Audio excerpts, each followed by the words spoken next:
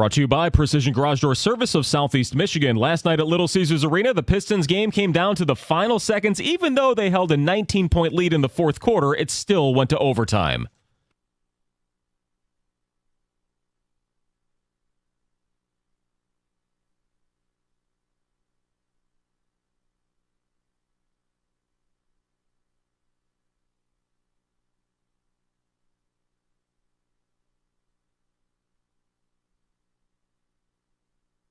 $125 to $124. Mark Champion with the final call right here on 97.1. Cade Cunningham, another monster game with 20 points, 11 rebounds, and 18 assists. Malik Beasley contributing 7 triples with 28 points. And Jaden Ivey, he was a late scratch right before the game, and that was Detroit's second win in their last 3.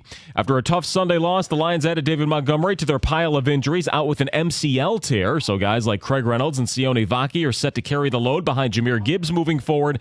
Coach Campbell said they don't want Demo's worked up to this point to be in vain. Another problem, the Vikings have caught Detroit's record, a 30-12 win over the hapless Bears. Their 7th straight victory puts them at 12-2 alongside the Lions and the Eagles. Detroit does still hold the tiebreaker and will face Minnesota for the second time on the last day of the regular season. Elsewhere, the Falcons, their head coach Raheem Mostert was mum about the possibility of Michael Penix maybe taking over for a struggling Kirk Cousins. Atlanta did barely come away with a win over the 2-win Raiders last night, 15-9, and Michigan State hockey is now the number 1 team in the country. They took it from Minnesota after taking 5 of 6 possible points from the Gophers in a back-to-back over the weekend. At the Corewell Health Sports Desk, I'm Chris Villar. For more, go to 97.1 The Ticket and Odyssey.com.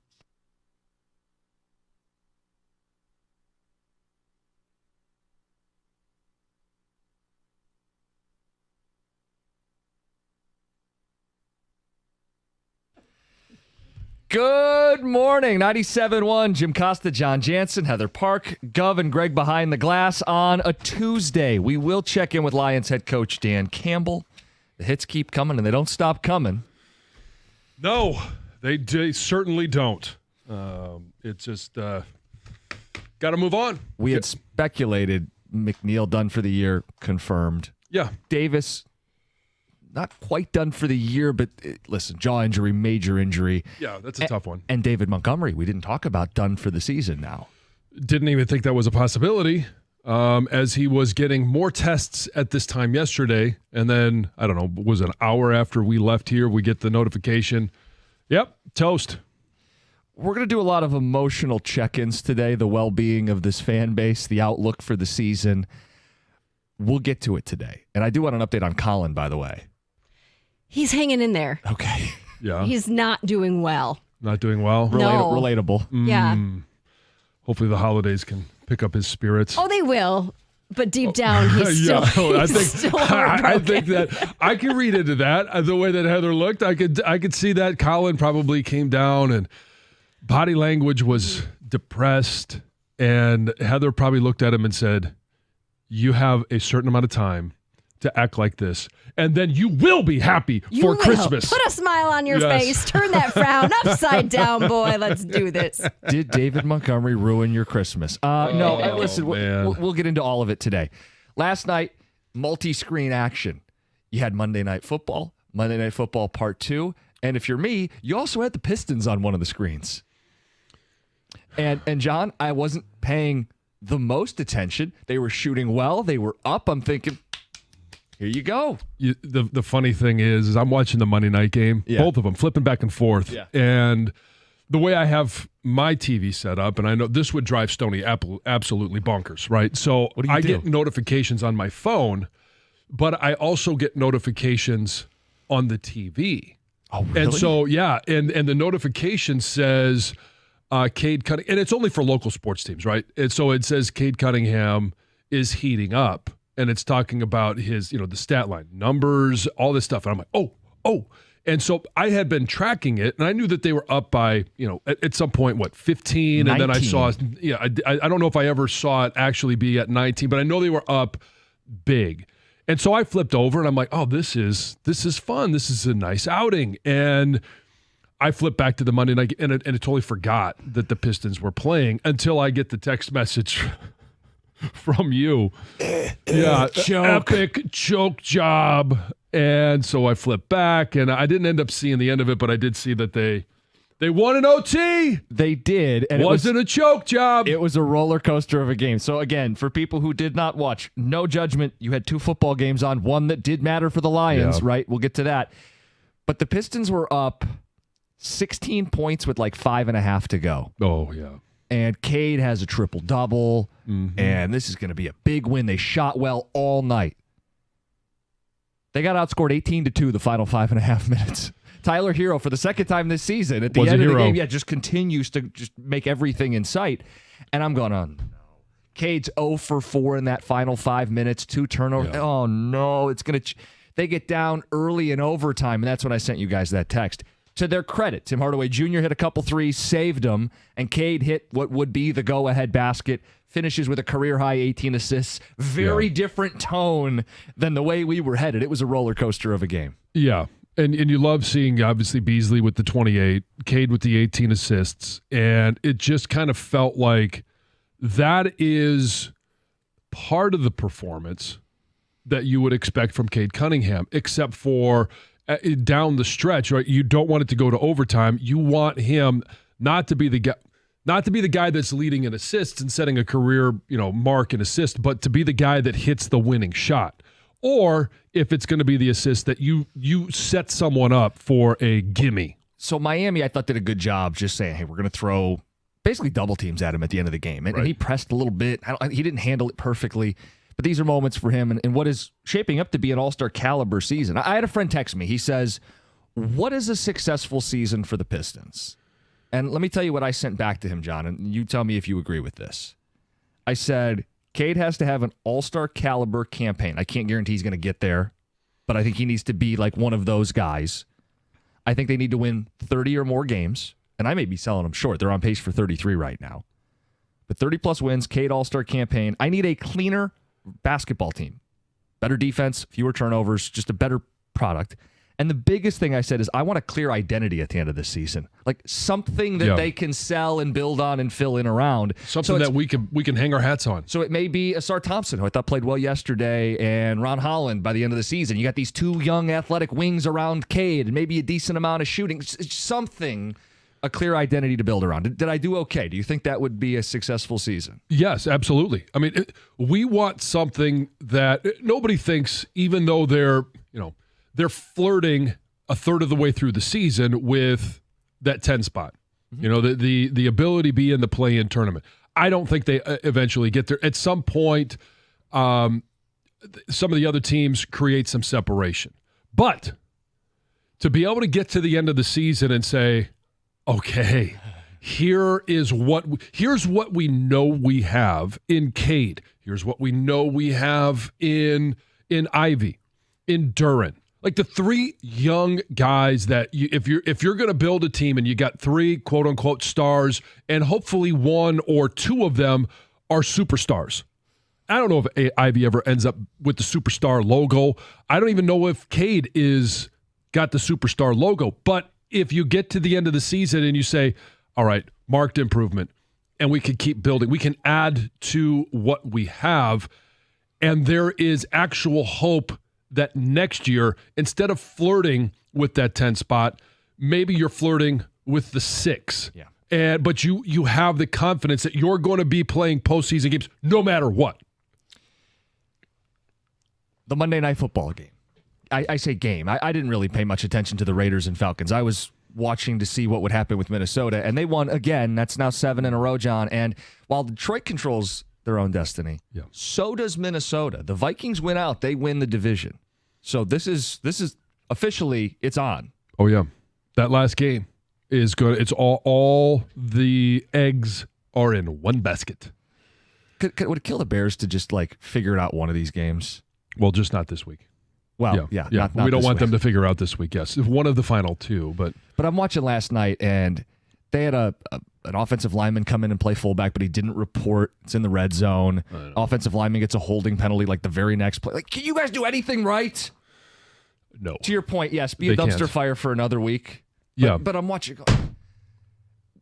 Minnesota didn't run away with it. They were comfortably up double digits, but if at any point Chicago could have scored a touchdown, made it a 1-score game in the second half. Yeah, but you're watching a rookie do what rookies do. I know. And it's – It's the awareness of, and I think that's one of the biggest things, is a quarterback, as you know, a play comes in and you're going to have a lineman that is supposed to report as eligible. Yes, ultimately it's on him to perform his job. But it's also ultimately on the quarterback, because he's got to make sure that everybody's where they're supposed to be. Formation is what it's supposed to be. And, hey, you get two receivers to the right, one's on, one's off. You look over and you get two guys on. The quarterback has to know, hey, dummy, step back and navigate that. It's also, he's got to be able to say to his offensive lineman, did you report? Like, that is part of the quarterback's responsibility. It's not all on him, but he does have to make sure that everything is rocking and rolling. And when you are a young quarterback and you are simply focused on what is my responsibility, what is my job, what am I doing on this given play, what's the snap count, those things are all lost in the wash. And so you're watching what happens to rookies, especially late in the season as quarterbacks. It's happening. Vikings have won 7 in a row. Eagles have won 10 in a row. It's a race to the finish. They're all 12-2 with the Lions. We'll get to those injury updates as the hour rolls on. It's 97.1. Hey, why not dive into the best pool in history? That's Stadium Swim, and it's located at Circa Resort and Casino in sunny Vegas. You want to enjoy some nice weather, which we all want to do at this time of the year. You can catch all the biggest moments that are happening in sports at a viewing experience that's absolutely built for you, the sports fan.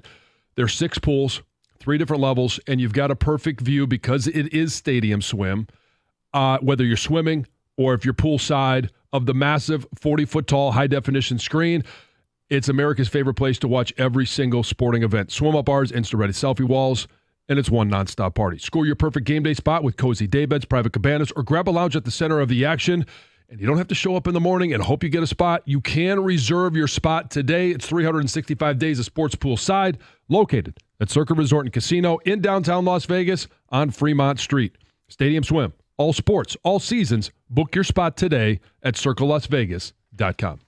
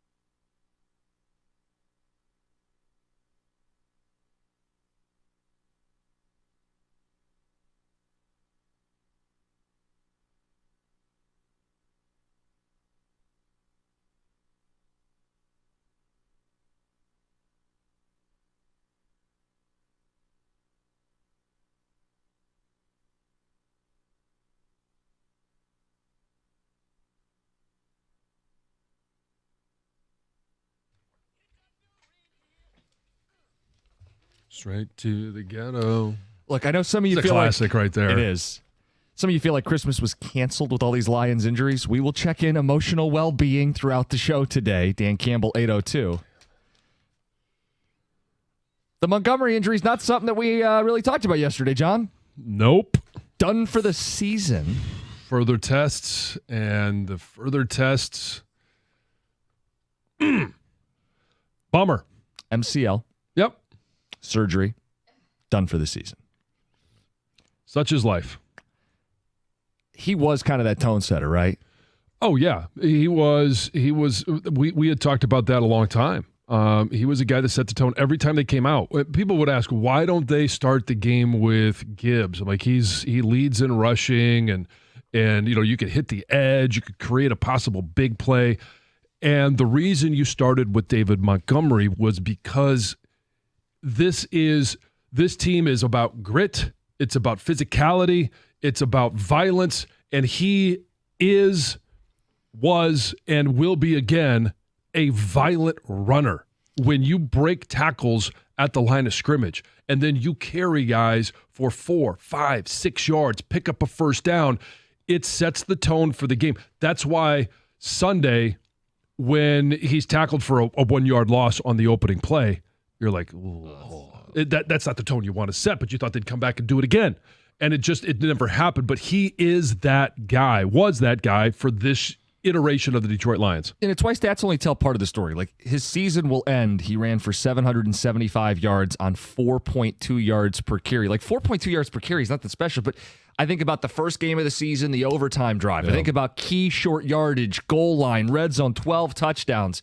You smiled at 775 yards. I sent you that Instagram post yesterday.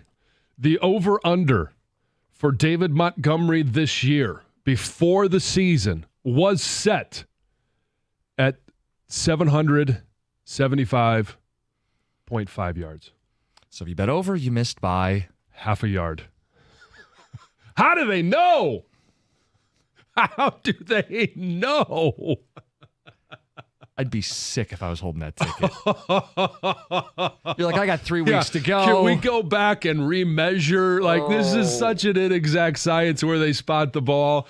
And 775 yards, and it hit on the under because he's hurt, and it was a half yard. Oh, and you're thinking, so for every bad beat, there's a good beat. Somebody bet the under. Somebody did, and I guess good for them. With 3 weeks to go, you were dead. He was going to hit. It was going to be over. He'll finish with over 1,000 all-purpose yards. He had 300 plus in the receiving game. John, obviously this shifts all of it to Jahmyr Gibbs now, right? He won't be the only back. Of it. Yeah, I mean, I think you'll see a little Vaki and some Craig Reynolds, but like, how would you divvy this up moving forward? Give me like a percentage of the workload for Jahmyr Gibbs. I would probably go 70-30. Yeah, makes sense. And so the instant reaction that I had was, all right, Craig Reynolds, because we've seen him at times at the end of games. And he goes in, and I know they're not playing against. A lot of times they are playing against the starters. He's still behind that offensive line, and he's been able to gain yards. This is where you need the offensive line, not that we saw against the Bills, but that we have seen a vast majority of the season. They are going to have to be dominant. This offense is going to have to be dominant. You're going to have to lean on the offense, but most importantly, and I've always said, like, my motto, and I know it sounds cheesy, put the game on the line. All right? And that means, for me as a former offensive lineman, put the game, put the season, put the Super Bowl hopes on the offensive line. And I believe those guys' shoulders are tough enough, they're strong enough to be able to handle that responsibility. Now go out there and effing do it. Jahmyr Gibbs, young player, right? You're going to have to take on a little more of a workload. You're going to get beat up at times, right? When you're carrying the ball 20 times every single game for the next 3 weeks plus playoffs.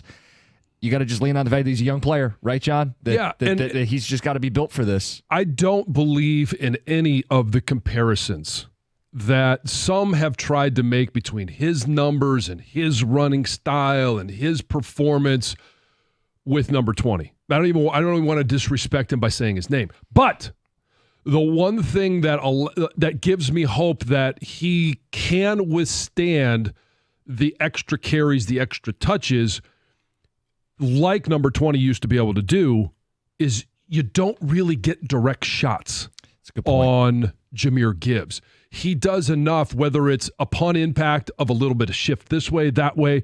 It's never a direct hit. When this thing was flipping 2 years ago, what was the backfield? Reynolds and Williams. Yep. Wake up, people. It's better right now. Okay?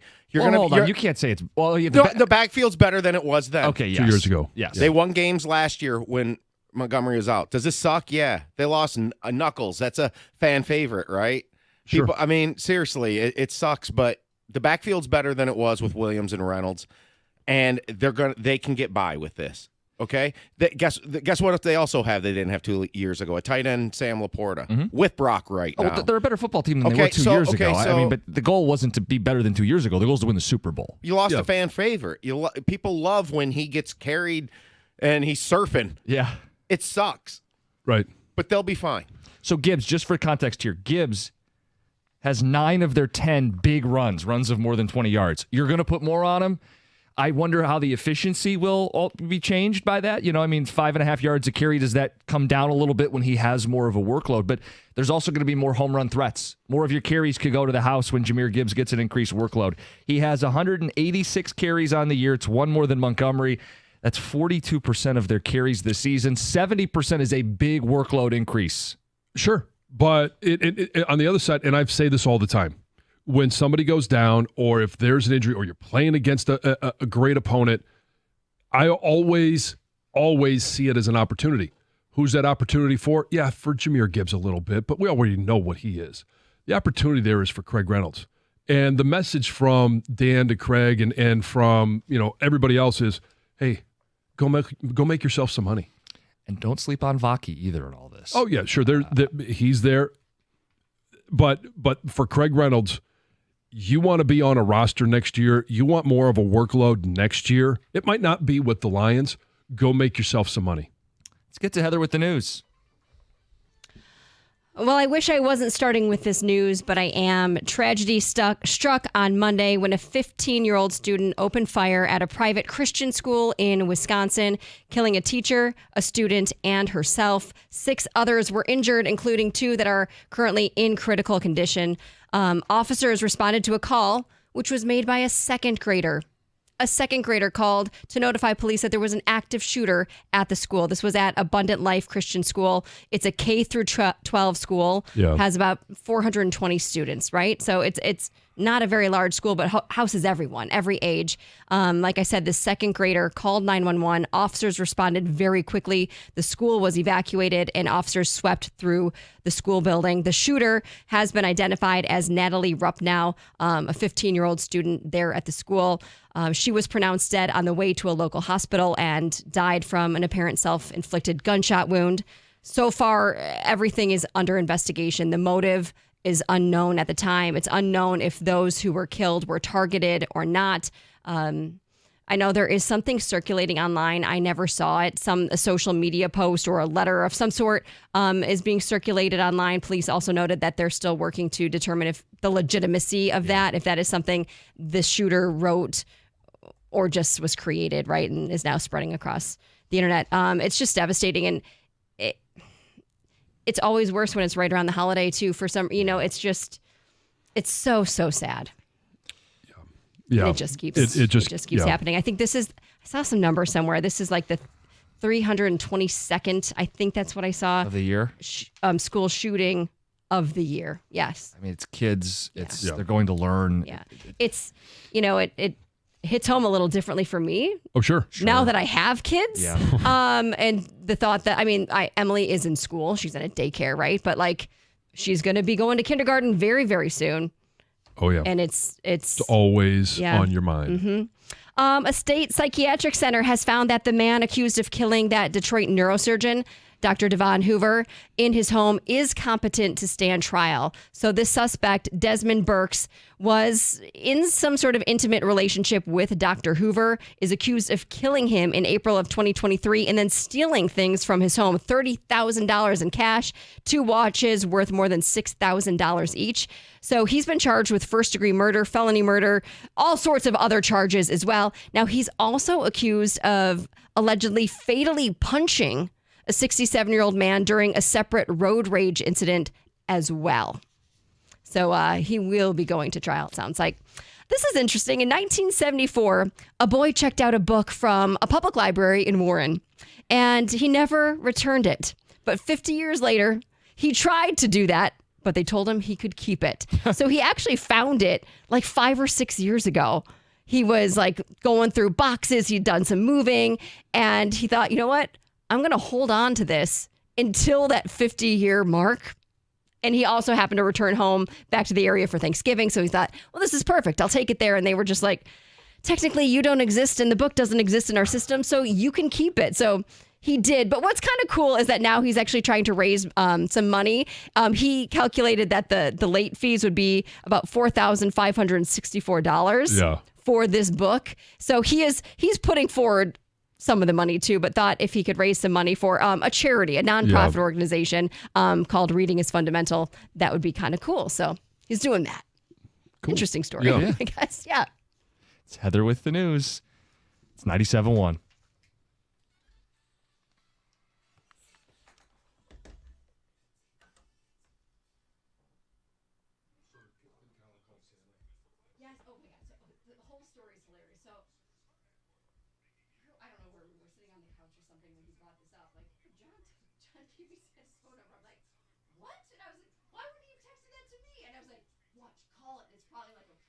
So I Okay, so I was like, watch, it's going to be like, this is Amon-Ra St. Brown. Like, I thought it was going to be a prank, right? And Colin's like, you call it, Heather. And I was like, are you serious? That's funny. So I was like, what?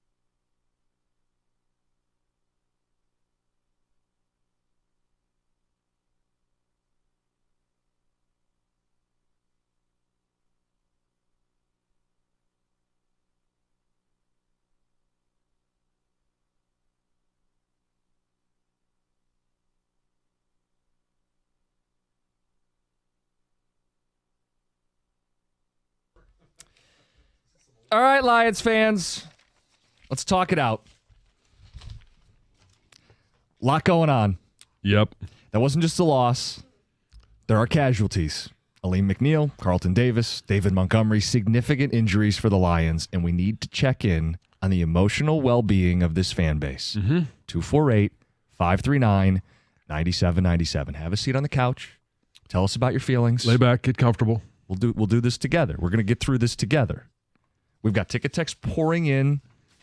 So I'm sure there was an initial reaction, and everybody's initial reaction is probably mostly the same. And we had a little bit more time to prepare for the info on Aleem McNeil and Carlton, Davis, where, especially with Dan Campbell has done a nice job of setting expectations, especially after games.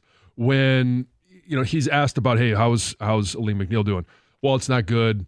And with follow up, well, every time I've said it's not good, it means could be a season. So we had those expectations. So it was a little bit of a softer landing when we actually heard he's out for the year. Same with Carlton Davis.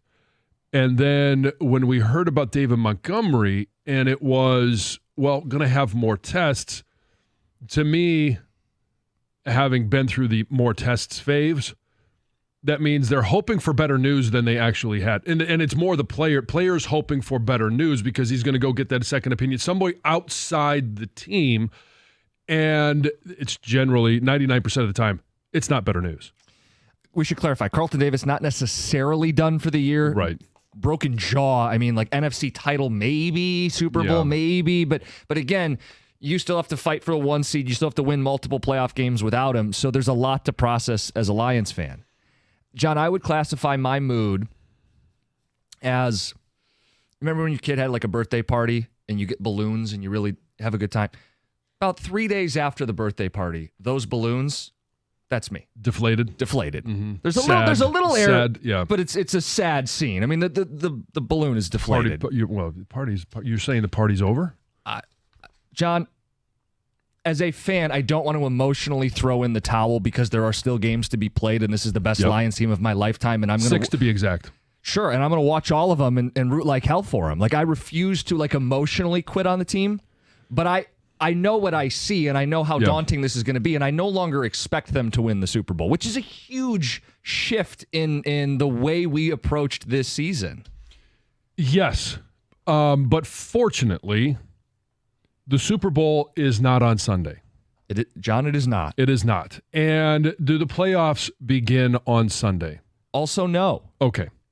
So you're going to Chicago, go play in Soldier Field, against a team that's really not very good.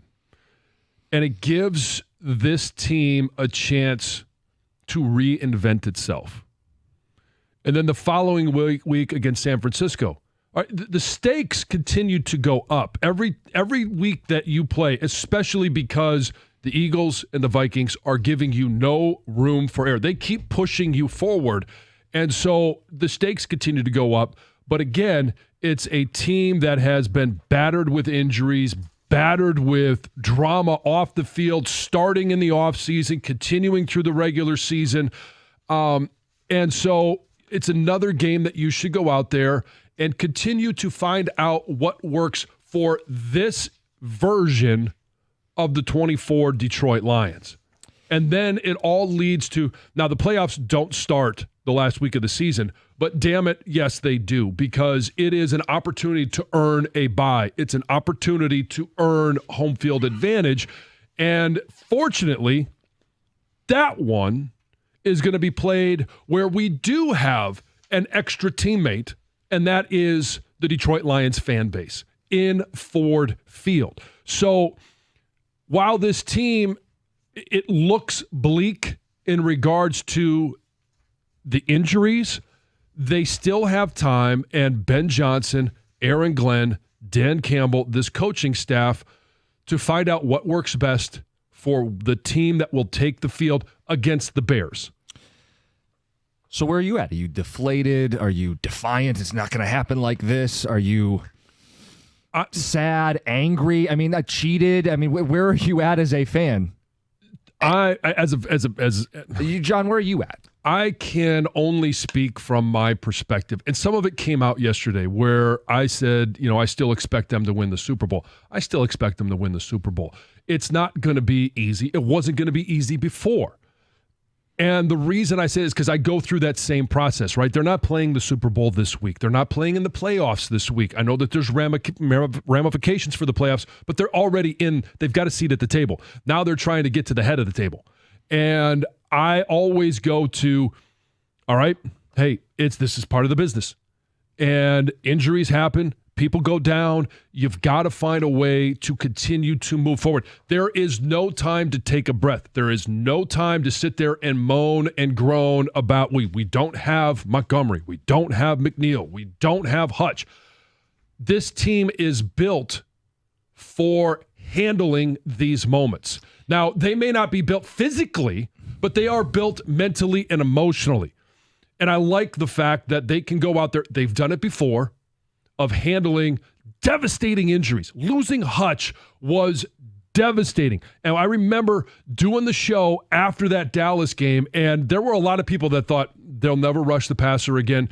Defense will never be the same. Can't find a way. And they did. And it just keeps getting more difficult.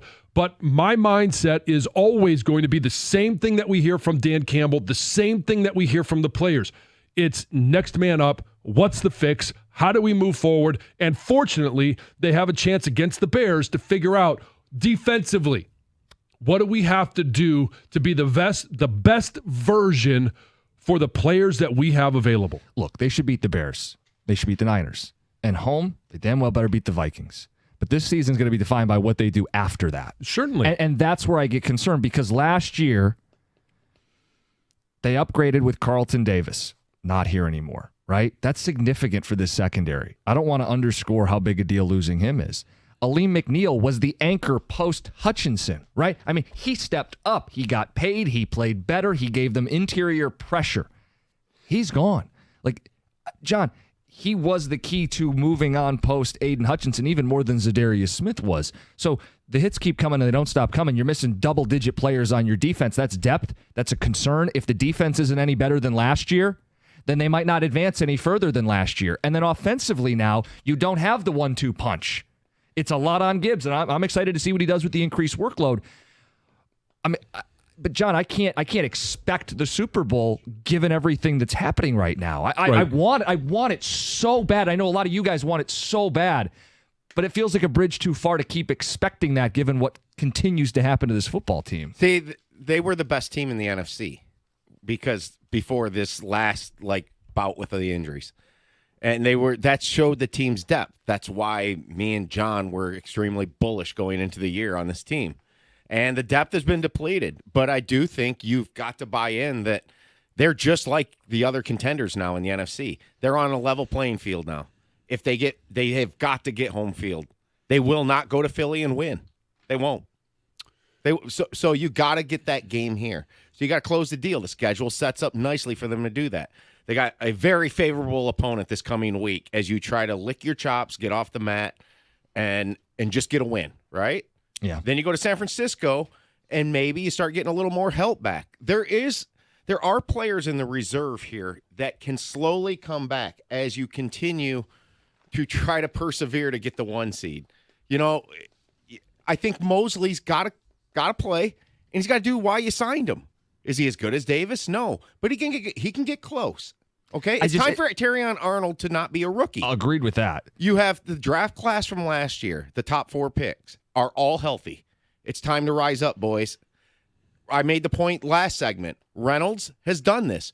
Craig Reynolds is the guy that threw the block in Tampa last year that people couldn't get enough of, right? Mm-hmm. He was in a backfield with Jamal Williams. Well, Jahmyr Gibbs and Craig Reynolds are a hell of a lot better than Jamal Williams and Craig Reynolds. People got to get a grip here a little bit and buy into the fact that the foundation and the culture is still here. This is not drinking Kool-Aid. Do I expect them to win? No. Do I think they can win? Yes. I still believe they can win. But it's going to be really, really hard. It's going to be harder than it was going to be. When we bounce back, yeah, I want to come back with some audio that is going to explain why, not just physically, but this is emotionally and mentally a tough group of SOBs. Can't wait to hear that. I could use anything uplifting. It's Yep. 97.1. And we talk about this time of year, and it's been a time of celebration.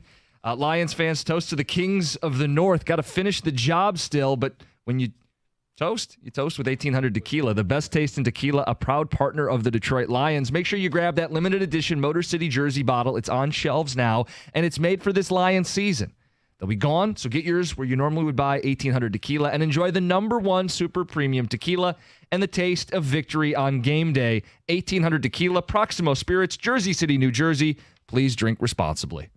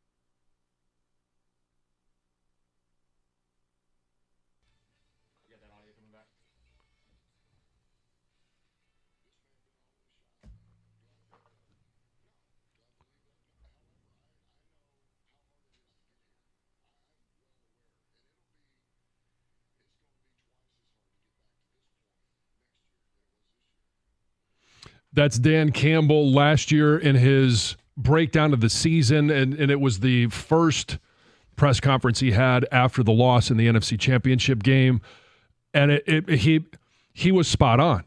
And we talked about it at the time. It is going to be tough to get back to that NFC Championship game. There's going to be a lot of different variables. And going into the season, we thought the one thing that might hold this team back was if your quarterback got injured. He's not. He's available. And there are a slew of injuries on the other side. But he has been telling us that message as fans, but even more so his own team. You are going to have to overcome obstacles. He never wavers on next man up. Same message he sends to his team. There is no time to sit here and take a breath or take a pause. The bye week was so early. You had 10 days after the Green Bay Thursday night game to lick your wounds just a little bit and take a breath. We heard from Goff. He went Christmas shopping. Now it is the stretch run. It is time to buckle down, and there is no team mentally prepared better than the Detroit Lions because of the tone that Dan Campbell continues to set every single day. Josh Reynolds, I expect him to come in and play good. Why? Because we've seen it from other players before. Tom came in at the break, talked about Awosika in the, coming in the NFC Championship game. He played a great game. No one is after Awosika to be a starting guard on their franchise. But he went into that when Jonah Jackson was unavailable and played as a starter should play. But we're not talking about backups. We're talking about backups to the backups. And when Dan Campbell said that last year, it was after they had a remarkably healthy stretch into the postseason. I remember that's something you really hit on was how healthy they were. This year is the opposite. This year they're dropping like flies. And play the games. See what happens. I'm game. I mean, what the hell do I have to lose? Let's see what happens. But I no longer have that like unwavering belief that this team's winning the Super Bowl. I think the odds are heavily stacked against them. I don't share the optimism that you have. You said odds are stacked against them? Yeah, okay, yeah. Thank you, Han. Yeah, that ready. Thank you, Han. The emotions of this football team. Damn right I had it ready. And this fan base. You're on your game today. People, hey. he's dialed in today. He knows the fan base is down, and he's going to try to build everybody up. Mm-hmm. Let me just give you a sampling of where the fan base is at today. Montgomery out. Okay, it's over. Wait till next year. Of the injuries, that's the least I'm worried about. The Lions are cursed. They'll never win a Super Bowl. The football gods will ensure this. I knew that was coming. I knew the curse was coming. Hey, Lions fans, have you missed me? Signed, SOL. The Lions are on the clock. When does draft talk start? My God, John, you're delusional. No team is built for this. This is next level. Laughable. Okay. Then the thing I keep talking about, and I've said it probably ad nauseum. You guys make fun of me. I know they make fun of me in the afternoon. Let's let this sucker play out. Let's see what happens in Chicago. Let's see what happens in San Francisco. Minnesota, bring it on, bitches.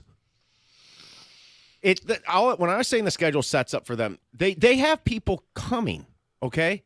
You got to get there, and that's why you got to – I don't care if it's 9 to 7 Sunday. I don't. And then you go to San Francisco, and you got a lot of motivation there, okay? Yeah. You got a lot of motivation to take care of business. And, again, get out – these are 4 and 6 win teams, okay? Did the sky fall? Did Goff, Sewell, or St. Brown get hurt? Because that's who I've been consistent with on the 3 that would kill it all. But it would. But that's still not the argument. No one's saying. You've still got the identity of this team as your offensive line. You know, but what, boys? You got your ass kicked on Sunday. You better know it. You need to lift your team right now. You think the season's over, dude. Why don't you just admit it, Jim? You want to have it both ways right now with your conversation. No. Yeah. Do you believe or don't you believe? I think I'm trying to be fair and honest. I mean, sure, I could make stuff up and go to the extremes for radio if that's what you'd like. Lee McNeil wasn't on the team last year when they grinded out and got into the playoffs, okay? He was hurt last year at the end of the regular season. You can survive this. Tom, you just said, well, they're playing 4 and 6 win teams the next 2 weeks. No one gives a bleep about those games. Those games are not what we're talking about. They have to beat Josh Allen, Patrick Mahomes, Lamar Jackson to win a Super Bowl. That's what the whole season's about. So don't give me Caleb Williams is this week. You think don't tell me about Super Bowl? San Francisco. I don't know. I don't know. Can I give an honest answer? I don't know anymore. I'm saying you know what I I'm don't saying? know Like, either. I know you. It's we not have as to easy- believe. We have to believe. No. I'm telling you, there is real reason to doubt. You now. sound like you've given up.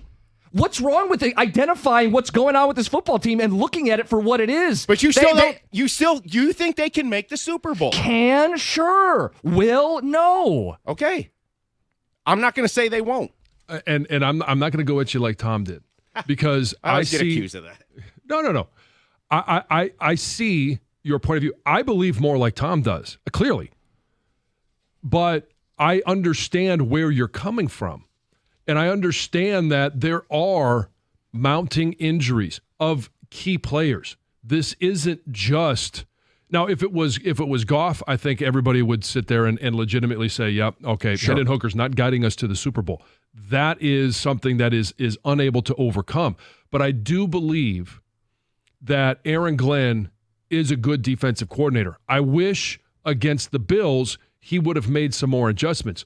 But even against Josh Allen, if he makes those adjustments, the way that he was playing, the way he dropped some of those passes over the shoulder of some well-covered receivers, I don't care who's defending.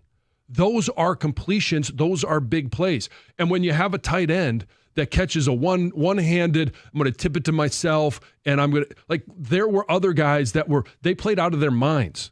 Now, if that Bills team shows up in the Super Bowl and plays against the Detroit Lions, yeah, odds are 100% stacked against them. But the ball doesn't always bounce that way. Sometimes those balls don't always drop into the basket. Josh Allen is playing out of his mind. And I think against anybody on Sunday, the Bills were going to win that game. They were dialed in. There's And, no and question. I think even with McNeil healthy to start that game and Carlton Davis healthy to start that game, the Lions couldn't get stops. No. They couldn't, which was a concern if they were healthy. And now Right. they're injured. And I'm supposed to go, well, because I'm a Lions fan, they're going to do it? Like, I'm just telling you where I'm at. We've asked you guys emotionally where you're at today. 248-539-9797. Ticket Texter says this is not SOL. However, I'm finally willing to admit that this team, this city, and this fan base is cursed. It's so sad to watch a Super Bowl season that could have been. It's not SOL, but I'm finally willing to admit that we are dealing with something beyond our control. Texter says, I'm devastated at the turn of events. Decimated defense was bad enough, but now David Montgomery, it's just too much. The joy of watching him power through and pick up a few more yards in the arms of his teammates was encouraging. It was entertaining, and it was productive. Says the state of this defense means they're not winning, perhaps even going to the Super Bowl. And now Minnesota's tied with us. The final game means everything. Lions can't catch a break. 248-539-9797. Your thoughts next, 97.1.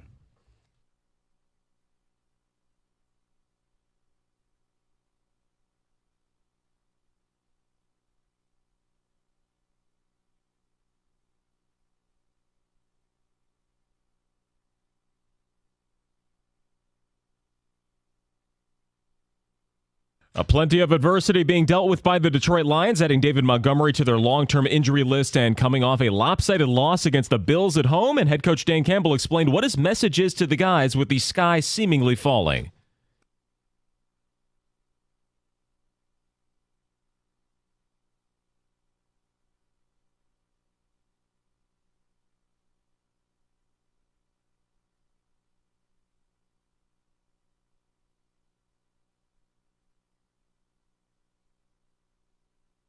Yeah, we'll hear more from Coach coming up in 1 hour right here on 97.1 The Ticket. The Lions also brought back a familiar face, former linebacker Anthony Pittman, signing off of the Jacksonville practice squad to help. He played for Birmingham Groves and Wayne State back in the day, spent 5 seasons up and down on the Lions roster.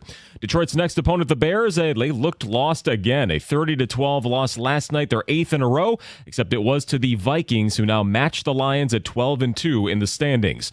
And the Pistons did their best Lions impression last night. Tobias Harris already out, Jaden Ivey a late scratch, and Isaiah Stewart exiting with an injury and not returning. They still got it done against the Heat, 125-124 in overtime. And college hoops, Michigan's AP ranking dropping like a rock after their loss to unranked Arkansas last week. They dropped from 14 to 24 in the poll. MSU holding steady at number 20 as they prepare for a clash with Oakland basketball tonight. At the Corewell Health Sports Desk, I'm Chris Villar. For more, go to 97.1 The Ticket and Odyssey.com.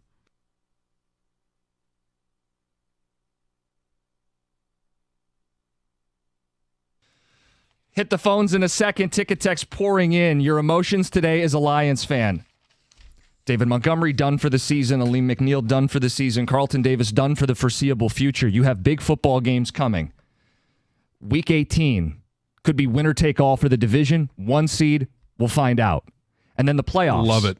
Oh, listen. You want to be in the fight. This is something we've waited our whole life for. Be in the fight, have a chance to win the Super Bowl. They have a chance. But now I got to see what happens when they face a healthy Philly team that's rolling, or in the Super Bowl, one of these elite quarterbacks against a banged up, beat up, depleted defense. They rolled for 1 game. And they've won 10 in a row. Right. So in terms of numbers, yes, their wins and losses, they're rolling. There's some serious dysfunction in that franchise. And we saw last year them completely fall apart at the end of the season. And just because Jalen Hurts and A.J. Brown had a connection for 1 game, I'm not going to sit there and believe that they have all things figured out and fixed. There's still some dysfunction behind the scenes there. You guys got me fired up this morning. This is real sports talk. Let's get after it. Texter says, John, it is over. Sorry to say, the IR defense is better than the current healthy defense. There's no savior coming off the couch to save this defense. You're nailed it. There's no savior coming off the bench. But you have guys that are NFL football players. You've got really good coaches. And I don't know that there's another sport where you can, for a single game, and all I'm asking for is against the Bears. I'm not worried about San Francisco. I'm not worried about the Vikings at home or any playoff game. I'm just simply worried about the Bears, thinking about what they have to do to beat the Bears and continue to be the team that all these other teams are chasing. Can you imagine? All right, you go to Chicago and you beat the Bears, and Philly and Minnesota. Now, Minnesota does have actual control of their destiny. They have something that they can actually do about it in a head-to-head matchup at Ford Field at the end of the season. But all these other teams looking at the Lions saying, oh, they lost another one. Oh, they still won. You know, and they played the Bills, all right? Bills a Super Bowl favorite. All right, they lost against the Bills, but they answered offensively punch for punch. This ticket texter echoes what Tom said. He said it got more unattainable, but we still have our quarterback, O-line, wide receivers, and our first-round running back. The 1 seed has never been more important to watch for the next couple weeks here. I don't think they can get to the Super Bowl if they don't get the 1 seed. But it's still sitting in front of you. You have control. And if they play Minnesota this coming week, I wouldn't like their chances. But they get the Bears. It's like John said, you get the Bears. I said I would a 9-7 win. You know what? Channel the DNA of this team was built on games like at the Jets in 2022. When you won a 3-point game against a crap team, but Brock Wright sprung open on a great play call. That's how you have to win these next couple games. Then you get to Minnesota, you're at home, and Alex Anzalone comes back. Be a great time to get him back. And this is what I'm saying. The guys are coming. Kaminsky might be coming. Yeah. Okay? He's a guy that's part of the DNA, the fabric of the culture of this team. You've got, why are you giving, I'm not saying it to you, but why are people giving up on that? Well, here's the other thing. We saw a Bills defense respond after getting their butts kicked to the Rams. We knew that they were going to respond. And I'm sure you've had these discussions before with your dad where, there's certain expectations you have that your parents have for you. And then you completely crap the bed on a day or a test or something that the expectations were so much higher. I guarantee you Hank Fraley didn't yell and scream to that offensive line. That's not what you do to pros. But he probably sat down in there and just said a couple of sentences like, you guys got your asses kicked, and I'm so disappointed. I just want to say... And I guarantee you, they had as when Hank left that room, each and every guy, without even saying a word, they are going to come out with their hair on fire against the Bears, against the Niners, against Minnesota, and it may be that they just simply have to outscore opponents. That is more than likely what the recipe is to win these games and to win in the playoffs. And this offensive line is going to come out like a pack of wild dogs ready to fight. They beat Green Bay, and they had all the deficiencies and they pulled guys out. Green Bay's a good team, right? Mm-hmm. They played a great team on Sunday. They don't play Josh Allen or Patrick Mahomes or Lamar Jackson again until February 11th or 10th, whatever it is. Yeah. Okay? I just think people need to stop the giving up. I'm not. It's become so much harder than it needed to be, and this sucks. This really sucks because I just don't know why people are losing faith. Mr. Negative here is Mr. Positive now. I don't get it. I think people are losing identification and what this team is built on. The grit should make this team persevere. If Ragnow is banged up and he goes down Sunday and another guy goes down, yeah, this thing's falling apart. But there's still hope and optimism, I think, for people. I don't feel the hope or optimism. They're alive. I guess that the heartbeat is still there, right? There's still a pulse, but I don't feel optimism. Like, I know you're getting on people for, like, quote, giving up on the season. I could get on people for kind of overdoing it the other way, like overselling the don't worry, we're still grit. You have to do something you've never done before. That's why I'm not going to sit here and say you're wrong. I'm not going to sit here and if somebody calls in and says they can't do this, or it's the curse, or it's whatever reasons you have, I understand that side of it. It's that I feel like you're giving up though on the grit in the culture.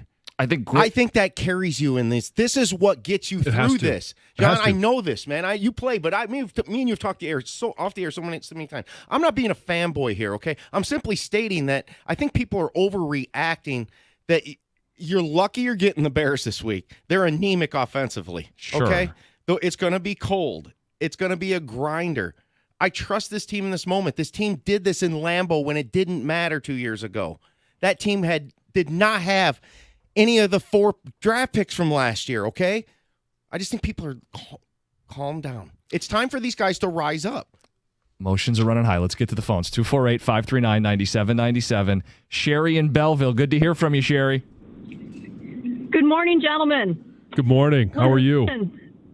I'm good. John, I'm on your bandwagon. I am so sick and tired of the pity party that we have going on right now in this city. And yeah, you know what? It's going to be tough, but it's one game at a time. I can't look at the Super Bowl right now.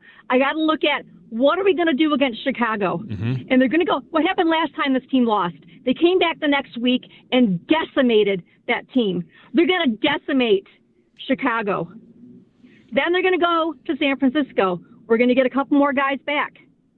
Who's coming back for San Francisco? We're going to be home. We're going to come home to Minnesota, and we're going to wrap this up. This team is built on the grit. This team is built on we can do it when nobody believes in us. This team has not given up.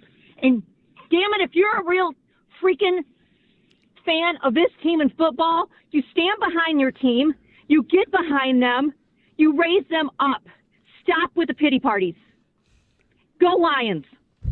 Take that, Cookies. You can hear the emotion in her voice. That's right. She's ready to take the field. Give her a helmet. Let's go. Who are they getting back against San Francisco? Well, they might not be getting anybody back, but like I feel like grit is becoming a stand-in for I don't have a reason, therefore grit. And that's what's getting me toughness is a part of this game. No, I know. Toughness and mental toughness and physical toughness is all a part of this game. But the Jimmies and the Joes matter too. They do. So do the X's and O's. And so does showing up, doing the work, and making a formula out of it. Dan talked about it in what we came back the audio with in regards to being able to go there and fix what you can fix. And I talked about the issues that they had in the run game. Those are all fixable. It's footwork. It's technique. It's pad level. All of those things are fixable. And if you thought, okay, is the Buffalo Bills defense better than the Bears defense? I think it's a little bit better. A little bit, yeah. I think the Bears defense is good, but I think it's a little bit better. But they're also going to get more bites at the apple because their offense isn't as good. They're going to give us the ball back. They're going to have some empty possessions. So you go out there and you find a way to score more than the opponent. You only have to score one more point than the opponent scores. We'll get back to the phones here in a second, but I just love the idea. Frustrating the hell out of you, aren't we? I love the idea that, well, they're going to beat the Bears this week. Whoop-de-freaking-do. I mean, that's not what we're talking about here. That's not the discussion. That's who's on the schedule. Well, congrats. But the discussion isn't beating the Chicago Bears. Like, way to move the goalposts an inch from where you're standing. The goal is not to beat the Chicago Bears, so that can't be the rallying cry. That's the goal this week. Jim, you have to look at it is about the Bears right now to get to the big picture. Teams are about continuity, okay? As you bring in Mosley and you start to rely on him, and he does fit the part. Why do you keep bringing up Mosley? Guy hasn't played good football in 3 years. Any football really in 3 years. Jim, they signed him for a reason, okay? Then they're automatically good football players. Melifonwu. Did he come in last year and do I can't something? argue with you. They're all good football players because they signed him. I can't fight with you. You're right. I cannot believe that you can't see that you just got to look at the next game right now. And as this team builds continuity, I'll give you the first time Peyton Manning won a Super Bowl, the Colts' run defense going into the playoffs was absolutely getting shredded. And of all the seasons that Peyton Manning won a Super Bowl, I don't think people thought they would have won it that year. Yeah. And everybody said Larry Johnson was going to come into Indianapolis and run down their throat. And somehow the Colts got it together and ended up in the playoffs. Their run defense was awesome. Okay, you have got to.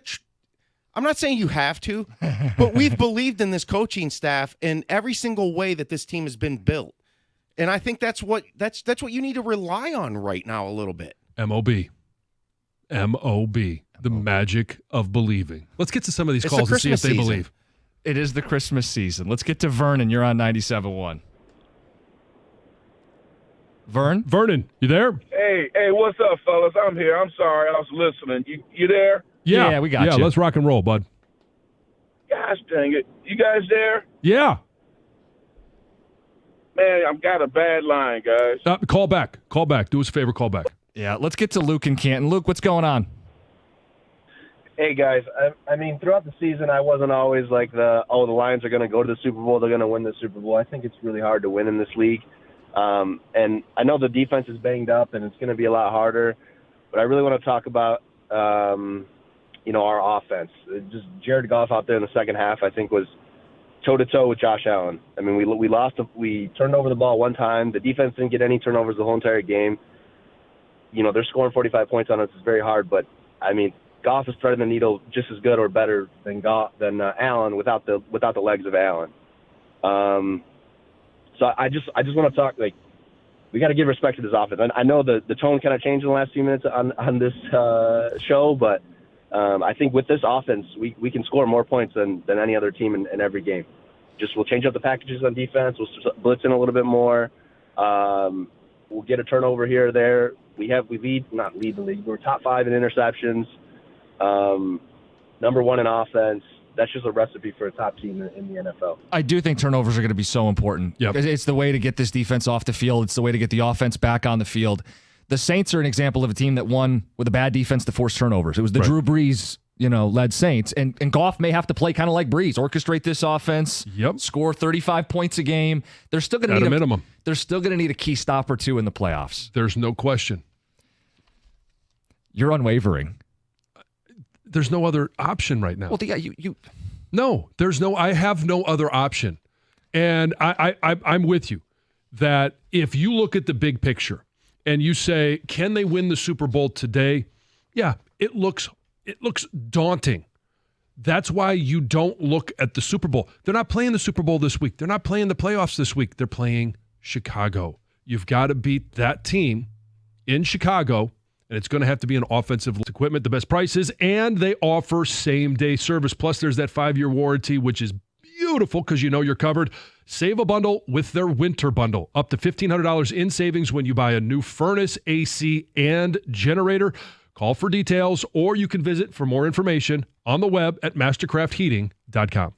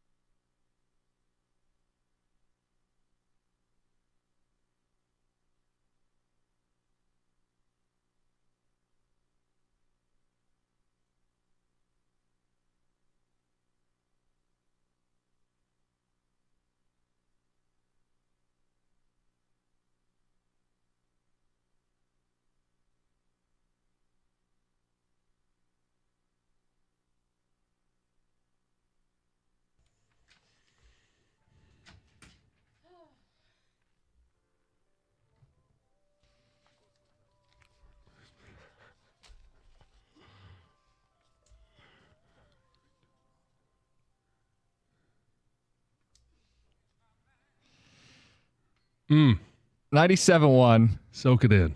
We got Dan Campbell today at 8:02. Good day to have Coach on.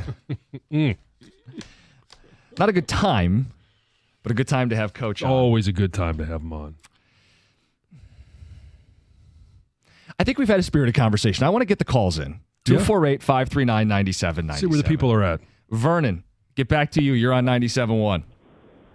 What's up, fellas? Listen, this is awesome. This needs to happen every day. As you spoke spirited. Tom, I will play with you anywhere in any place. Just tell me where to be, brother. Mm-hmm. Big John, you've been there. Cookie, listen, man. Grit's another word for faith, and you got to keep it. This town, we have been losers for so long. The minute we have some adversity, we give up.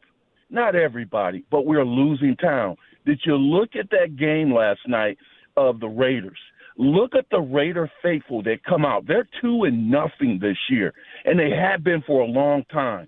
They come out costume, faithful, festival in their costumes every single game.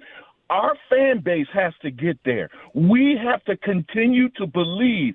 We didn't fall. We stumbled. Yes, the Bills were this past Sunday. I was there, been a season ticket holder for 25 years. We stumbled. The next opponent is the Bears. That's the next way to get to our goal. I don't care if it was the Little Sisters of the Poor. They are the next opponent on the way to what we want to do and accomplish. And I tell you what, this team has to rally around. The 53 men have to rally around their leaders and find a way to figure out who's going to be the best 11 on the field when it's applicable, and believe that we can do it and will do it until they tell us we can't fight anymore. And they might have to tell us that we can't get back on the plane the next day. But I tell you what, this town believes. We have to believe. Men, I went last night because I'm going to support our team in Chicago. I'm on the way to Chicago Sunday. Follow me, man. We're going to support our team. We're going. We got to believe. Love you guys. I'll listen. Thanks, Vern. That was awesome. That was awesome. He's fired up. Yeah. You're fired up. I am. Spirited, I think, is the word he used. Mm-hmm. Spirited. That's it. And faith does play a part of this. Now, you know, faith can move mountains. Can it beat a better team? At times, yeah. And you only have to show up. They're only going to play a game once. And so now it is about the Chicago Bears. We know, big picture, it is about getting to the Super Bowl and winning the Super Bowl. You're not playing the Super Bowl today. It's an opportunity for Aaron Glenn, Ben Johnson, Dan Campbell, this coaching staff to find what works against the Chicago Bears. Then you re-rack it, and you find what works against the San Francisco 49ers. Re-rack, and you find what works at home against the Minnesota Vikings. And I think to the point of Jim's concern, however, you're not going to be playing the Bears in January in the playoffs. You're not going to be playing the 22 Jets in the playoffs. No, you're not. You're going to be playing better teams, and when your talent is being depleted through injuries, it's going to make it more challenging. So there are concerns there. Thank you for saying that, Greg. But I'm not denying there's concerns. Well, I don't really hear you express them very much. I have admitted that there's a ton of concerns, and I thought, validated what you have been saying, but I'm not going to argue. And you don't have to agree with me. That's fine. I'm clearly not going to agree with you. I know. But you're not playing if you end up playing the Rams, if you end up playing Tampa. There's a lot of teams with steam going into the playoffs. I guess. And I understand. Those are going to be more difficult to win than against the Bears in Chicago. I get that. Look, I'll admit if I'm just not doing my job well enough, you are on one extreme. I feel like Mike and Rico are on the other extreme. I'm not extreme in this. I'm not. I'm emotionally drained. I call myself a deflated balloon 3 days after a birthday party. I think that's just being honest with the audience today. Like, I can't emotionally quit the season because they're still going to play the games. Our argument whatsoever. But I don't just buy into grid is automatic and the promised land is paved with broken glass and they're going to do it that way. Like, it's going to be really tough. And I no longer can lie to the audience and say, I think they're winning the Super Bowl. I don't feel that today. So I'm not going to make it up because it's the extreme position to have and rally the troops. Picture. Yeah. And I understand that. I get it. The focus is on Chicago. But beating Chicago is not going to win me over. Okay. You know what I'm saying? That doesn't have the ability to win you over. Not trying to win you over. The point that you and Greg are making, though, is today is December 17th, not January 17th. And a lot can change in the next 30 days, not only internally, but guys stepping up, stepping in, learning how to play in maybe. Yes, Aaron Glenn needs to change his defense. I expect him to, okay? Yeah. I really feel like no injury would dissuade you guys. I really feel that way. We just said you're lying. You're putting words in our mouth. I'm just telling you how it sounds. I said Fine. Goff, Throw Sewell, Goff out. and St. Brown, and I've been consistent on that. Why? Grit. And they win anyway. Grit. They can lose Sewell, Goff. They can lose them all. Grit. They're going to win no matter what. That's how you sound. And you sound like 9-8. You sound like put a little nuance in there. Can Tom. I say something? Go ahead. You're putting a lot of words in my mouth. You're saying 9-8 and finishing in Lambeau and winning that game 2 years ago meant nothing. When you said it meant something at the time. It didn't win the Super Bowl. This team is That's better. the only thing we're talking about. Is this team better than that team? Than the 9-8 team? Yes. Who wanted to play the 9-8 Lions going into the playoffs? Tom. Is there a sitting giant in the NFC? Josh Allen, Patrick Mahomes, and Lamar Jackson are not in the NFC. Would you take the one-game chance? Yeah, give me a chance in the Super Bowl. Like, what are we talking about? Of course, I want to see him play tomorrow. in the Super Bowl. That's nearly 2 months away. Heather, I'm sorry. Let's get to your news. I mean, continue on because I'm just enjoying it. We will continue on. I know you will. My goodness, Any chance guys. we get Colin to call in and get a part of the conversation? Gosh. Get him fired up. I'm sure he's all riled up this morning as well. You guys, 2 people were killed and 6 others were injured on Monday when a 15-year-old student opened fire at a private school in Madison, Wisconsin. Why are you chuckling? I'm chuckling because I'm reading a serious story. Be very careful laughing at this. I'm not. I'm sorry. Not laughing at your story. I figured you weren't. On Twitch. Thank you for clarifying. Yeah. The comment was, why are mommy and daddy fighting? So yes, that's what I'm laughing at. But in more serious news, right? Just before 11 a.m. on Monday, a second grader, you guys, a little second grader called 911 to report an active shooter. This was at Abundant Life Christian School. That's a K-12 school, has about 420 students there. 1 teacher, 1 student, and the shooter were killed. The shooter has been identified as Natalie Rupnow. She also died from a self-inflicted gunshot wound. So 2 students are still in critical condition. 3 other students and 1 teacher suffered non-life-threatening injuries. I know a couple of them have already been released from the hospital. Authorities have recovered the weapon used. They say the shooting appeared to take place in a confined in one space in the school. It wasn't like the whole school, but everything is still under investigation. No known motive yet. No, it's not known if those who were killed were targeted.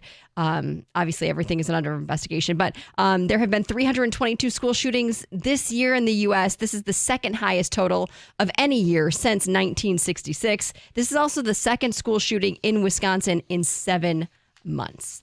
In lighter news, Little Caesars Arena will soon have a new place for fans to go and sip some craft beer. Bell's Brewery is opening a new bar and restaurant called The Tap House. So the Tap House will have an entrance, of course, off Henry Street. It's going to open on Wednesday, and a spokesperson with Illich Sports and Entertainment says that they're excited for fans to have a new, lively place to visit before, during, or after an event at the LCA. Love it. Yeah. What's not to love about that? I think it's great. The San Francisco 49ers have suspended Devondre Campbell for their 3 final regular season cleared games. Out his locker. Oh, yeah. His locker was a nameplate locker empty, right? It is gone. This is obviously after he refused to play and then walked out of Thursday night's loss to the Rams. So while he is suspended, he will not be paid and essentially forfeits 3 game checks, right? And there only happens to be 3 games left. So in essence, they just suspended him for the rest of the year. Yep. He's out of there. So he was suspended for conduct detrimental to the team. And you know what's more interesting about this article? I was reading some of the quotes from his teammates, what they thought. I mean, highly, highly offended by this. He is like a cancer is basically what they're calling. Lost all respect for him. Which you can totally understand. So did every player around the NFL. Yep. It's Heather with the news. It's 97.1. We'll get back to mommy and daddy fighting and more of your emotions today. It's a question where you're at after all these injuries with the Lions. Dan Campbell at 8:02. It's 97.1. Let's talk talk about your teeth. Some of you have skipped going to the dentist. Maybe you stopped going altogether. It's just one of those things that you fall out of the habit and then you get a little anxious. You don't want to go back. You don't want them to judge you, right? Maybe you don't love your smile. Maybe you haven't been great about flossing between meals. At Brightside Dental, there's no judgment. That's the thing. They're not going to judge you if you've skipped an appointment or if you haven't been to the dentist regularly. Use your dental benefits before the year ends. Make an appointment. Get a cleaning, get an exam. If you do want to address the smile, braces, Invisalign, they've got deals going right now. 9 Metro Detroit locations, 1-800-PAINLESS. That's BrightsideDental.com. Let's make an appointment. 1-800-PAINLESS, BrightsideDental.com. That's Brightside Dental. No judgment, just care.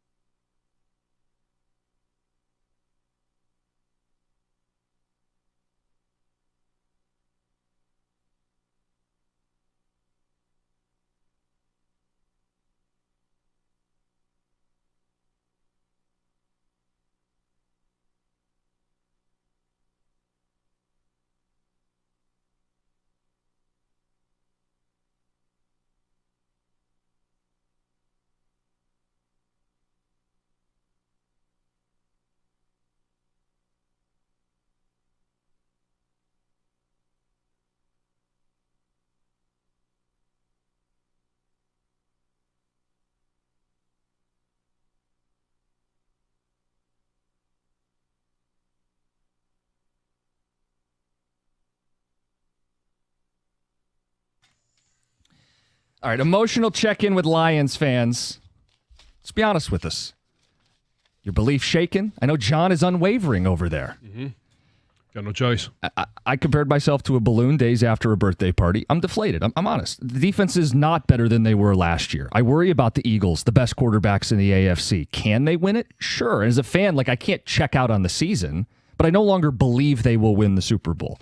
I don't believe grit is the cure-all that you believe, John, or that Tom is. I'm not saying that grit is the cure-all. But I really believe that if St. Brown got hurt, you would say they're still winning the Super Bowl. I don't think there's anything that would shake you. And then I wonder, well, then how can I take that seriously if no matter what, they'll persevere? At some point, the dam breaks. There's only so much they can withstand, right? And yeah. I wonder, I'm not declaring, I'm not doing what they did in the afternoons.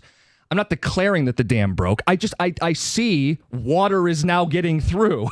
I can't pretend that everything's going to be okay. Yeah, and I'm not going to deny that water is getting through.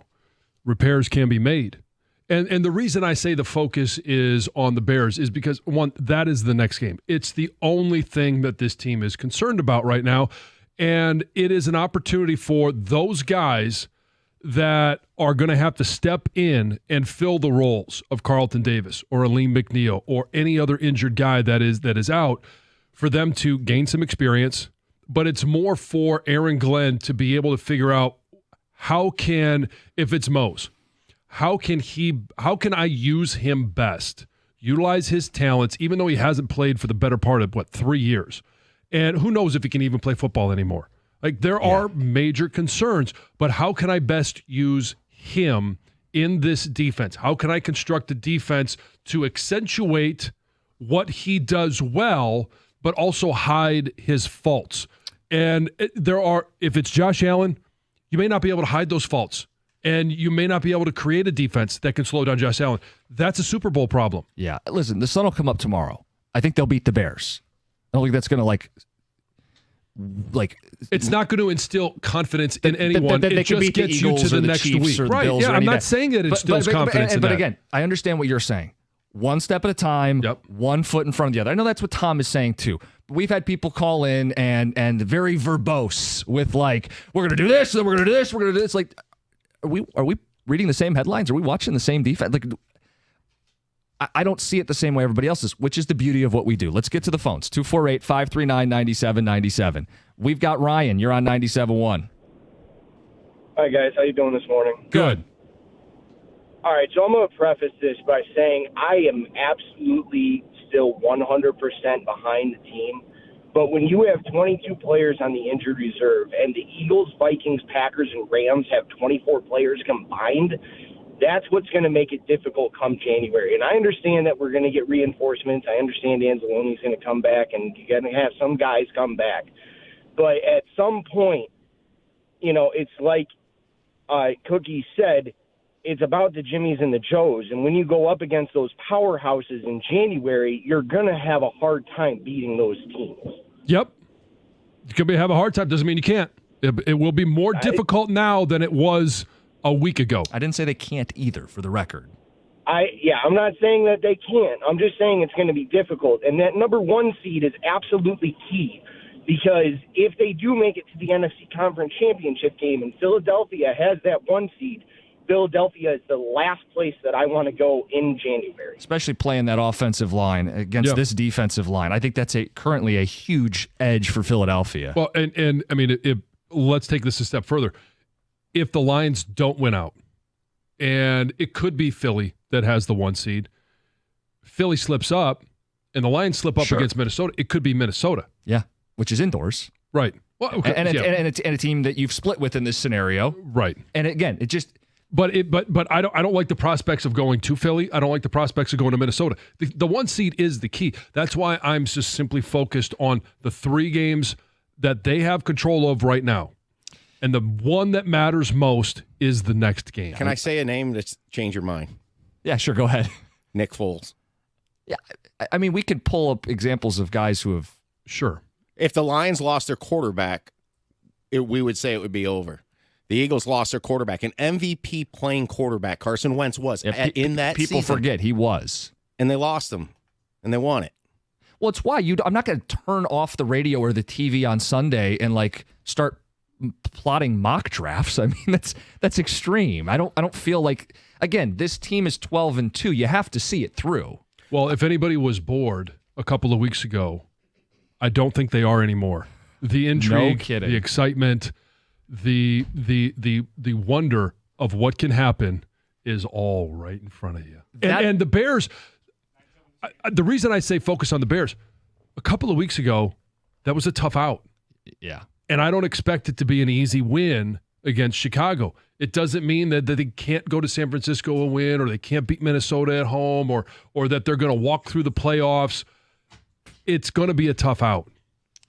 Texter says no amount of grit or culture, air quotes, can drag a defense full of practice squad players to a Super Bowl. Says Barnes, McNeil, all of which, this may have been cut off. It says all of which are out. Our chances are less than last year because of the injuries. That's the reality, Kelly and Howell. All caps. Do we give up when the Germans bombed Pearl Harbor? There is some defiance on the ticket text today. It's a great reference. The ticket texter says, how much changes in a week? You guys had the double-digit disco a week ago, and now we have people full-blown out on the season. Like, the season has a lot of twists and turns. Yep. Let's get to the phones where we have Kevin on a cell. Kevin, you're on 97.1. Hey, guys. How you doing? Good morning. Good. Hey, I'm going to give you my thoughts, and then, something that I find hypocritical of what Tom said. My thoughts is more along the lines of Jim, that, it's going to be, can we make it to the Super Bowl? Of course, but it's going to be very, very, very tough. And going up against the Eagles and Minnesota and whoever it is, it's just, I think maybe it's just our brain defensive mechanisms to not let us down when that time comes, that we're not as heartbroken as we were last year, that it's becoming unlikely. But what I find hypocritical of what Tom says, Tom's all, no, we could still do it and grit this, but then about 30 minutes ago, he says, we can't do it if we don't get the number 1 seed. That came out of his mouth. I don't think we make the Super Bowl if we don't get the number 1 seed. So how is that any different than what Jim's feeling and what other people are feeling? Before the season, I told Jim and John the number one reason why the Lions won't go to the Super Bowl is because they would have to go to Philly. I don't know how that's hypocritical. Kevin, in fairness, he did say that before the season. Yep. But I think Kevin's point is we all have different degrees of doubt. Like, no one is sitting here in this, like, maybe, I don't know, maybe John doesn't have any doubt. I feel like I think going to Philly would be tough. I've been there, done that, and it is a violent place to go. But my point is we all have shades of doubt, but Tom especially trying to make me out to be like what they're doing in the afternoons the other day, where it's like, well, I'm sorry to tell you guys, but cancel the season. I'm not doing that. I mean, some of that is that I'm a fan and just can't. I can't just quit the team or the season at this point, even though I know they are climbing a very steep hill the rest of the way, a hill that I don't think they're going to eventually summit. I don't. My thing is that sports is littered, and the NFL is littered with teams rising in this moment. I mentioned Nick Foles. I mentioned the 06 Colts. The 06 Colts had a safety that eventually won defensive MVP. Yeah. He's compared to Brian Branch has been compared to him. You're talking Bob Sanders, yeah. I just don't know. The pieces are still there, and you will get a couple bodies back. Am I concerned that this dam breaks this week? It can. I think people aren't hearing some of what I say. Is that I think right now I trust this team. Mm-hmm. I always have since Dan Campbell got this machine going, and I think that can get you through moments right now, which will be difficult. But they don't have to look the part next week. You don't have to look the part. When Nick Foles and the Eagles won it, people, they barely beat a Falcon team at home in the divisional round, and it was an extremely ugly game. And people thought there ain't a chance in heck they're going to beat the Case Keenum Minneapolis Miracle Vikings. And then they went on to beat Tom Brady with a play that, once in a lifetime. Sure. But this can happen. That's why I don't get why the belief is gone. Is it a mountain that got way harder to climb? There's zero doubt. They've gotten. I don't know if they can stop the run anymore, but they don't. The Bears mountain. have DeAndre Swift. Okay, yeah, no, for this week, and then it can get better as things go on. Yeah, they're climbing a mountain. I don't know if they have enough mountain gear, or the proper equipment to do the thing as they lose more and more players. But a couple quick ticket texts. This one says we're 3 weeks before the playoffs. Anything could happen. Josh Allen could break his leg next week. Pat has a sprained ankle. Mahomes. He says the Lions played horribly. The Bills play good. Things can still even out. A lot still has to get settled out on the field. Now, I don't know if people have Josh Allen voodoo dolls at home, if that's what this is going to turn into, but nobody's going to feel bad if somebody else gets injured, especially what the Lions have had to suffer through. This one says the Campbell interview is going to be brutal with Crybaby Costa asking the questions. You guys are not nice on the ticket text. I will hold back tears.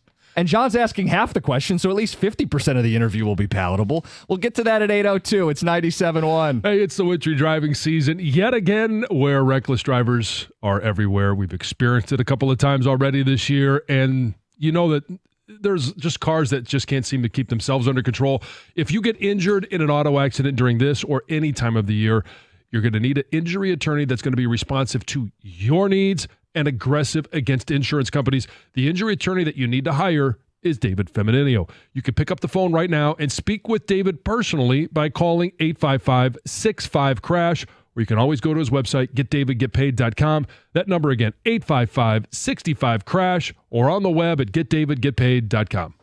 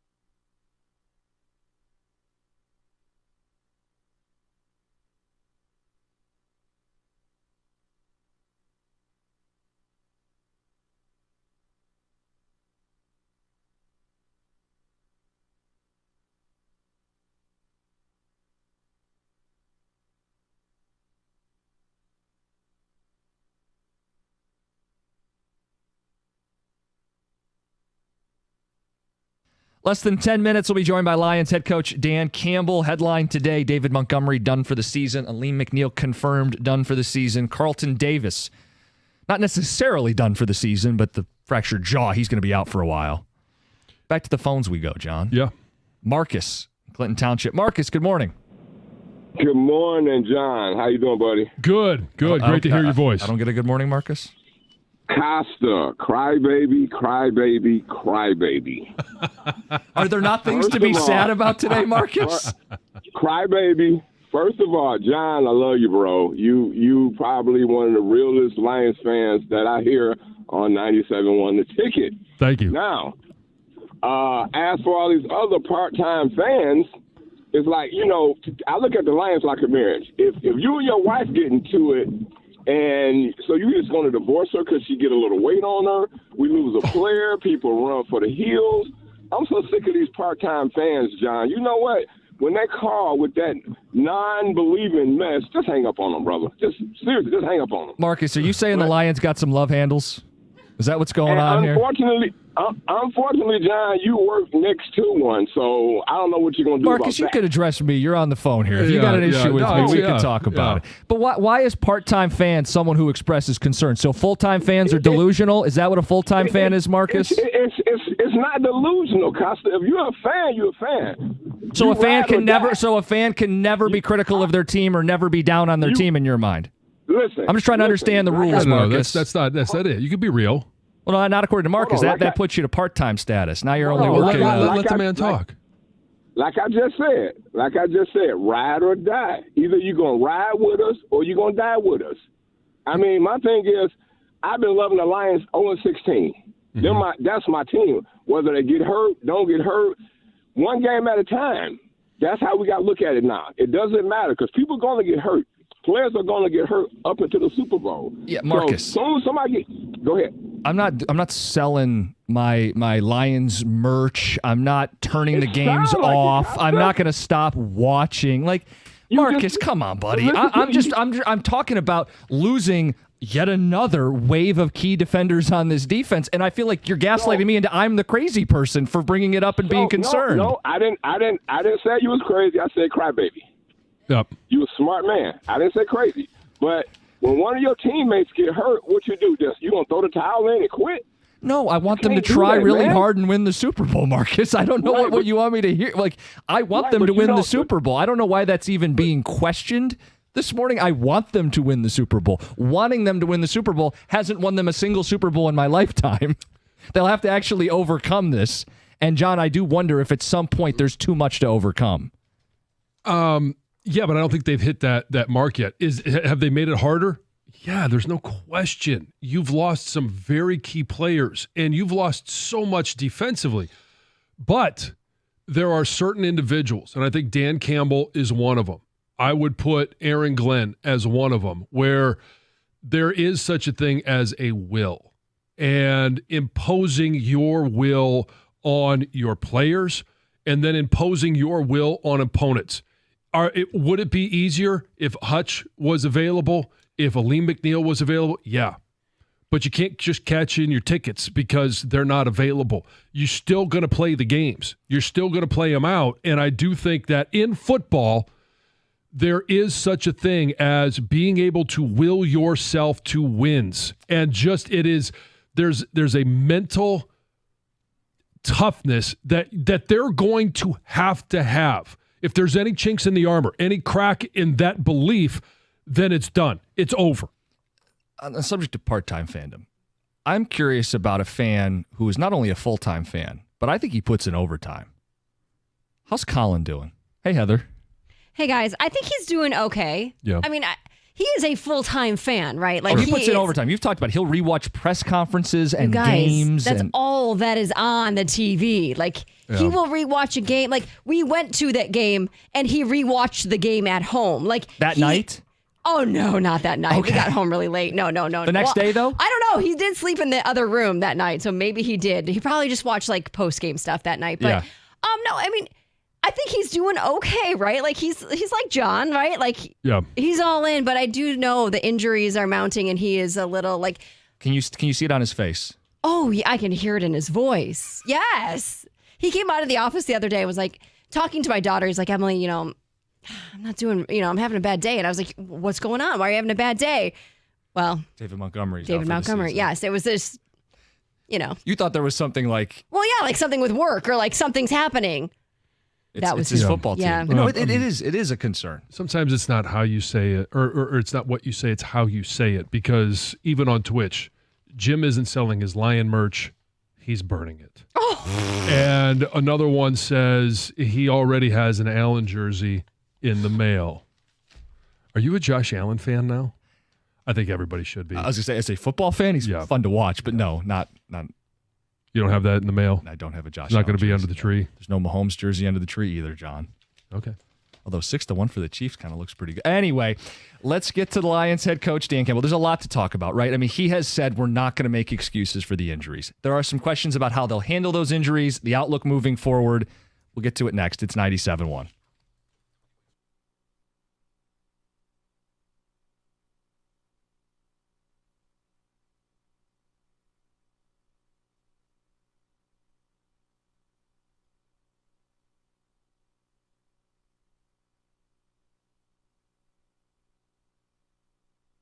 Add another triple-double to Cade Cunningham's season as he led the Pistons to an overtime win against the Miami Heat in Detroit, 125-124. Cade had 18 assists in that game.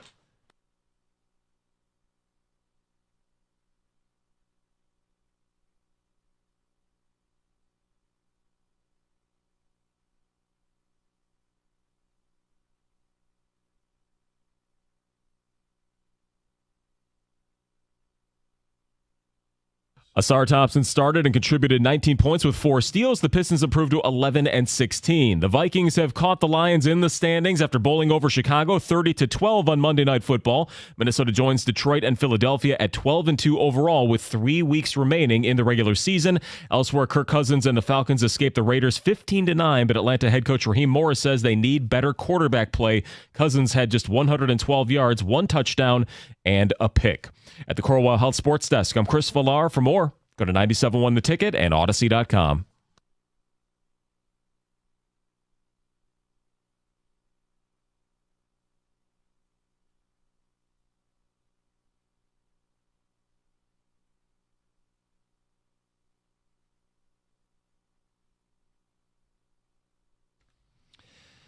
$97.1, 8 o'clock hour is underway.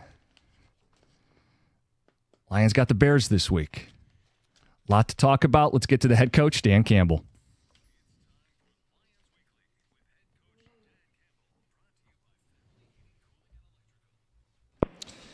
Been a minute since we've had Coach on following a loss, like 3 months. Dan, good morning. How are you? Good. How are y'all doing? Good. Let's start with the mood in the building, right? I mean, losing is not something you guys have had a lot of this season, and now the injuries on top of it. Just where are you guys at in the room right now? Yeah, I mean we're good. We're trying to get ready for Chicago. You know, after last night, just trying to get up on this tape since that was a late one. And that'll be really 2 games since we played them last. That with kind of the new system in place, new coach, all that defensively, the head coach. So anyway, that's where we're at. Is it like preparing for a brand new team? Obviously, the players aren't changing, but the system may be a little bit different. The way they're operating different and we'll get back to what happened this weekend. But is it like almost preparing for a brand new team? Yeah, a little bit it is, because you're trying to get their tendencies. It's not Eberflus' fingerprint on it anymore. I mean, there's still enough of that's there, because you're not going to go away from what was built. The team was built around, or the style they play, or the scheme, things of that nature. However, the way they do it, like we know, last night they're going to try to be aggressive. They're going to use 4 downs. They got nothing to lose, and so we got to be prepared for that. And then just defensively, what they're calling, Eric Washington's calling it on defense now.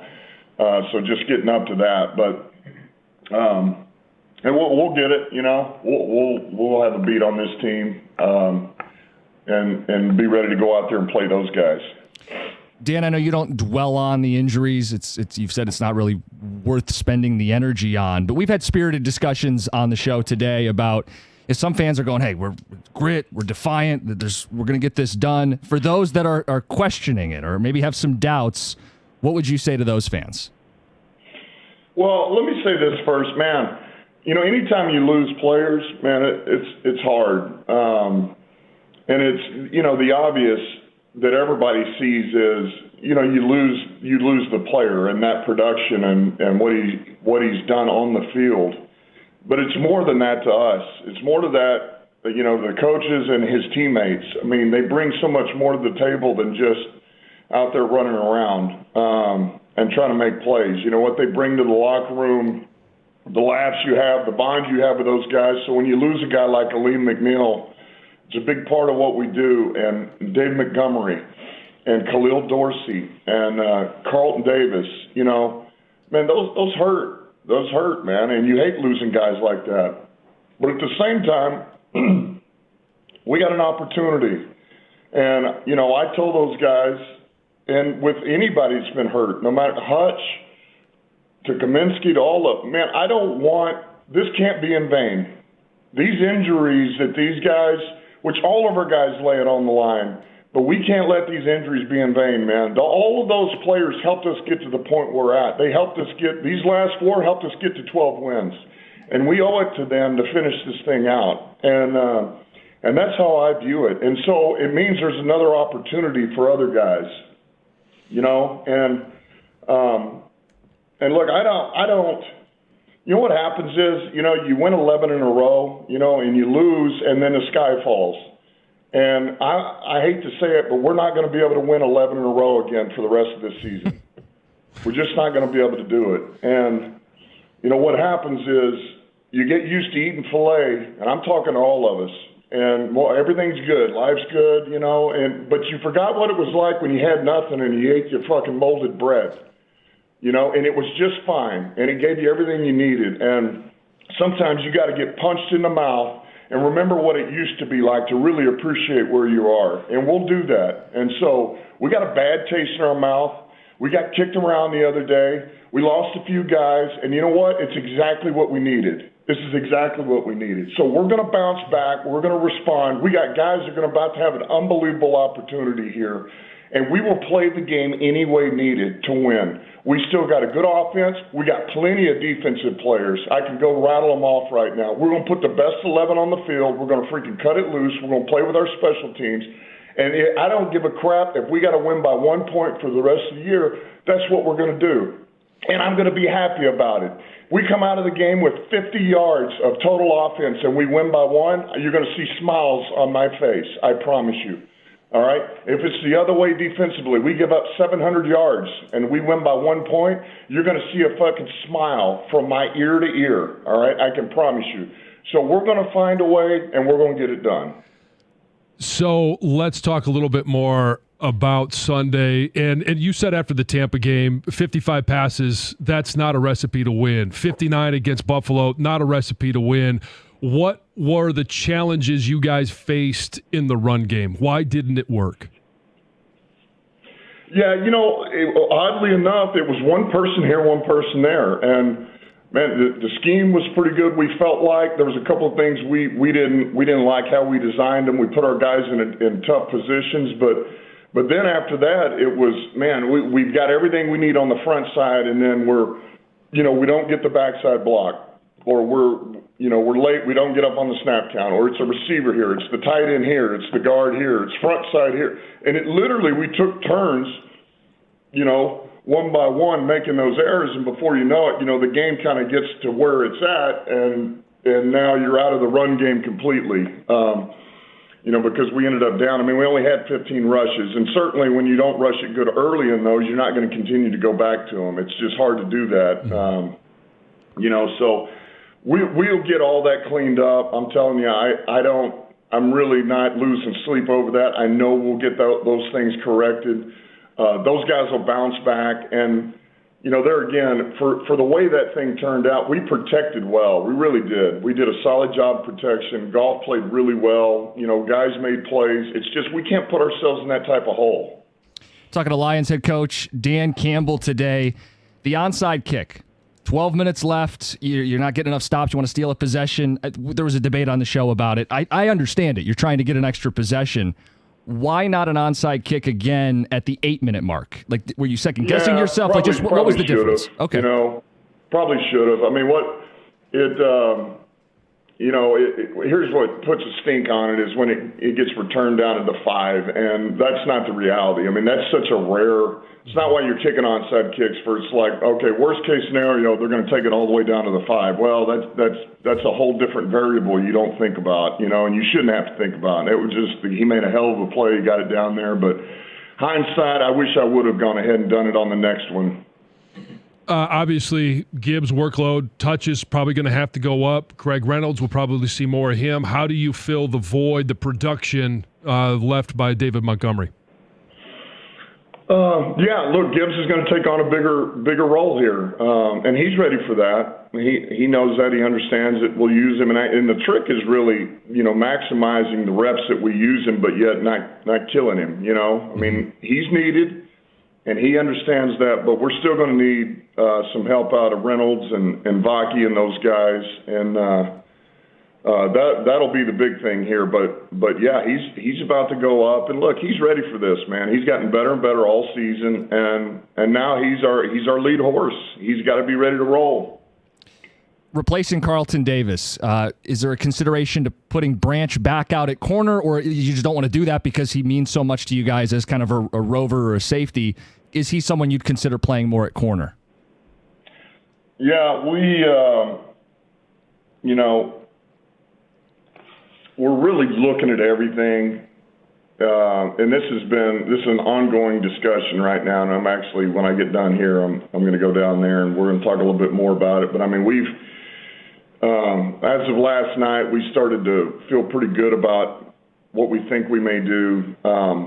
And we're really the whole idea is everything that we've got on the roster, from practice squad to, you guys saw we brought Pittman back. He knows our system. We know what he's about. We know he can play special teams and help us on defense in some capacity. But it's really, man, how do we maximize the guys that we have and where do we put them? And that's always going to be a discussion with Branches, man. Okay. Where is he going to be most productive? All right. And then where are we going to be helped most defensively with where he's at versus everybody else? And so, they may not be the same answers, and that's where it gets tough. So we're still tinkering with it a little bit, but I feel good with where we're going to go. I really do. And I know it's doom and gloom. We got plenty of weapons now. We got plenty of good defensive players left here, and like I say, we'll play any way we need to, and we'll put our best 11 out there and let them go. I know that you mentioned it already in terms of you just got to score one more than the opponent, and if they run for 500 yards, if they get 700 yards of offense, it doesn't matter. You just got to score one more point. How do you get your offense to fixate on what they're doing is enough? And Jared Goff throws for 5 touchdowns, nearly 500 yards, and it's in a loss. How do you prevent them from trying to go outside of their role, of their skill set? Because players want to make plays. They want to win games, but you got to make sure that they're not trying to do more than they're asked to do. How do you prevent against that? Yeah, you keep telling them that, John. It's a great point. And it's even last week getting into that game. At one point, we were down 21 points. And I continued to tell Goff, hey, man, don't press it. Just stay the course. Take what's there. This thing will come back around. And you have to play that way. Now, you get the ball in your hands, protect it, all of that. You got to do something with it. But as far as the way we execute, man, we need everybody on point. Do exactly what you're coached to do. And then once you get the ball in the hands and you protect it, now let's go. Let's see if we can do something. And we need guys rallying to the football, finish downfield, block for your teammate. But it's just another emphasis on, man, the first down is the most important thing. First down, then touchdown. First down, then touchdown. And if we do that, man, we can execute at a very high level. And I mentioned before, we can alleviate pressure where needed. We can add a little bit, tinker a little bit, but that's why you play with 3 phases. Last thing I was going to ask you about was how you get how do you address the urgency gap from last week to this week? But I feel like you've kind of already answered that. It sounds like you guys are going to be raring to go when you play Chicago on Sunday. Urgency will not be an issue this week. I can promise you that. We're going to be ready to roll, man. Our guys are going to walk in the door, and they're going to be hot tomorrow, and they're going to be ready to practice. We're going to get that bad taste out of our mouth, and we're going to go out to Chicago, and we're going to play much better. Lions head coach Dan Campbell, we appreciate your time. Thanks Coach. Dan. All right. It's 97.1.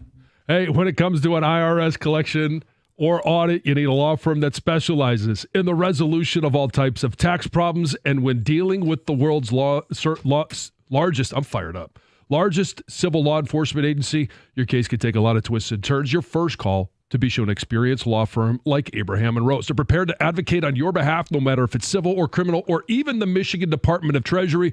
Whether personal income tax or business payroll taxes, you're going to need a real team of local lawyers, not some tax organization with a random individual that you're never going to meet. Visit abrahamandrose.com today or call 248-539-5040 so you never personally have to deal with the IRS.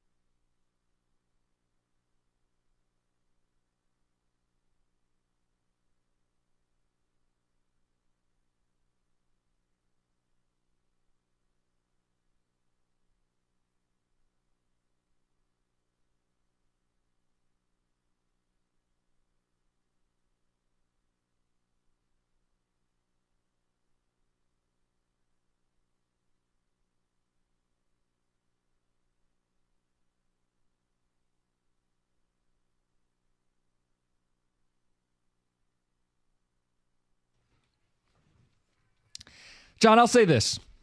If there was ever a team to have 20-some injuries, I'd want Dan Campbell to be the coach of that football team. You think? For people who maybe only heard a little bit of the fired up Dan Campbell, we had to dump him not once but twice for a couple F-bombs. Yeah.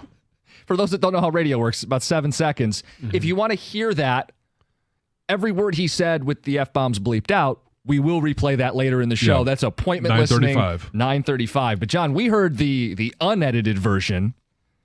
He is fired up. Yeah. And I mean, he echoed a lot of the things that I was talking about earlier, a lot of the things that we have heard from the fan base in regards to toughness. And one of the things that I like the most is the perspective of when you lose an Aiden Hutchinson or an Aleem McNeil, they're a large part of getting to 12 wins. They're a huge part in getting to 12 wins. But now that they're down, don't allow what they've done to be in vain. Don't lose that effort. And when you spend time in training camp and there's a lot of ups and downs, especially if you're a guy that you thought you might be on the roster, but then all of a sudden you're not, and you're on the practice squad or you're on the vet squad, and then someone goes down and you have to come in and play. It's the opportunity that Dan talked about, but it's also, hey, I've got to raise my level of play because I've been through the fires with these guys, the good times, the bad times, the hard times, the blood, the sweat, the tears, and I want to make sure that what they were doing and their injury is not one that goes in vain. Think about the guys that they just announced injuries to. David Montgomery is a guy that this team loves because he runs hard. Heart and soul. Heart and soul. So when you lose that guy, that's the production, to Dan's point, and he also echoed it's losing that personality, and you want to fight for that guy. Carlton Davis hasn't been here a long time, but he's a Super Bowl champion. He's got a swagger to him. He speaks after games like he is a leader on this team. And Aleem McNeil's a homegrown guy that they paid. Like, these are critically important people and personalities for this football team. And it's why Hutch, and Barnes. You'll get Anzalone back, but not Hutch, and not Rodrigo. Barnes, and not Rodrigo. So it's why, like, clearly there's baggage now. And you could tell that's when the emotion really picked up for him when he said it's not going to be in vain, because he feels it on a personal level. Yeah. Like, these guys got us to 12-2. These guys dragged us through the tough days of training camp and the preparation and the road games in the division. And we're in first place in the division because of their work, and we can't let it be in vain. It's a great message. And that's why I said, if anybody was going to address this football team, if anybody had to coach a team that's full of practice squad guys, and he says they got enough guys on defense. I mean, what else is he going to say? But I think he believes it, which maybe is the most important thing. Well, yeah, he believes it. No, but some coaches have to say it, is what I'm saying. Right. But Dan has always been very genuine. From the moment he took the podium as head coach of the Detroit Lions, he has been nothing but genuine. And he wears his emotions on his sleeves. We've seen tears. We've seen anger. We've seen frustration. We've seen joy. We love playing after a win the post-game locker room speech because it is genuine, it is heartfelt, and that's why these guys will go out there and give every ounce that they have. And if they're the backup to the backup to the backup, you're going to get whatever they have as their best performance. Now, ultimately, in the Super Bowl, is it going to be enough? Hell, I don't know.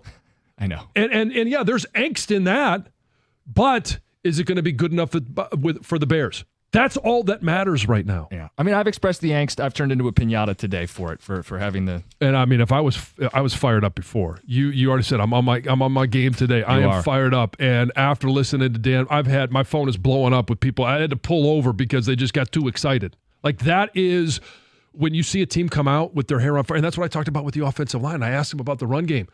You think they're going to be ready on Wednesday when they take the practice field? Multiply that times 100. When they take the field at Soldier Field. Listen, I admitted that I am down. We can take some swings at me as a piñata if you'd like. I happen to think other people are with me. It is fun. I know you enjoy it, John. It is fun. I really do. I think there are people who are like me who go, boy, I'm not out on the season. I'm still going to watch. I'm still going to root for them, but I no longer believe they're going to win the Super Bowl. But maybe there are other people wound up and fired up, and we've taken those phone calls today too. And I'm sure Dan whipped them into a frenzy. We'll get to it at 8:35. Let's get to Heather's news.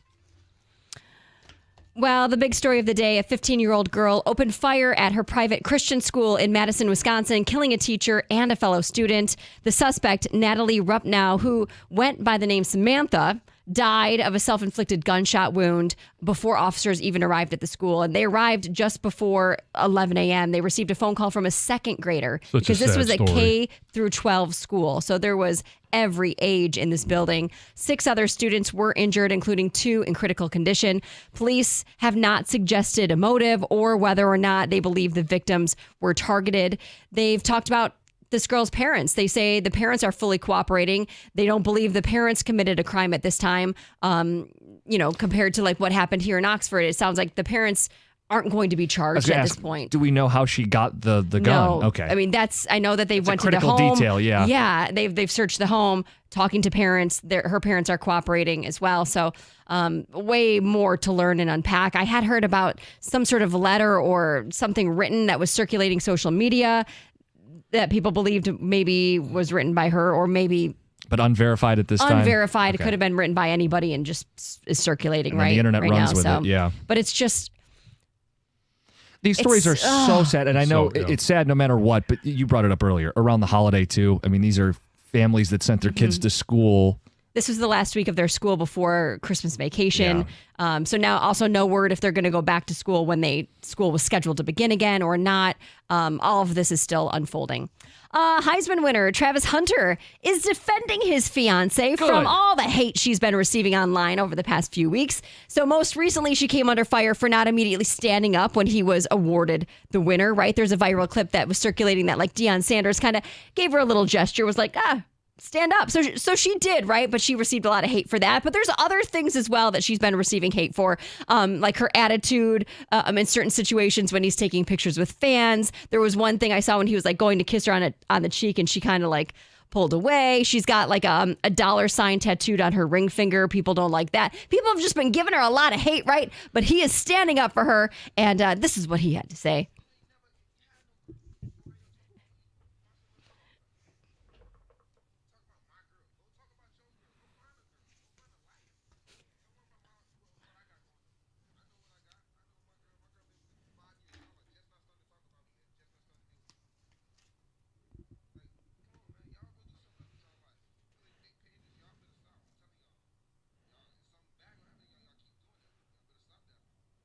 Mm-hmm. Now, I also listened on the way here. She has released like her own response about the whole standing situation. What did she say?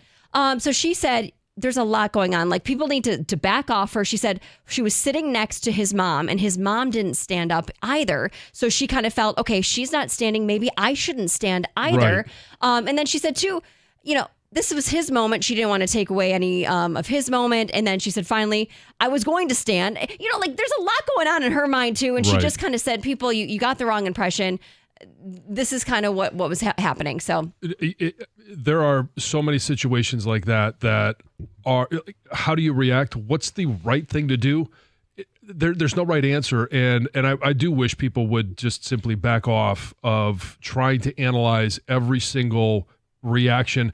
And even just, the kiss on the cheek, like she knows cameras are on her. She knows cameras are on him. And it's a really awkward position to be in. And she mentioned that too. She said, I knew there was cameras there and I wanted to do the right thing. And then now, of course, she's on the wrong thing. And you know what? Like he said, no one's in their relationship. Who cares except them? Right. First of all, good on him for standing up and defending his partner. I think that speaks volumes about the person that Travis Hunter is. And for her, she did not sign up to be famous, right? Like she is via proxy because he is famous, but now she has cameras on her, and that's a tough spot to be in. I don't know her background. Maybe she did want to be a little famous. I don't know if she was like an influencer or something, but yes. She doesn't sign up to be scrutinized this way. It's a little more understandable with an athlete who is thrust into the spotlight. She is not. Yes. Last one. This is pretty cool. So for the past 4 years, Lego has been working to ensure that all children can really experience a magical Christmas. And they have this program. It's called the Replay Program. And so far this holiday season, more than 485,000 kids have received free Legos through this program. So it started back in 2019. Basically, if you've had Legos, because nobody gets rid of Legos, right? Like they're this classic toy that hang around in families passed down for generations. But when you get sick of playing with the Legos, you can donate your used Legos, and then they donate those Legos to those kids in need. So it's pretty cool. And they say not only are they giving back to these kids, but they're also, reducing all of this waste, the environmental impact by recycling these Lego bricks. So pretty cool. Yep. Heather with the news. All right. Story of the day has been the Lions injuries and how this team will respond to them. How have you responded to them? An emotional check-in with Lions fans. It's 97.1.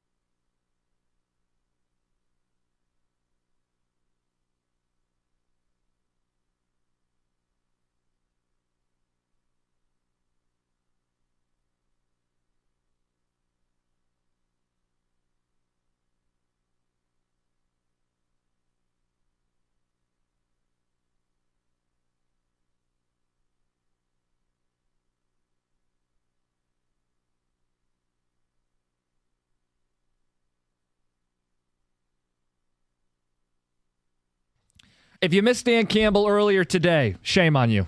Should have been listening at 8:02. We'll make up for it. 9:35, the full replay. And 8:50, we're going to play you fired up Dan Campbell that we had to bleep twice. You'll hear the essence of what he said, just without the F-bombs.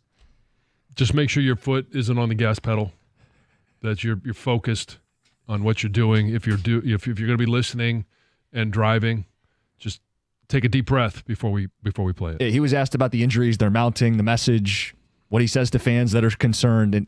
And listen, he's fired up. He's going to rally the troops. I said that to you, John. If there was a coach, he says if Aiden Hutchinson's a guy he would never count out returning. If there was ever a coach you would want coaching your football team in the face of severe injuries, it'd be Dan Campbell because he's a master motivator. I still have concerns about, he mentioned losing not only the players but the people. There's a significant loss to David Montgomery, Aleem McNeil, Carlton Davis, in addition to what they had already been dealing with on defense. I mean, we're talking 20 players on IR at this point. Right. And it goes, and Dan was, I think did a great job of describing it, but it goes even deeper than that because you are around these guys for so long. And, Halloween comes and goes. Guys with families, guys with kids, they're around the building. Thanksgiving, all of these different moments in training camp. We see it at training camp all the time, right? Their families are there. So when a guy goes down, and that's your teammate, you're not just thinking about the player and the production. You're not just thinking about the guy that you spent all winter and summer with in the weight room and at training camp, but you're also thinking about the tough times ahead for the family because there are adjustments that will be made, and it hits you right in the face, and you do want to make sure that when you take the field, that because you care about those guys so much, and that's the culture that we're talking. It's part of the culture. It's not just a winning culture. It's not just tough. It's grit. It's family, and it is making sure that when I go out there, I do right by my teammate. I have no doubt that Dan Campbell will drag this team as far as they are capable of going. Full stop. I don't know if that's the Super Bowl. Yeah, nobody does. But again, we came into the season talking about this was the best team in football. And we felt like even as recently as 3 days ago, this was the best team in football. I don't feel that way today. Doesn't mean they can't win it, John. But as we ask people to be honest about their emotions, maybe Dan Campbell was chicken noodle soup for the soul and you're reinvigorated. I came in today feeling like a balloon 3 days after a birthday party. It's there's a little air in there, but it's deflated. Yes, John. 248-539-9797. You tell us where you're at. And when I admitted that, everybody goes, oh, you don't believe, you're not a real fan, and you guys like to swing at me like I'm a piñata. So we can keep doing that, but I think we all have some level of doubt. Tom said, hey, I need that game to be at Ford Field in the NFC title. I don't want to go to Philadelphia. That may be where the season ends. And then it puts an emphasis on the Minnesota game in Week 18. And you guys have said, even Chicago, you got to first start by picking up the pieces and get a win. Now, that's not going to win me over in terms of like, hey, they can win the Super Bowl because they beat the Bears. But all of this is up for debate right now. 248-539-9797.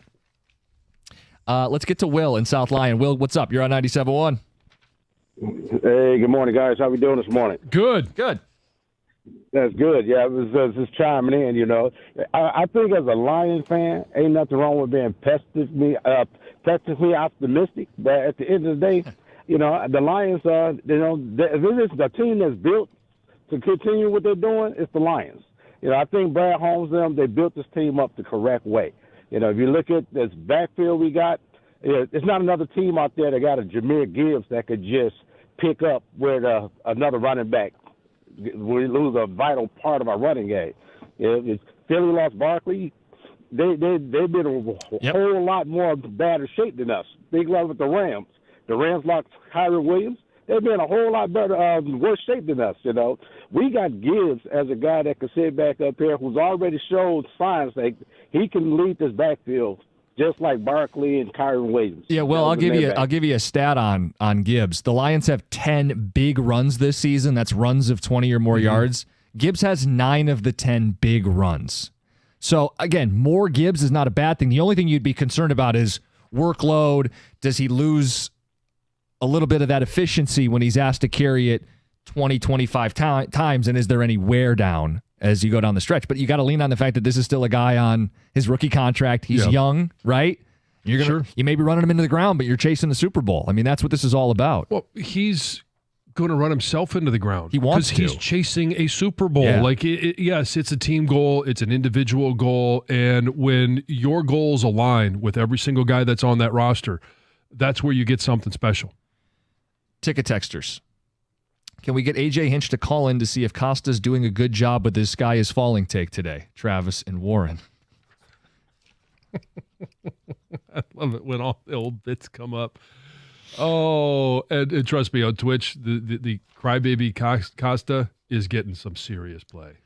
Texter says, we are so freaking back. Thanks, Coach. Lions Super Bowl, all caps. Dan Campbell for president with 3 exclamation marks. Put me in, Coach. All caps. I'm ready to play. All caps. Dan Campbell is such a rah-rah meathead. I'm not sure he's a good in-game coach. The Lions were an onside kick away from winning that game. You know what? I hope 31 other teams continue to believe that. Continue to believe it. So, Jim, did he change your mind at all? He changed some ticket texters' minds, that's for sure. He definitely did. No, I don't think there was anything he was going to say on the phone today that was going to repair No, for the you, issues it's all on going this to be defense. what you see on the field. Yeah, and I think, too, some of this is going to be a little unfair. They're only going to be judged by how they match up against, like, the Eagles and the Bills or the Chiefs, like the best of the best, because that's the goal that we all want to see this team achieve. If Minnesota, the last week of the season. I get that's a big one, too. If they were to lose in the playoffs, I don't know that we can kill them for it. Like, I don't think we can call the season a bust given the fact that they're dragging the carcass of this defense as far as it'll go. But I don't feel like the season will truly be satisfying unless they win the Super Bowl. And I think we all agree with that. And that's why I don't know that I'll get that satisfaction until I see the defense string together a couple performances against really good teams, maybe a couple playoff wins, maybe beat the Eagles, and you go, you know what, we're in the Super Bowl. Yeah. Play the game. Right? I mean, that's all you can do at this point is, like, emotionally, I can't say, all right, I'm turning the TV off and they can't win. Of course they can. And as a fan, you can't give up when you're this close. But I also can't be dishonest or lie to the audience. I don't feel as confident as I did. I no longer feel like they're winning the Super Bowl. Right. Well, so you play the Bears, you beat the Bears. Nothing can be gained from that. Only things can be risked and lost if you don't play well enough, if you don't win by enough. Like, those things are going to be, topics that people want to talk about next week. But it simply comes down to, do you win the game? That's really what it comes down to. And do you find ways for this defense to be better against the Bears? And then you flip it. How are they better from, this is week 1 of this defense to week 2 of this defense? I mean, he specifically said he doesn't care how they win. Yeah. He doesn't. And I think that's what people need to get a grip on the next couple of weeks. That's really, for the long term, they're going to have to find some magic here if guys like Kaminsky don't come back. Like, I think if you can get these couple games and get to that point where Anzalone returns and then maybe you get Kaminsky, that you are now seeing a way. Think about it. Like, I felt like it was a huge injustice when John Kaminsky didn't get to be a part of that. Of what was happening this year. Sure. He was a building block. I want to ask you guys this, or say this, and maybe you will agree with this, Jim. It got harder, but it's not over. Agreed. I think that pretty much captures where I'm at. I don't think you ever said it was over. No, I think Tom was trying to push me to one extreme. He's like, either you're done or you've planned the parade. Right. Red or blue. Right. Yeah, that's why when I sent you guys my prep last night, like, I wanted to know where Lions fans were, and I'm not gonna crucify you or judge you if you just simply look at it and say injuries are too much, don't think they're going to win the Super Bowl. I understand that take. It's not where I'm at, but fans don't have to be where I'm at. Fans don't have to be where Dan Campbell is. The only ones that really matter is, where are the players at? I think you had phrased it as believer or non-believer. Yeah. And I feel like if you say non-believer, you get shunned. Well, words matter. We'll play Dan Campbell's snippet, the full interview at 9:35, but the snippet where he drops a couple F-bombs and he really gets going and he says, you want to know about these injuries? We'll get to that next. 97.1. Make your first NBA bet a slam dunk with FanDuel, America's #1 sportsbook. FanDuel has all your favorite bets from who's going to win the game to how many points a single player will score. Plus, check out the newest bets like dunks or assists or three-pointers in maybe the next 3 minutes. All of those are available for you on FanDuel. It doesn't matter if you tap into FanDuel before the game starts or after it's already tipped off. You can pick up a dub whenever you want. And now's the perfect time to get in on the action. You ask why. Right now, new customers can bet $5 and get $150 in bonus bets if your first bet simply wins. Just visit FanDuel.com/Jansen to score your chance at $150 in bonus bets. Have a ball betting ball with FanDuel, official sportsbook partner of the NBA. Must be 21 or over and present in Michigan. First online real money wager only. $5 first deposit is required. Bonus issued as now a trouble. Bonus bets that expire 7 days after receipt. Restrictions apply. See terms at sportsbook.fanduel.com. If you have a gambling problem, call 1-800-GAMBLER.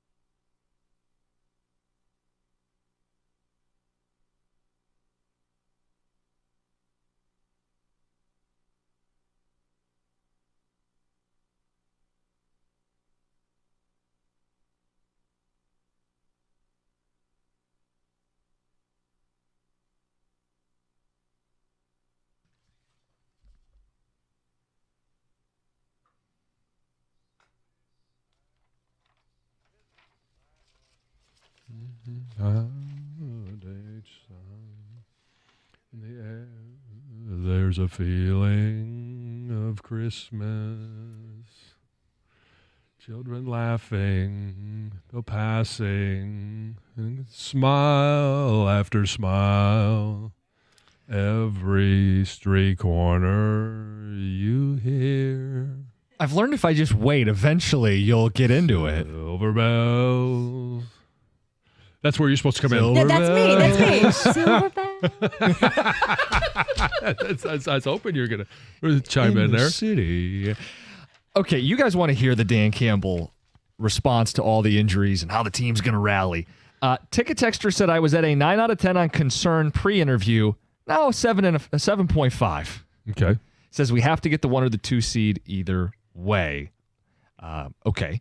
And a Ticket Texter says Dan Campbell is the life coach I never knew I needed. I love hearing his chat with you guys every week. He's real. He's honest. It goes beyond the game. Michelle in Farmington Hills. Ticket Texters. He is chicken soup for the football soul. He is. There's no question. Let's hear it.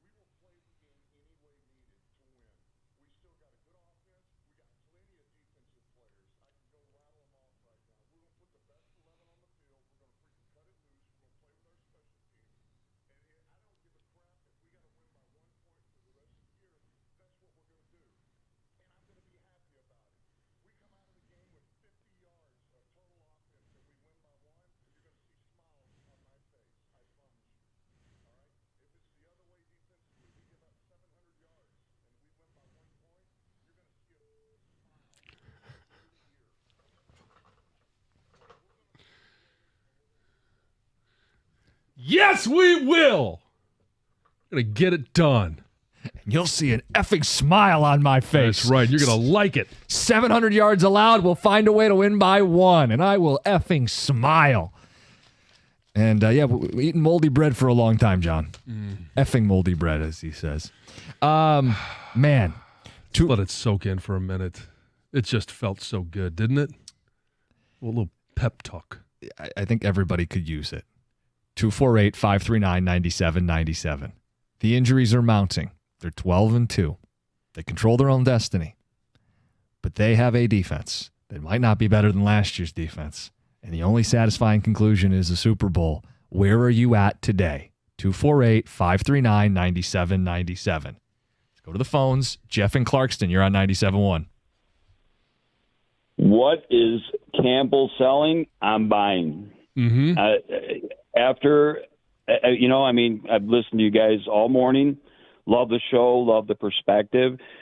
I'm on board with this team just for the admiration of what's happening, man. This unit is something special. And I'm looking at it like the injuries that they are having, and I don't know if this is the right way to look at it, but these guys are they're going down for the team and for him.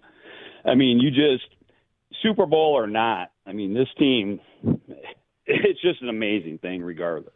They're pressing their limits. That's where I'm at. Every single guy is pushing their limits. They are, man. And, emotionally, I'm so engaged. I want this for them, but I don't know, man. I'd love to be a fly in the locker room because to be part of that, and Jansen, you can relate. It's got to be something special, man. It just has to be. It is. When you have teammates that are willing to make any sacrifice possible, and it started after last year's loss. And it goes from Penei Sewell letting it burn and watching that NFC Championship game. It goes to the sacrifice that they're putting into winter conditioning, summer conditioning, OTAs, mini camps, training camp. I mean, it goes right down the list. And when guys are willing to make any sacrifice possible for the ultimate goal, and that is winning a Super Bowl, and you know when you've got it or not. This team has it. Do they ultimately have enough to win a Super Bowl? We'll find out. We don't know. But they are giving themselves every opportunity to make that a possibility. Can Dan coach my men's league? The boys need a pick-me-up, Gilly, at work. Says, after that Dan Campbell interview, I'm putting the Super Bowl party back on. The dude is an unreal motivational speaker. Another one echoing John, yes, chicken noodle soup for the football soul. Spot on. Perfect fit for Detroit. Landon in Waterford. Let's get her done, Campbell, from an unnamed texter. Uplifting. I know people were down yesterday. Uplifting. Ticket texter says, no amount of grit or culture can drag a defense full of practice squad players to a Super Bowl. I think they're going to drag them as far as they can. We'll find out. Ticket texter says, why does Jim hate the Lions so much? Gosh, I support Jim. Any fan that's not concerned is delusional. The Bills exposed some defensive injuries. Someone else says, they only lost by 6 with all those problems. Now's not the time to panic. It's not a time to panic. Should there be concern? Sure, a healthy concern. When would the time be to panic? Because I get the feeling from you that you wouldn't really panic. If Goff goes down, okay, so that's what it panic. Sewell, would Sewell cause a panic? Again, I'm knocking on everything in the studio. I just, because from you, and maybe this is just the mentality you have to have. I know they have to internally.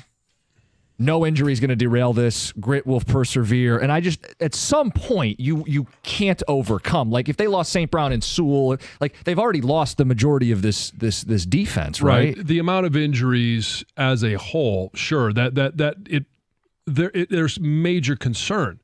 I think the only one, and I go back to the things that we've talked about, not just last year, but years prior. If any team, and there's always an exception. I know Nick Foles, Carson Wentz, that's the exception. It's not the rule.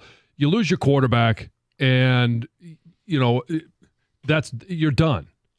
That's about the only one where I would look at it and go, all right, they're toast. I think there's something that could happen in this game that John would agree with that's not Jared Goff. Yeah. It is the offensive line not responding. Sunday. Yeah. Oh, trust me, if I watch that game on Sunday and the offensive line doesn't come out with murderous intentions, I'll be shocked. That would be a red flag. I would be like you, just deflated. I won't say my description of you. You won't say limp? No, I won't be that far. Because the offensive line is the DNA of this team still. Yeah. And it's what got this whole thing rolling. Right. And John alluded to it earlier when we talked about this, that he expects them and Hank Fraley to start it, starting probably today and tomorrow, to get them to dig and respond, and then that's what lifts them up. The best part is that they don't have to dig far. If that doesn't happen, I think it's a humongous red flag, and the fuel is probably the tank's probably empty. That is their best path to a Super Bowl. Was and still is their best path to a Super Bowl is dominating the line of scrimmage, giving Goff a clean pocket, dominating TOP, keeping this defense off the field, which only got more important. Yep. And then the only thing this defense really has to do is come up with a key turnover here or there. I mean, that is what they did at the end of last season. And it's what they did at the start of this season. That has not been part of the formula the last couple weeks. It will cost them in a big game if this defense doesn't force turnovers. If I'm on that Chicago defensive line, probably not saying it out loud, but in all the little deep, dark places that no one ever talks about, I'm scared as hell because this offensive line, and I talked about murderous intentions, that is how they're going to take the field. They are going to seek, destroy, and that defensive line right now, they're looking at it going, really wish they hadn't had that game the week before ours.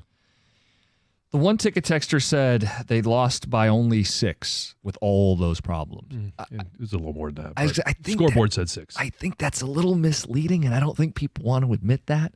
They're down 17 points in the fourth quarter. And I also think that people have said it's not a big deal. That was Josh Allen. The defense isn't as bad as the Bills made them look. And I think they're missing the point. The whole point is those are the teams you have to beat to win a Super Bowl. Mm-hmm. So that is where the concern comes from. And we'll see them again in the Super Bowl. Potentially. Mm-hmm. 248-539. They might not make it. We might not make it. Well, I said they might not make it. I know what you said. Yeah. I know what I said. It's 97.1.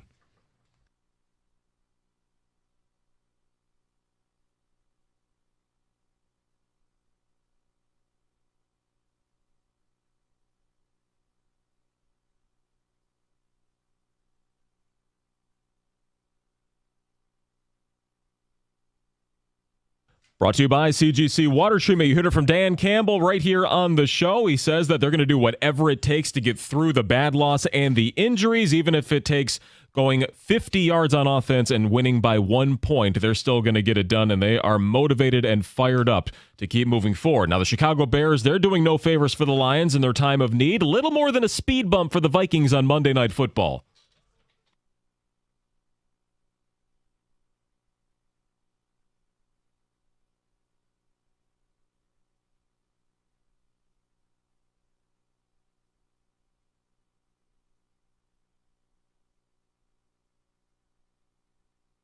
Kevin Harlan's call on Westwood One, 30-12 the final as Minnesota matches Detroit with their 12th win of the year and draws even in the NFC North, although the Lions do still have the tiebreaker for now.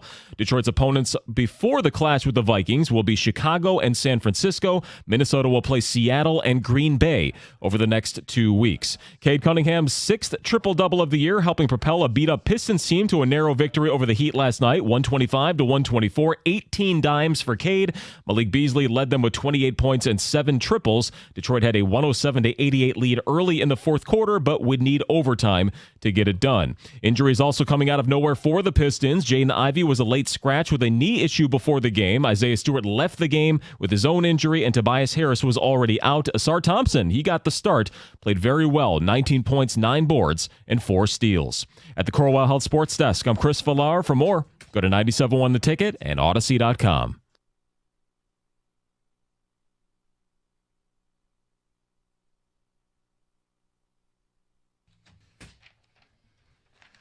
Pages of ticket text. Listen, it's an emotional time to be a Lions fan. You may have been down. Maybe you're fired up now because Dan Campbell said, hey, we will not let those injuries be in vain. I have all hands on deck.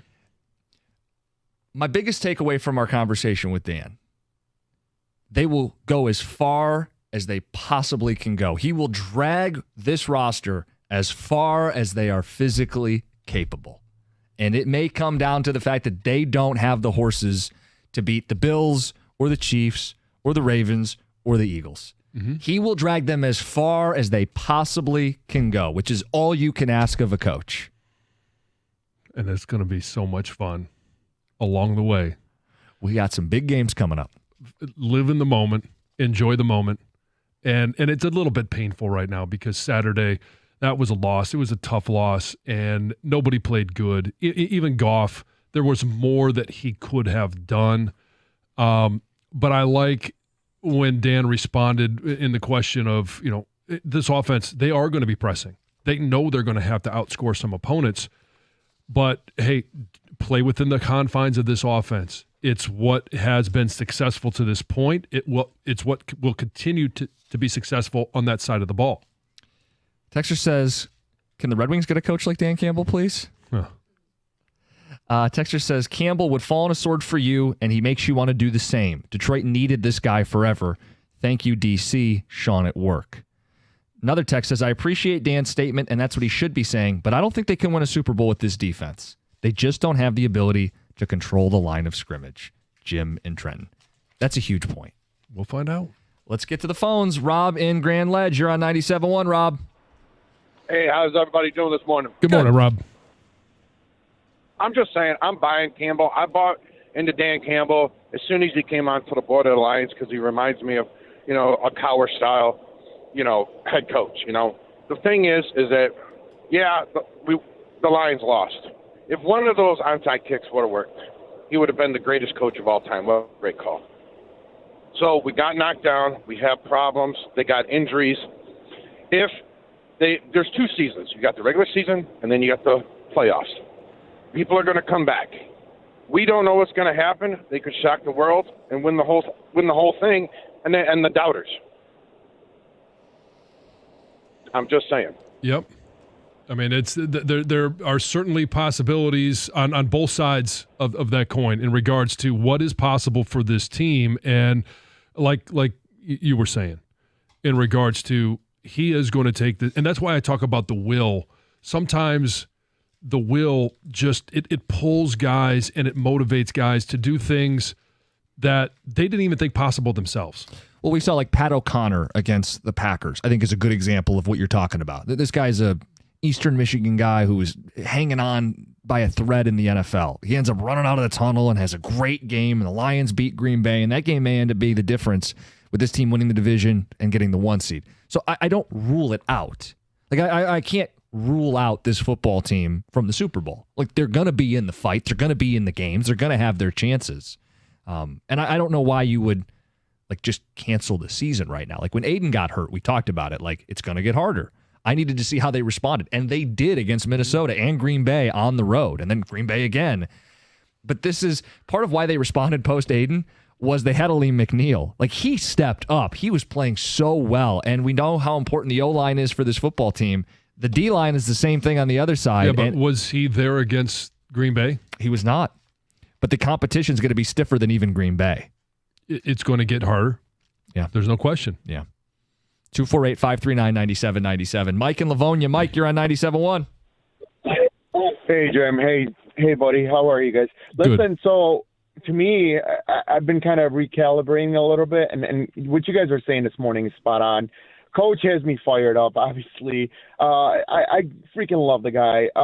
But, yeah, I mean, I felt like yesterday I was a little like Jim, deflated, a little down on our luck. You know, how could this happen to us? But at the same time, we got to change the narrative too a little bit, because it's like boom or bust. We got to get the Super Bowl or not. It's like, dude, this is the second year. Like last year, we went into the playoffs just thinking, hey, give me one playoff win and I'm good, right? And then they go into the freaking NFC Championship game and they almost go to the Super Bowl. Mm-hmm. And this year, it's like, all right, well, we're setting our sights right away on a Super Bowl, and it's like, all I can ask of my team is to give me their all, right? When I'm talking about the players, the GM, Brad Holmes, or our coach, and clearly our coach is giving us his all. The players are giving, I mean, we're talking about it, they're pushing the limits, and Brad Holmes is turning every single rock trying to look for talent for us, and clearly did a hell of a job this year. So, like, that's all I can ask for of this team, and at this point, I just want to enjoy the ride, because clearly this team is special, like you guys are saying. Yeah. It was special last year, and I got disappointed at the end of the year, to be honest, with the fans and the way they were acting, like, oh, their own tantrums, talking about it for 3 weeks about how Dan Campbell lost us the NFC Championship when they didn't talk enough about how Dan Campbell got us to the NFC Championship game. And I'm talking you're about right, year, Mike. And we had people who said, I'm not going to watch the Super Bowl. Yeah, there was a lot of that. And by the way, I understood the heartache. I mean, I felt it. Like, I understood being gutted at the way they lost that NFC Championship game. Mm-hmm. But, Mike, that also kind of fueled this season, right? The idea that the expectations would be higher, that the only thing satisfying is the Super Bowl. So now it's hard to I think he said recalibrate, reprogram yourself to, I don't know, let's just have fun this week. You know what I'm saying? Like, we want the whole enchilada, and they've embraced it. Campbell and Holmes have embraced it. We're chasing a Super Bowl. The fans have bought in. They're the best team in the NFL, top to bottom. This roster is the best in football. They're the Super Bowl favorite up until Sunday. It's hard to recalibrate that and reset and go, well, golly gee, as long as we try really hard, I'll be happy with the season. Like, I don't know that I can get there, John. Like, I'm not going to be I can't be angry at them if they're so injured that they drag themselves to an NFC title and don't win it all. I can't be mad at them for that, but I won't be satisfied. Does that make sense? No, you can be disappointed. Yeah. Sure, there's always going to be context into why you ultimately win and lose games. Context into why you were able to win a Super Bowl or not win a Super Bowl. That's an experience or a context that quite honestly, we don't even know what it means. We haven't been there. Don't know what that's like. We've been to an NFC Championship game, and we know the context of how that game turned out. We know that they were up 17 points. We know that they lost that lead. We know that they didn't ultimately go to the Super Bowl. And are you sitting there saying, well, it's a 4th and 2, or it's not going for a touchdown at the end of the first half, or it's a ball off the face mask into the hands of a receiver? A fumble. Mike said that, we're at the start of something here. But I think you got to be careful. And Campbell even cautioned us of that last year. When they lost the NFC title, he said it's going to be harder to get back here. I don't think he was forecasting this level of injury, but it is a lesson that the future is not promised. So you had a chance last year. You still have a chance this year. You got to be very careful going, well, if we don't win it this year, we'll simply just win it next year, or we'll simply win it the year after that. Like, you got to be very careful with that, because to Campbell's point, it's hard to pick up the pieces and do it again. And I feel like after each season that you make a deep run, you get beat up, right? Emotionally and physically, and it's tough to get back. We know about Super Bowl hangovers, teams that make it, lose, and don't get back. Like, it's a real thing in the NFL. Sure. And there's another side to that coin as well, which is what we heard from Penei Sewell, is it can be very motivating of why is it that we fell short? What is it that kept us from winning a Super Bowl? Let's make sure we shore some of those things up. And X's and O's and scheme and development, sure, all that's part of it. What you can't necessarily control is what they're dealing with now. It's injuries. Well, and that's why I was saying, like, Campbell said, don't let it be in vain. Like, don't let it be like, oh, shucks, we'll just get him next year. I can't reprogram my brain that way. I still will look at this as a season where they can, and therefore the only satisfying conclusion is the Super Bowl. Calls, ticket text 248-539-9797. If you missed Dan Campbell, we will play the full interview coming up at 9:35. It's 97.1. Hey, you guys, Heather here. These days, online scammers are everywhere. Whether it's that fake missed delivery text or an urgent bank alert, these scams can look more convincing than ever.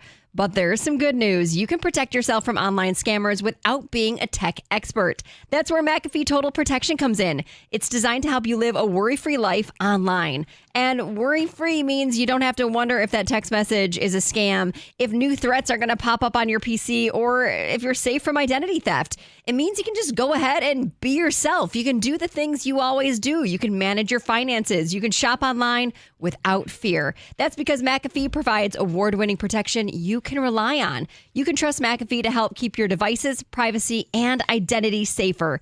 Visit McAfee.com/online protection today to get award-winning online protection for just $39.99 your first year. That's McAfee.com/online protection. Cancel anytime. Terms apply.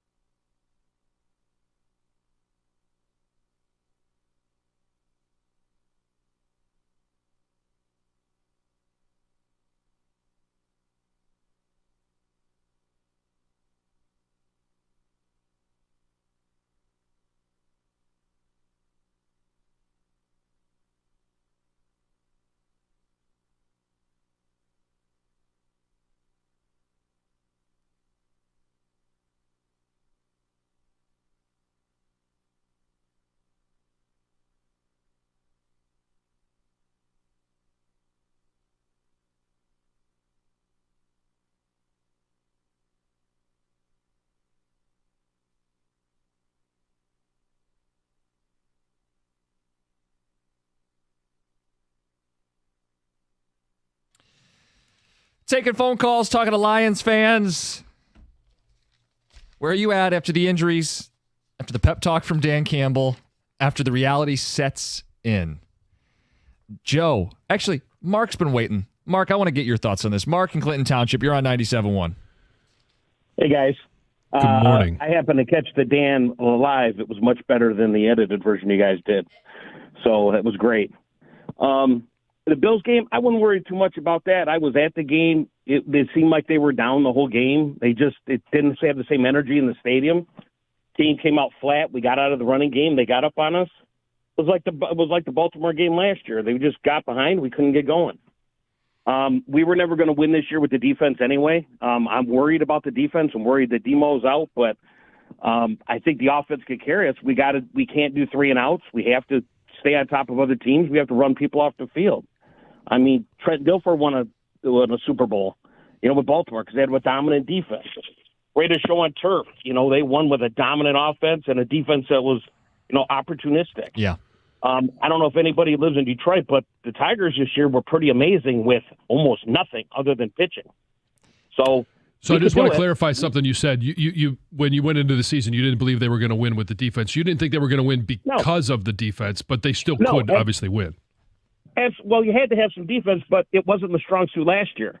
We were going to win with offense. That was always going to be the way we won the game. But this year, but Mark, as the games played out, we actually did see this team win with defense. I mean, they really were putting together a complete football team. You're right. Defense was big in the Houston game. Second half shutout. And I think, 10 quarters without allowing any points? And that was without Aiden Hutchinson. I mean, it really felt like they were rounding into a complete, badass, clear-cut, best team in football. And now it feels like they've been knocked down a couple pegs to this is no longer the case where they are the favorites anymore. Yeah. Absolutely. But I thought the defense was better, but I think the defense was not quite as good as we were seeing it was because the offense was so good. What happened to us this last game was we got behind, we stopped running the ball. That's not our game. If we would have got on top of them and had been even, the whole game back and forth, maybe it's a shootout, but maybe it's a little more competitive. And we were taking teams out by running them off the field. Now they're throwing the ball. They can't run. They can't run their normal offense because we're running them off the field.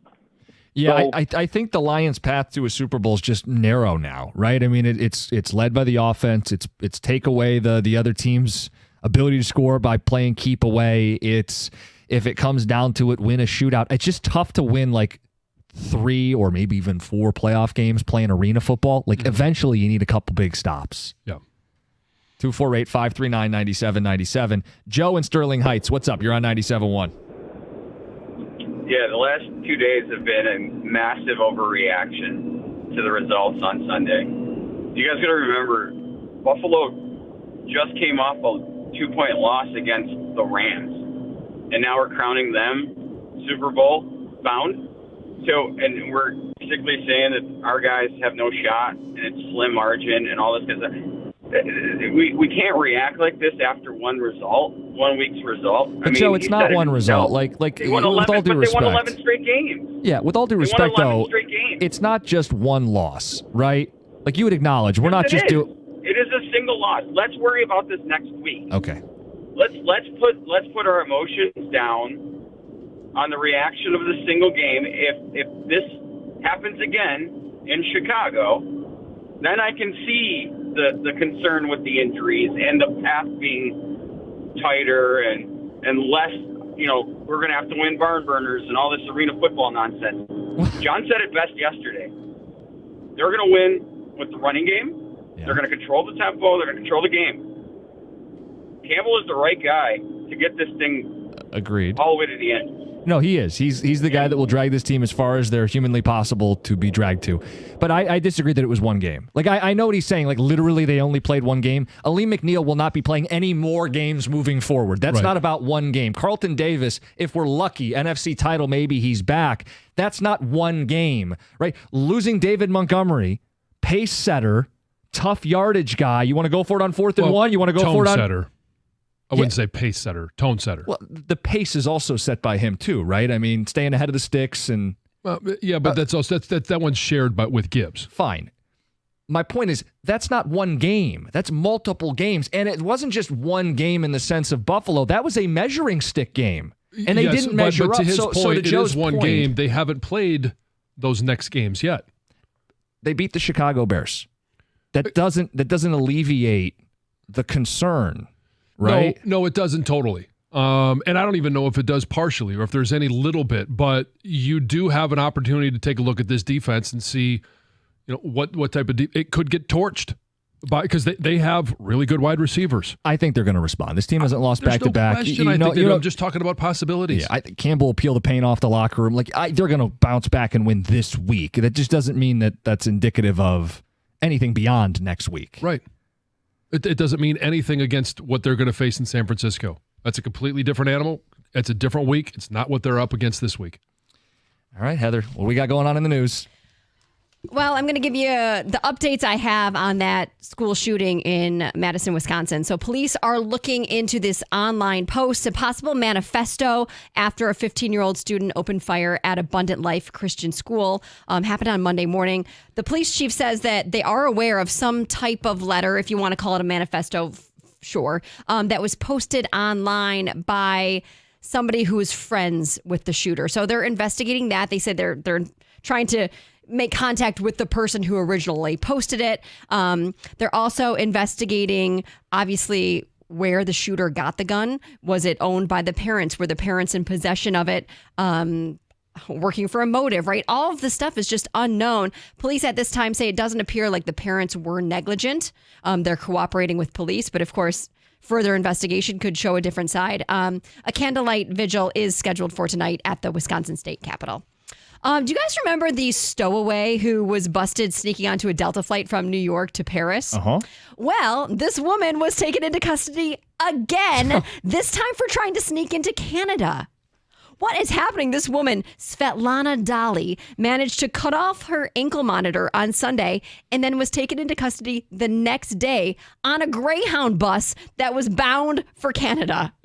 What? So she is now in FBI custody and is expected to be turned over to U.S. Marshals in Buffalo, New York sometime today. She's expected to be charged with bail jumping and could face up to 5 years in federal prison. Why is she doing this? I don't know.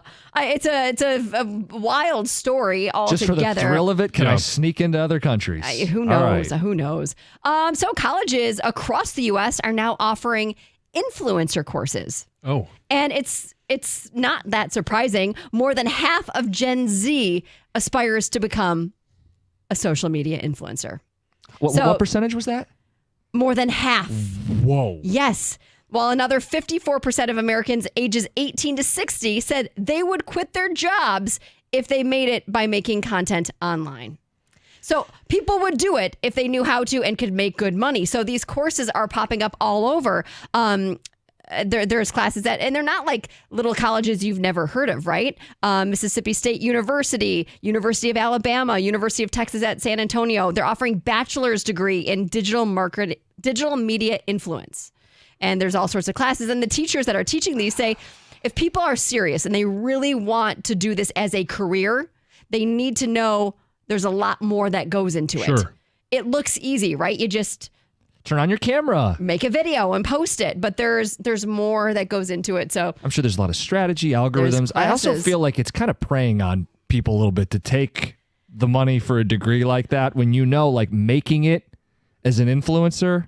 Well, they're not all going to make it as an influencer. No, they won't, but they can use their degree in a number of different. They could be, they could take a job for somebody who's already an influencer and be part of the support team for that influencer. Or I'm sure if they don't make it themselves, they could go to a company and say, hey, I can market your brand on social media. Well, that's a little different. That's a broader skill set. Yeah, but I would imagine this degree could work for things like that, too. There's a lot of degrees that work for a lot of different areas. Yeah. We're learning a little bit more about the incident that sent Jamie Foxx to the hospital for stitches on Friday, and it's kind of a ridiculous story. So it turns out the people that he had an issue with at this restaurant were from Jackass, the show. They were part of the production crew. So it wasn't anyone big. It wasn't like Johnny Knoxville or somebody but they were there. They were having a party upstairs in the VIP section, and they thought it would be funny to shine a laser pointer down at Fox's table. But it wasn't just any laser pointer. It created images that were shaped like penises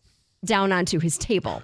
So they thought it was hilarious. He was not amused specifically because he had his kids there. Right. So I guess he went up to the VIP area and said, hey, knock it off, cut this out. And then that's when the glass was thrown. And yeah. However, an attorney for the crew that was up there said that's not at all how it went down, but didn't go into any further detail. America is divided right now, you guys, on the correct way to eat a candy cane. It's the Christmas time. Candy canes are being passed out left and right. There's a new study by the National Confectioners Association that found America is divided. 54% of us say that you start with the straight end of a candy cane. You hold the handle and then Well, 30% say no, you start with the curved end, and 16% say, you break it apart and eat it piece by piece. Hitting all the the hard stories here. Yeah, I've always been I don't even know. John, how do you eat a candy cane? You make basically a weapon out of it. Yes, you do. Yeah, you make a shiv out of it. Yes, you do. And then you cut your tongue in the process. Yes. And that is Heather with the news. Dan Campbell next, 97.1.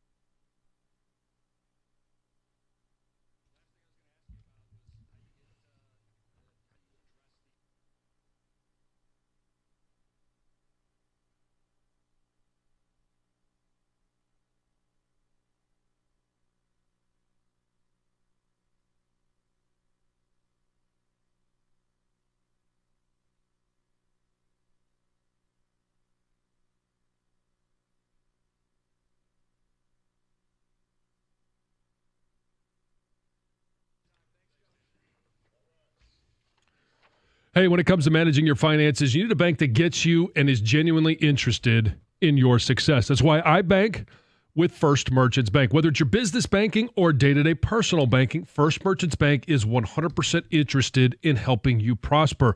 First Merchants bankers are attentive. They also know that life happens, and they're going to build a financial plan because you're going to answer a bunch of questions for them that's unique to your situation. And I mentioned that they're willing to adjust.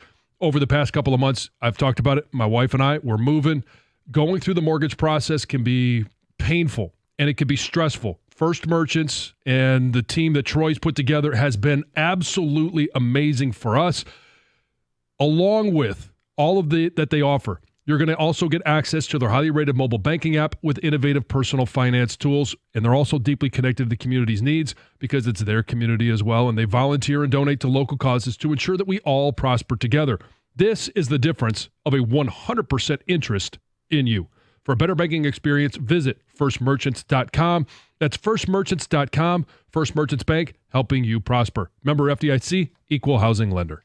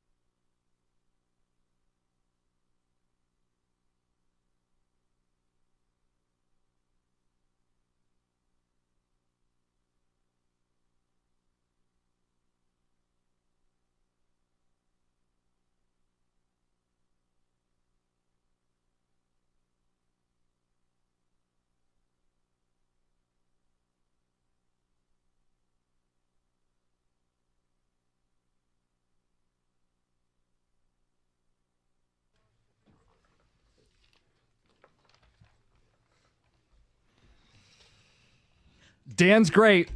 And John, you've seen that interview. That's sung by Michael Strahan. Our Campbell interview's gone viral. It has. Get Up played it earlier. I know a lot of these blogs, newspapers, everybody's picking it up. Mm-hmm. Dropping F-bombs, fired up, passionate. We won't let these injuries, we can't let these injuries be in vain. No. You guys, you've got guys that have made the ultimate sacrifice in a sports term, of getting hurt, being out for the rest of the season. Some of them might even be in question for the start of next year. Yeah. And so they've made the ultimate, sports sacrifice. So for those guys that are coming in, you are getting an opportunity. And I'm glad he mentioned that. I've been talking about that for Craig Reynolds. He's not going to be a 1 or a 2 here. All right, you've got Sonic and Knuckles. And when they are healthy, they're going to be 1 and 2. But he has an opportunity right now to go out there and be a major contributor in a team that is pushing for the Super Bowl, to be a major contributor. And if he's not going to be 1 or 2 here, and I don't think he's ever a 1, but maybe he's a 2 somewhere else, go make yourself some money and take us along with you. Like, help win us some games. Yeah. A lot of the show today has been about just how devastating the injuries are and just how difficult this is going to be. And Dan Campbell, chicken noodle soup for the football soul, may be uplifting some people today. I firmly believe he's going to get them as far as they can possibly go. That might not be the Super Bowl. I mean, the dam might just break. They might not have enough horses on defense. But I think they will get as far as they possibly can with this football team. And they are still in the fight. I mean, there's no other alternative. You're not going to retreat. You're going to keep playing. And we knew we'd get a fired up response, but John, he's going to be peeling paint this week. It makes me smile just to think about what this team can do. It really does. And I know that they're up against it. There's no question they're up against it. Injuries are going to be a part of the story of this season, but it doesn't have to be the defining story. I think everybody just hit in your stomach yesterday as the news of one injury after another, season ender after season ender, and you're going, this was supposed to be our year, right? Last year was a surprise. This year was expected, and it might all be slipping through your hands like sand, like through your fingers, and it's all going to slip away. And you don't know what's promised in the future. Is Ben Johnson here? Is Aaron Glenn here? They were remarkably healthy last year. Now they're not this year. Like, the league is brutal. And Campbell even addressed it last year when they got eliminated. Like, it's going to be harder.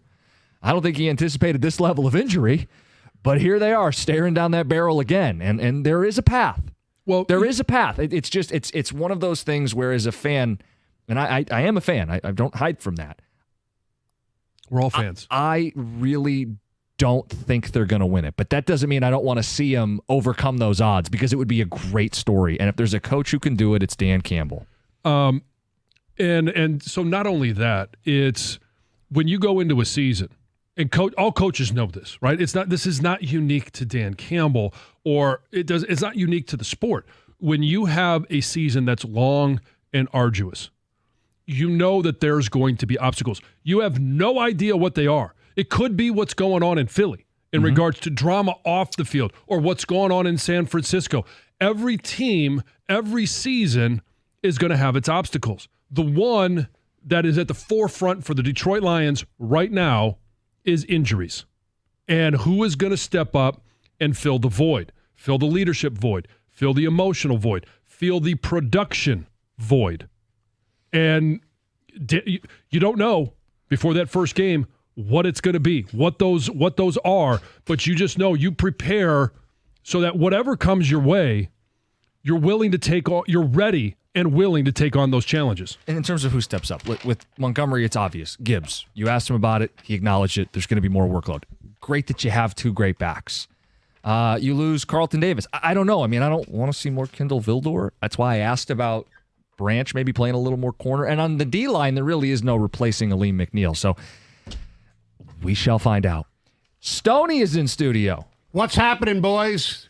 Campbell was great with you guys, and it's made national news. Even Adam Schefter just tweeted out, unbleeped. Yes.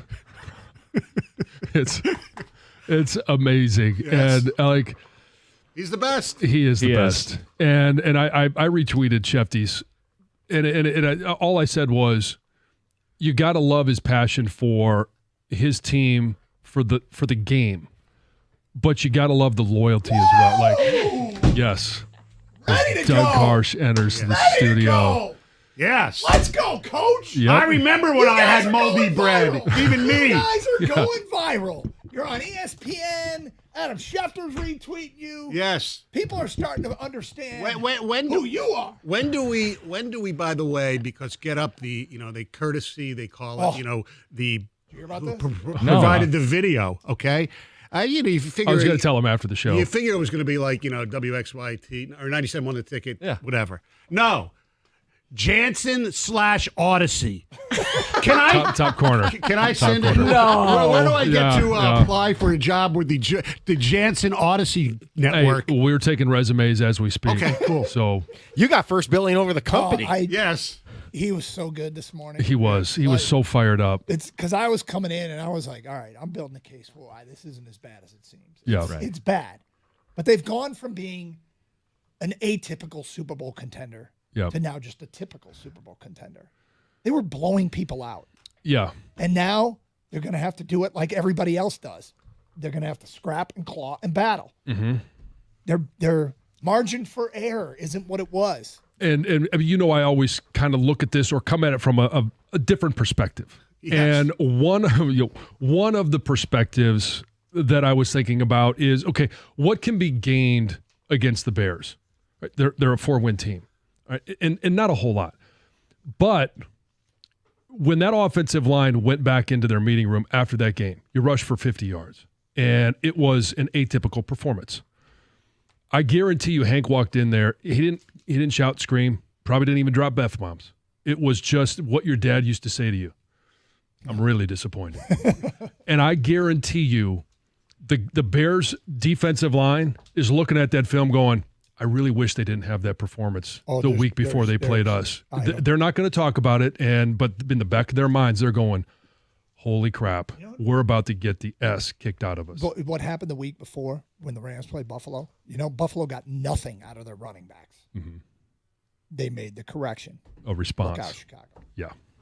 Let's go. Murderous intentions. Jared Goff, 10:30. Well, that concludes the Jansen Audio Show, Odyssey Show. Coming up next, Karsh Anderson with Stoney, 97.1.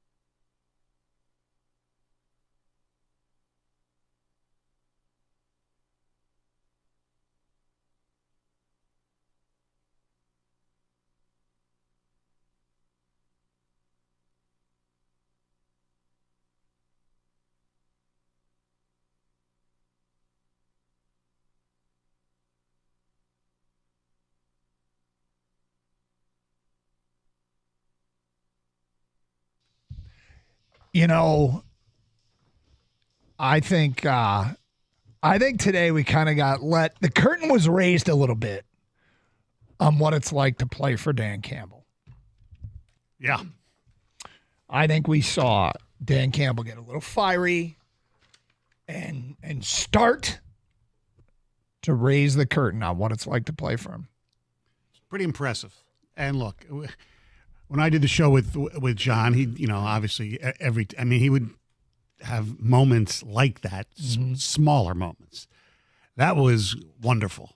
And it makes no difference what fans think as far as, do you still believe and all that stuff? As long as he believes, as long as his team believes, that's the only thing that matters. Well, look, there's like football reasons. Obviously, that's Mike Stone, who's in for Gator today. Hey, how are you? Stoney, it's always good to have you in, and I'm glad to have you here. And you picked a great day to be here because we got this Campbell rallying cry from the morning show. Mm-hmm. And we've got Jared Goff today at 10:30. We'll see what he has to say. I wonder if he's heard it. But it's funny because I was driving in, Kang was driving in, you were driving in, everybody heard it. And my phone buzzes as Kang, and he says, I got an idea. And I had an idea. And then Stoney uses the word evangelical to describe Dan Campbell. And look, it helps set the tone for the team. Nobody wants the team to give up. No. If fans feel a level of despair, I felt it once this year. When Hutch got hurt, I was a little bitch for 2 days on the air. And by Wednesday, I'd come around, and then they kept winning and winning and winning and winning. Right. And they kept losing guys and winning and winning and winning. And if you kind of correlate the major losses with where things started to shift, the truth was it was Anzalone going down. After Anzalone went down, they finished out that game against Jacksonville. They played fine against a pretty hapless Colts team. But I really feel like that was the one that's correlated most with the defense taking a step back in that Bears game. And so now, they are starting to get some pieces back that we forget, like how good Melifonwu was at the end of last year. Correct. And if he returns and he plays Brian Branch's position and you bump Brian Branch out the corner, they can survive that way. You have to trust that Aaron Glenn knows what he's doing and he has enough ingredients to put in his crazy recipe. It's going to take a lot of magic for them to pull this off. A lot of magic. Because I've been, doing this for a hell of a long time. I'm an old guy, as you know. I've never seen one team have this happen to them and still be able to go and win a championship, for crying out loud. Look, there have been obviously injuries. Gov pointed out to me, your Eagles, Nick Foles took them to a championship. That was one player. Granted, Carson, and it was Carson Wentz, but he was good then. He was on his way to an MVP before he got crazy things can happen. This to me is it's unbelievable. It's incredible where, you get you got Pascal and, Reader came back yesterday and the defense, or Sunday, and the defense still looked like crap. It just was going on. And with Aleem McNeil, man, people don't realize how important he is, not just to stopping the run, but just getting to it's just, it goes, and then your best cornerback too. I don't know. It's like, I always said I'm one of the, I always believe in the curse, which is completely different than SOL. This is a curse. No, it's not. How a team can have this many injuries in one season to significant players, that is being cursed. No, it's bad luck. I'll offer this too. I think you're wrong. I think you're wrong in that it takes magic. I think they've gone from being an atypical Super Bowl contender where they were distinguishing themselves as far superior to every team in the NFC. I think they looked, when they were healthy, they looked great. Yes. Yep. To now looking like a typical Super Bowl contender, which is a team that is going to have to scratch and claw and find its way. I think it's still not only possible. I think it's we just aren't used to this. Our inexperience is showing. and collectively as a fan base. We're not used to what it's like to be in a typical, because they've come back to the pack. They were the best team in the NFC, not the best team in the NFL. Well, I understand that. There were people that they're never going to lose another game. No, I was never part of that. But this is atypical if you expect a team with this many injuries. That doesn't happen. Yes, it does. Well, hold on. What's left is enough, is my point. Okay. God, I hope you're right. The reason why I think it's enough is because they built a super deep roster. And I'm going to make a case today, and I want you to think about this. If there is one position where they could have afforded a great player to get hurt, it's running back. I don't want to see David Montgomery go down, but there's no other position that has two players that are as elite as they have at the running back spot. True. And I think yesterday, when the tenor of the show changed, when David Montgomery got hurt, and when that news came out during our show, he was out for a long period of time, and then it was confirmed the rest of the season. I think that changed people's attitudes. But if there is one position they could have afforded it, it's that. Nobody else had two backs like that. No. Right? I mean, everybody else, if you look at all Kansas City probably doesn't have one. They got two guys averaging less than 4 yards a carry. Baltimore, Derrick Henry and Hill, they're pretty good. But Derrick Henry is far and away the lead dog. Right. And Detroit, fortunately, had two. We had two. And now, okay, we're going to rely on one of them. But how good can he be?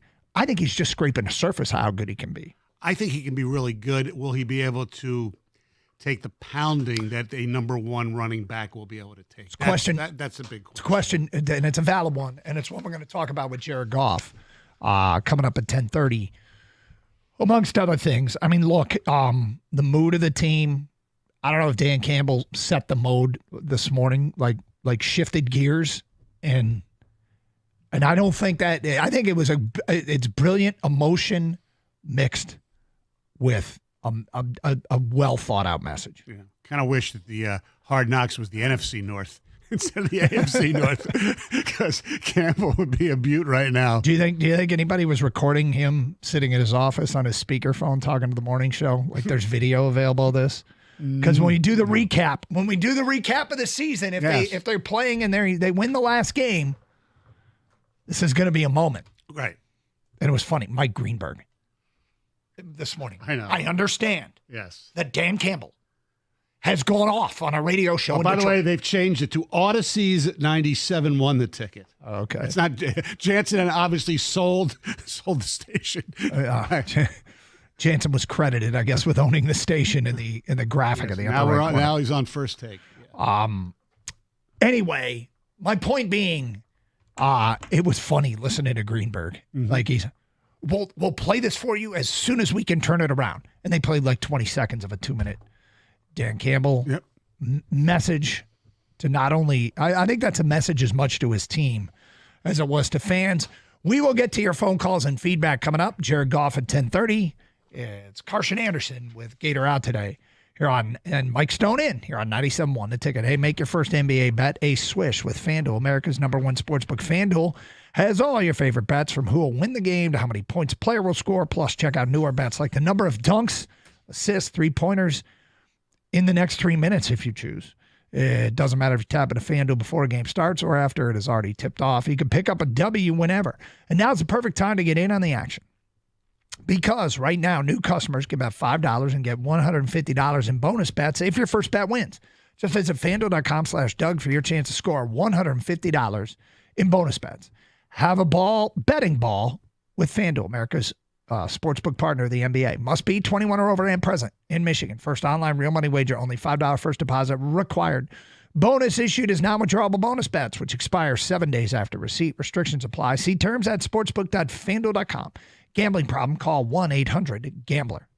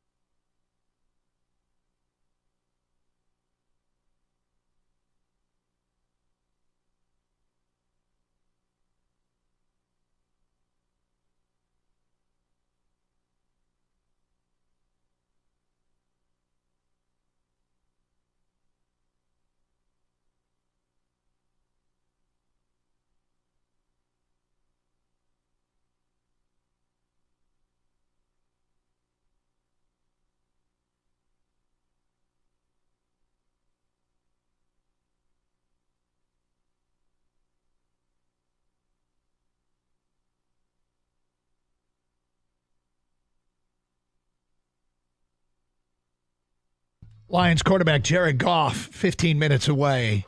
Stoney's in for Gator today. We got open lines. Let's get to him. Dan Campbell getting everybody fired up in Detroit this morning. Let's go to Donovan in Wyandotte. You're on 97.1. Hi, Donovan. Donovan. Yes, sir. You're on the air. Go ahead. How's it going, guys? Okay. Good. So my biggest worries on Monday morning when I woke up, it was more of a depressed feeling, down feeling. Dan Campbell definitely raised my hopes a little bit. But now for me, I got to see how we do against these next two games, against the Bears and against the Niners, to really give me some type of hope. And then, beyond that, what I'm really worried about is if we don't make the Super Bowl this year, it's like we're probably going to lose Ben Johnson for sure. So, this is our year. I'm just, really worried about, where we go from here on out. Well, look, if they lose Ben Johnson, that'll be a setback. But, what's funny is when Dan Campbell took over play calling, and he helped groom Ben Johnson. And Ben Johnson talked this week about how Dan Campbell's made him a better coach. And I would suspect that if Ben Johnson takes a head coaching job, Dan Campbell and Brad Holmes won't go, what? Mm-hmm. They won't be surprised by it. They're not going to go follow Ben Johnson to wherever he goes. They are no, but my point is they're probably developing the next guy right now. Yeah. And I they have to understand that the concepts are working. But teams have overcome the loss of great teams have overcome the loss of coordinators before. And so this is it happened in New England, it happened in Kansas City, it can happen here. But the more important thing is they got the players, and this thing is built to last. Correct. That's the one thing. Signing a lot of those guys, some might say prematurely, I say wisely, where this whole foundation, as long as Goff keeps playing the way he's playing for a few more years or whatever, this team is going to be really relevant and really a contender for the next 3 years minimum after this year. 248-539-9797. Let's go to Matt. You're next. Hi, Matt. Hey, what's up, Karsh? What's up, Kang and Stoney and Kenny? So I still think the Lions have a Super Bowl chance. Before I said they were definitely going. Now it's, like you guys were saying, you got to fight for it now. With all the injuries, it's going to be a real dogfight. Yep. But I still think that they have a chance. And, hey, look, we still got Penei Sewell. That's working for us. He's holding that team together. Matt, I think we were they spent much of this season convincing everybody that they were the best team in the NFL, and maybe by a significant margin. And now they still are. By a significant margin? No. I don't know if it's by a significant margin. I think the margin is narrowed. But if you start calculating the games that they have left and who they might play, like what's up with Landon Dickerson in Philly? Is he out for a while? That hasn't been updated. Right. Jalen Hurts is playing with a broken finger right now. There are injuries elsewhere. Correct. You've got, if you look at Patrick Mahomes in Kansas City. What's the story with Patrick Mahomes? You don't have to beat the best version of everybody to get to the Super Bowl. Because you're not going to. Because every team is going to have some injuries. There's no doubt about that. You have to beat the team that's on the field against you on that given Sunday. Correct. Or whatever day your playoff game is played. Yeah. And there are other, if you look at Chicago this week, San Francisco next week, because the number one seed now seems more important than it did. Yes. Chicago is a beatable team. They're going to fight. They're going to do everything they can to upset this apple cart. But because they usually play the Lions close anyway. I mean, last year they split, and Lions were lucky to win the game at Ford Field last year. This could be their Super Bowl. Granted, they play the Packers probably the last game of the season. You could say that. But if they haven't packed it in, that's going to be a tough game because they're always tough games no matter what the records and all that crap is. Sometimes, in our lifetime, it's usually the Bears that have been the really good team. Yeah, I don't think Minnesota had a particularly tough time with them last night. No, but they they'll were be at home. Yeah, they'll be at home. The Bears, and then after that, you look at San Francisco. Ayuk is out. Trent Williams is now banged up. Yeah, they don't have Christian McCaffrey. Well, what will his status be? It doesn't look good for him. They've got 7 guys on their 2 deep with injuries defensively. So these are games that help you get that 1 seed. Right. I mean, we're staring down a massive showdown with Minnesota. Yeah. A massive showdown with Minnesota. Although we might have to say, go Pack, go in 2 weeks. Oh, of course. Yeah. Anything that helps. Nate in Southfield, you're next on 97.1. Hi, Nate. Hey, guys. Thanks for taking my call. Our pleasure. I was looking up last night. Goff has 3,750 yards for the season. His best season was with L.A. He had 4,800 yards. I still think they got this. I mean, I still have all the faith. And listening to Dan Campbell earlier, it just got me fired up even more. But Goff's going to have to beat his best season. He's going to have to throw another 1,100 yards in these last 3 games. And what he did in that fourth quarter, they did the no huddle. He was feeding Laporta. He was getting the ball down the field. That's what they need to do in all 3 of these games. Yeah, their defense might be hurting, but look, if we could do what the Bills did to us and get a team down 14-0 early and snatch their soul, make them feel like kind of helpless, I think every game's winnable from here on out. Well, that was the problem. And they have the offense to do it. That was a big problem Sunday is they got the ball, went 3 and out, then they got the ball back after down 7-0, and they got 1 first down and then had to punt. So they were down 14-0. Yeah, it'd be great if they could actually do that. And as far as, the way the defense is right now, hurry up is cool, but I think you have to play almost like let's have long drives to keep our defense off the field. I got to tell you, I see zero correlation between 1,100 yards and that leading directly to winning. In fact, I prefer that they are able to run the ball than throw the ball, get back to what they were doing up until the Buffalo game, which is have a consistent rushing attack, which might take away from some of Goff's numbers. Goff might have his best season, okay? In Detroit, he might throw for the most yards. It will certainly help if he continues to throw touchdowns, not throw interceptions, hang on to the football when he gets sacked, all those things. But bottom line here is if they get back to what they do best, it might mean fewer yards passing for Goff. Who cares? Yeah, exactly. As Dan Campbell said, just win by 1, give me 50 yards in offense as long as I win. John is in St. Clair Shores and next. Hi, John. Morning, guys. Merry Christmas. Merry Christmas to you. You guys are talking about the loss of David Montgomery, and it's a terrible loss. I agree, but Craig Reynolds has been more than a serviceable fullback, and this Vaki kid he's a football player, and they're being presented with an opportunity. Sure, it's going to fall off, but I don't think it's quite the crisis that, at least what I'm hearing anyway. I mean, they're not putting me in there. Although I heard it. What's your 40 time? About 6 weeks. It's like me being judged by the sundial, hourglass. But, look, Vaki, I think, is the wild card in all this. And we were going to talk about later of guys that they could actually poach off practice squads if they had to.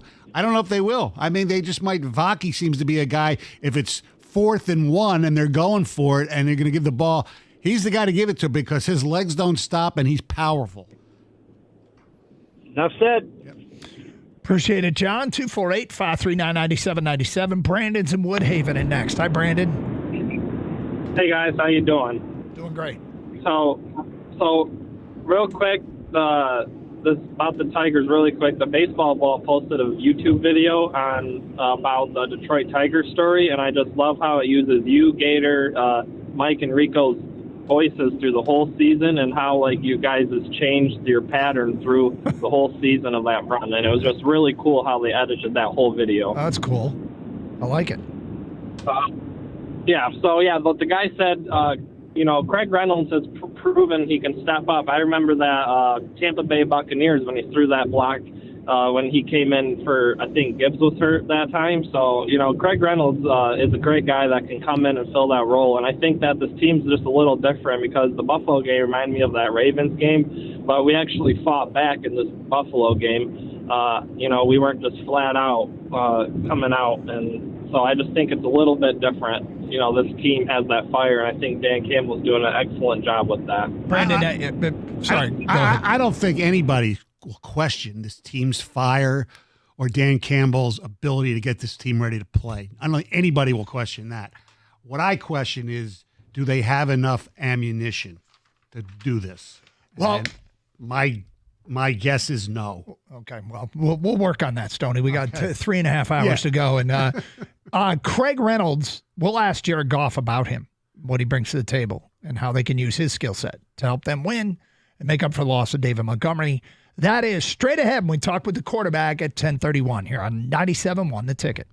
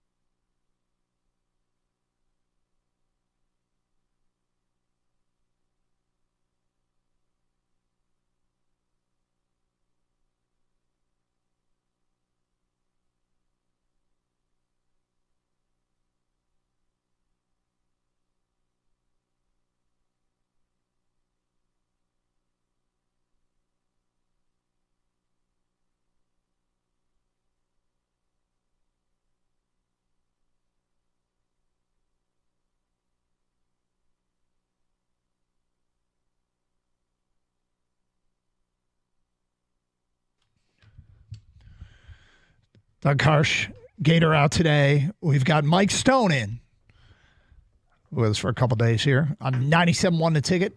Hope everybody's holiday preparations are going well. How are you? We don't actually do that much for Hanukkah. Don't you? You know, one daughter's in New Jersey, other one lives here.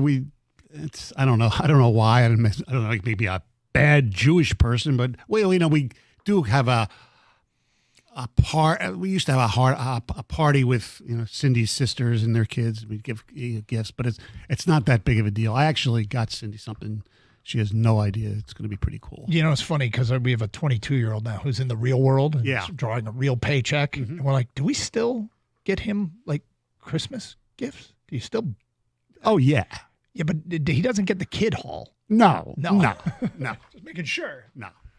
At some point, you make that change. Yeah. All right, so Lions preparing for the Bears coming up on Sunday. Let's talk to the quarterback.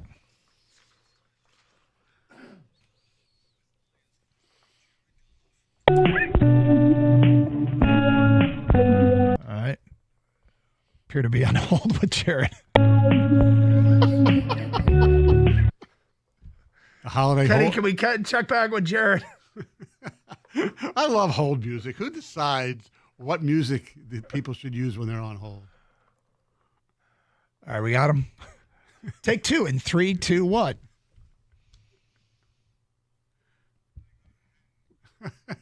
This is a whole almighty disaster. Jared Goff joins us now on 97.1 The Ticket.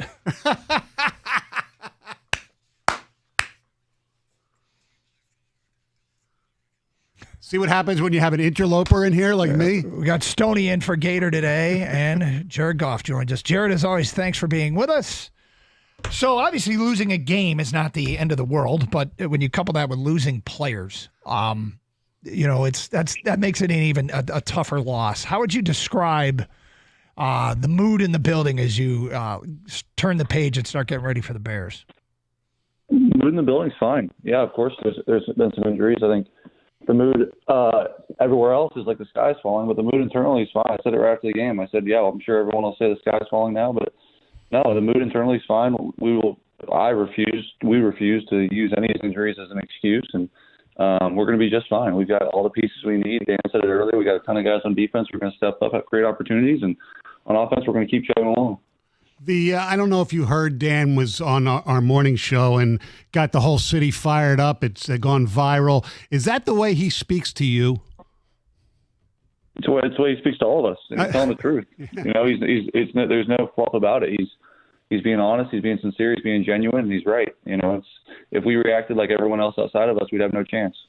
You know, I know that Jared Goff hears stuff, and there are some talking heads saying the Lions are done. And I think there's some depressed fans who come from a loving place that think that they can't overcome these injuries. What do you say to those people who are just are depressed about everything that's happened to you guys? What are they depressed about? Well, that they're worried that the defense has lost too many guys. Now David Montgomery's out, and they just can they overcome all that? Sure, yeah. I'm telling you right now, we can. Don't be depressed. We're fine. We're 12-2. We got 3 games ahead of us. We're in good shape. Okay, Jahmyr Gibbs, obviously he's going to take on a heavier load. And there's a few things about this. One is he's one of the most explosive players in the league, without question. The questions are, can he handle the load? And what happens when defenses are only scheming against just Gibbs and not Montgomery? Those are some of the challenges you'll have with him moving forward. Sure, yeah, he can handle the load. I mean, we'll have to spell him with somebody else, I'm sure, but he's one of the best backs in the league. I mean, I don't know what you mean. Like, yeah, he can handle the load. He'll be just fine. Obviously, losing David hurts, but we'll overcome it just like we've overcome everything else this year. In short yardage situations, would it be premature to think that the kid, Vaki, who seems like a bowling ball, would be a good guy to take Montgomery's spot in those situations because he seems very difficult to bring down? Yeah, or we just put it on my back. I'll just QB sneak everything. How about that? Well, yeah, when it's real short, there are times I'm sitting in the press box and just sneaking yourself, and you've been pretty successful at that. Yeah, I got a pretty high batting average on that, so maybe we'll just do that, or maybe I'll line up back there. Who knows? What about Craig Reynolds? He hasn't had they haven't had an emergency break glass situation, but we've seen him in the past do some good things. For his career, he averages over 4 yards a carry. What does Craig bring to the table? Craig's been a stud, yeah. Ever since he's gotten here, he's filled in when needed and done a great job. Had a nice touchdown last year in the playoff game. He's played great in certain moments for us, and a guy that we trust tremendously. And if his number's called, I know he'll be ready. When you watch what you saw across the field on Sunday, you had a great game, obviously, 5 touchdown passes. Is Josh Allen playing at a different level right now the last month since they beat Kansas City? Yeah, what he's doing right now is pretty special. It is pretty tremendous, and I think even the plays that you thought were going to be negative plays, he was able to make something happen, and it's tough to stop. And certainly he showed that against us, showed it the week before, and like you said, the last month, and he's playing some good ball. Do you have that chest pass touchdown that in your repertoire? Now theirs didn't count, but it was pretty cool. Yeah, I'm glad it didn't count. You know, I told him after the game, so you don't got to go chest pass on us. But you know, I'm glad they called that one back. Dan Skipper, great play, but I want to talk a little bit about yards after catch. He not only reels in the ball, turns upfield, good ball security, puts his shoulder down and gets into the end zone. Evaluate Dan Skipper on that play for us. Yeah, it was awesome. It was cool to see him score there, and like you said, lower his shoulder on the guy. You know, I don't know if he had to do that, but he kind of craves contact and go ahead and dropped his shoulder on the defensive back there and finished it in. When you look at what you have this week, the Chicago Bears, even though their record stinks, they haven't won in it seems like 2 years. I mean, they're in a big losing streak. They looked bad last night. They play you guys really, really tough. What concerns you about them going forward? Yeah, they're a good team. They've played us tough, like you said, in the past. And I think last year, we didn't win in Chicago, so that's something that we'd like to get checked off our list this year. And they're a great team. They're got really good players on defense. They're playing with a little bit more life now, and they're doing a lot of stuff that's good. And I know they got beat last night, but I'm sure they'll be ready to play for us. Do you try to scheme yourselves away from Jalen Jackson, who seems to be one of those really, really good cover guys? Jalen Johnson, he's a great player. No, that's all right. He's a good player. I scheme away from him. I don't know if that's really the answer. You're just aware of where he's at. Mm-hmm. He is a good player. He is jumpy. He has gotten the ball from me a couple times, so I'm certainly aware of him. But I don't know if scheming away from him is really the answer. You guys really did move the ball against Chicago the first time, just weren't sticking it in the end zone. Is that game film particularly useful to go back and say, okay, here's what we need to do different, or was it just one of those days? Yeah, it was just kind of one of those days. But sure, yeah, I think you go back and you look at it and you take it with a grain of salt because I'm sure they're going to do something a bit different, and we're going to do something a bit different. So you try to play that chess game in your mind of what they're going to do, what you want to counter it with, and we'll have answers for everything. But yeah, certainly if we were able to finish in the red zone that game, it would have probably been a little bit of a bigger margin of victory. By the way, it did, he did drop the ball, but anybody who can question whether you can throw the long ball, I think those were erased with the bomb to J-Mo yesterday. Would you agree with that? I don't know. Yeah, that's not up to me, man. The goal is the 1 seed and has been all along, and it's so close. Like, you guys are getting there. How much is that talked about and discussed with 3 weeks to go, 3 big games? The pack is really tight at the top of the NFC. How important is it, and how much do you guys discuss it? Yeah, we I don't know if we discuss it. We're certainly aware of it, how much the home field advantage is a big factor. I was on a team in 2018. We had a first round bye. That was back when they had 2 teams that had the first round bye, and certainly a big deal. Now we did go on the road that year and win a game on the road, and so you can do that too. Like, it's not the end of the world if you have to go on the road. But yeah, of course you would like to get that home field advantage. You'd like to get teams coming in here to Detroit to play in front of our fans and make the whole thing go through Detroit, which would be ideal.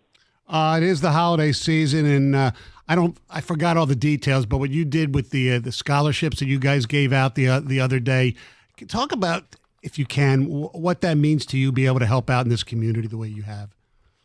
Yeah, it means a ton. I've always tried to do that, and ever since I got to Detroit, to be involved and to help where I can and see some need and be able to give back. It's important to me and something I take a lot of pride in, and try to make sure I can make an impact every year. And this year, yeah, it was fun to give that to those kids and give them a little tour of the facility and show them around and see their eyes light up a little bit. It was fun. The website for your foundation it's JG16, correct?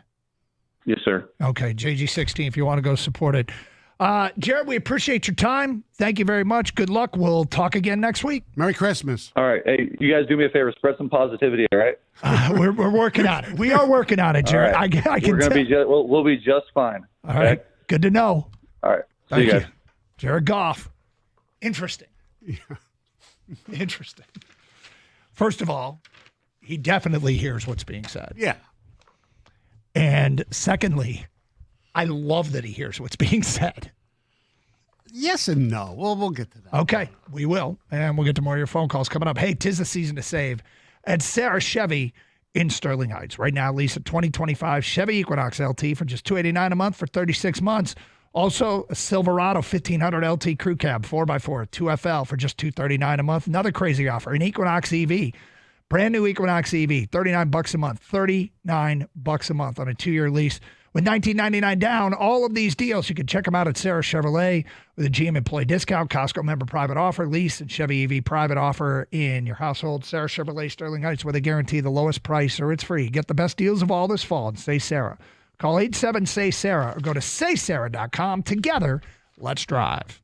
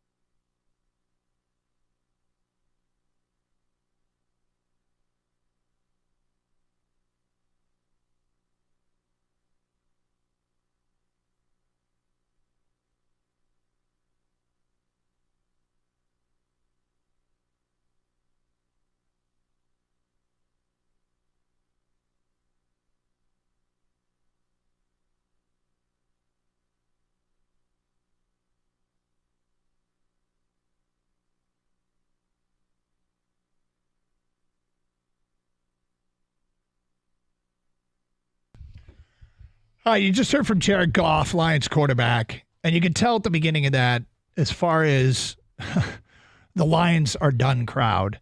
And I think there's two kinds of people. I think there's people that analyze the game for a living. Chris Canty on ESPN said this morning, well, they played a soundbite from him this morning saying the Lions are done.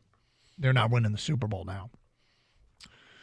And I think you've got the people that come at it from a position of love. I love my team.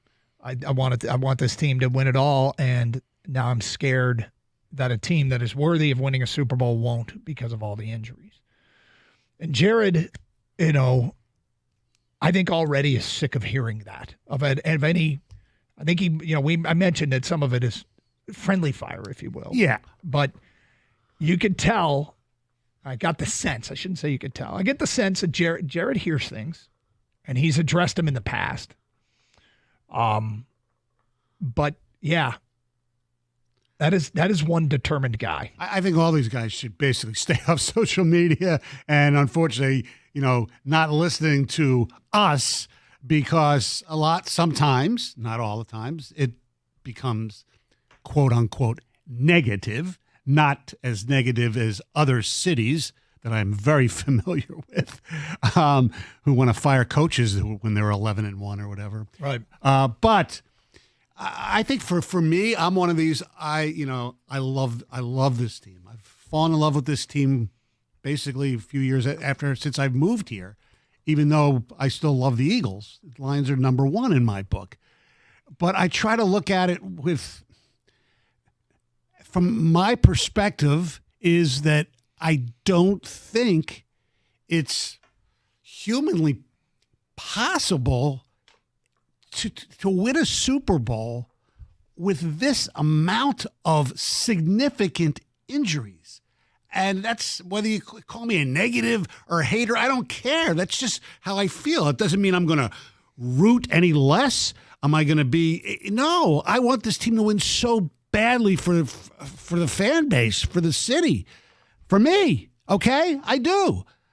But I can't, like I said before, I've never seen in all my years covering sports where there's been this many injuries. To me, and it's not an injury thing, them winning the Super Bowl, to me, would be akin to what the Tigers winning the World Series last year, when nobody thought they had a chance. Right. Now I think you've gone too far. Well, hold on. The difference, that is absurd. The difference is the talent level still, even with the injuries, is better than what the Tigers had.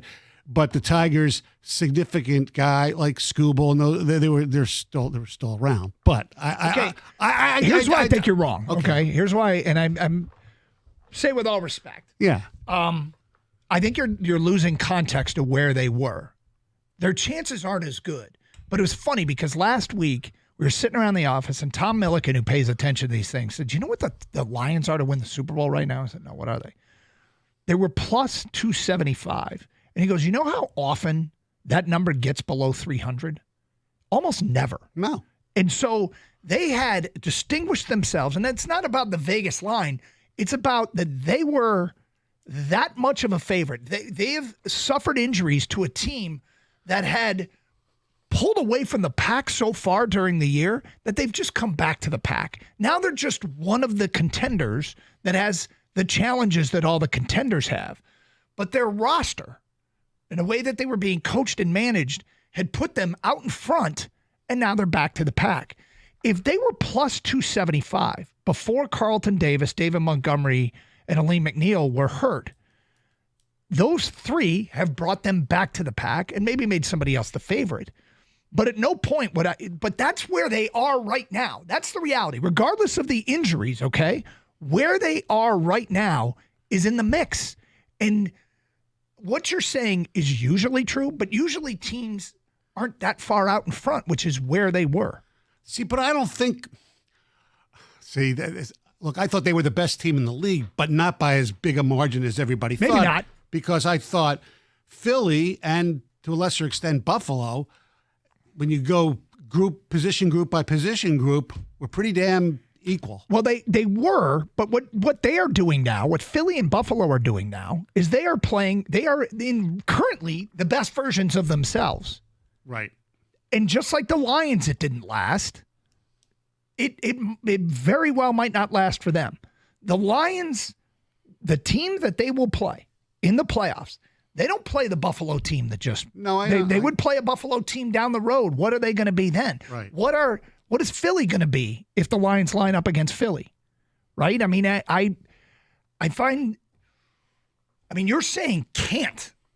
Don't you mean it just became harder? Way harder? Much harder. If you gave me a percentage of them winning the Super Bowl, I'd say 10%.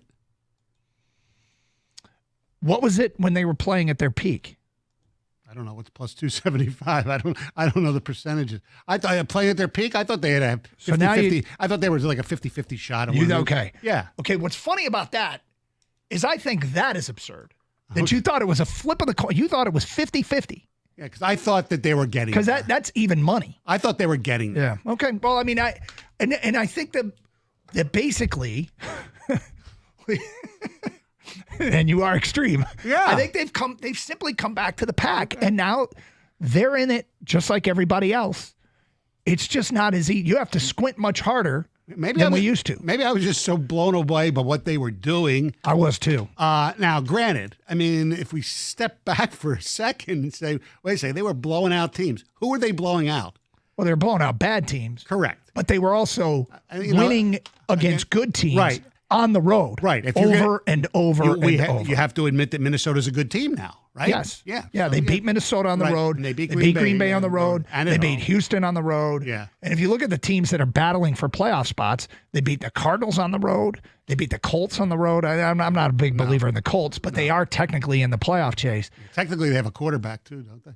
But at the end of the day, that's Kang's boy. They have just simply come back. They beat Seattle at home. But they have beaten so many playoff teams this year. I mean, and the two that they lost to are also playoff teams. The Rams are right in the mix. They're in the playoff spot right now. They're the 4 seed. And I got to tell you, do you not think that a depleted Detroit team can beat the Rams in Detroit?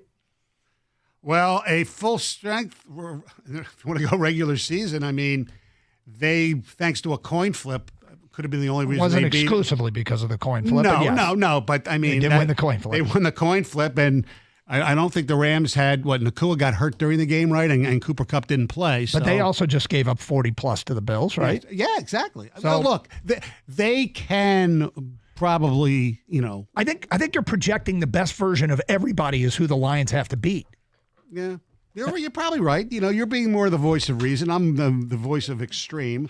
And when McNeil went to, when you take, okay. It's comical. It's comical. All you can do is laugh. It's sad. That's why I think they're cursed. I mean, their best defensive rusher, gone. Their best now, McNeil, interior defensive guy, stuffer, gone. I mean, their best cornerback, gone. Their best linebacker is gone. Okay. I mean, it just the goes. last two, though, could be back. Okay. And probably will be back. I mean, it goes on. Anzalone has a chance to be back for the season-ending showdown. Carlton Davis could be back for a game with Philly in the NFC title. Look, maybe Broderick Martin can, turn into a Lee McNeil for 3 weeks. I don't know. Or maybe they just win shootouts. Yeah, that's conceivable. All right, we got a lot to do, including talk to you. 248-539-9797. Let's go to Rob in Kitchener, Ontario. You're on 97.1 A Ticket. What's up, Rob? Gentlemen, how are you today? How are those Kitchener Rangers this year? I don't know. I'm originally from Windsor. Okay. Go Spits. And hear me out. Has Detroit ever faced adversity before? Yeah. Have any other team? Yeah. Guys. And you know who's going to step up? It's the truth. The one and only Sione Vaki. He's going to step up. Gibbs is going to step up. Look, are they going to have to play shootouts? Probably. Is the defense what it was to start the season? Absolutely not. Will they get people back? Maybe. Will they be the same? Who knows? But guys, this is an offense that's been scoring the lights out and just did against the Bills.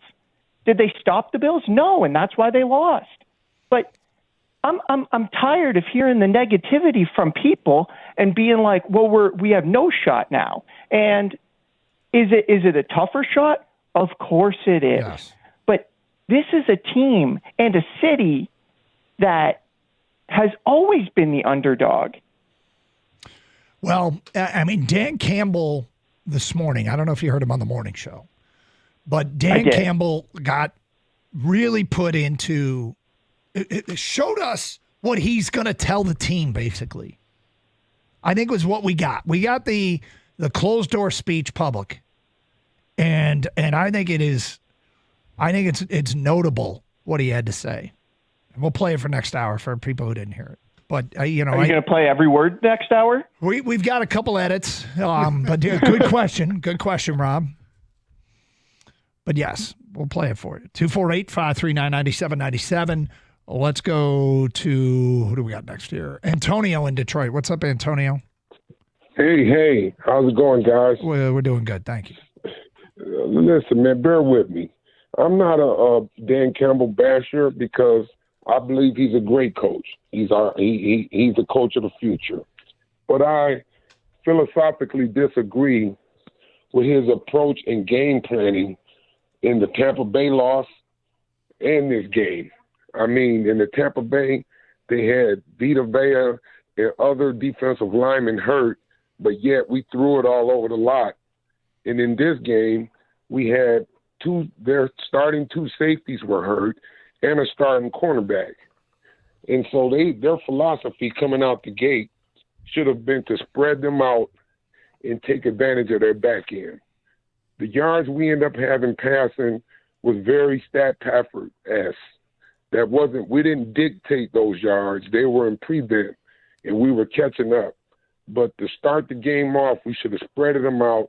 It should not have been a Montgomery starting off. It should have been a Gibbs, somebody who can put pressure on them in the perimeter.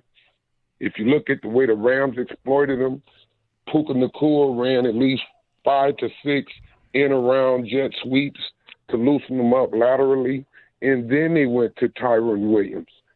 We came out trying to bully them without spreading them out, without trying to pass, and it didn't work. Do you know that they threw?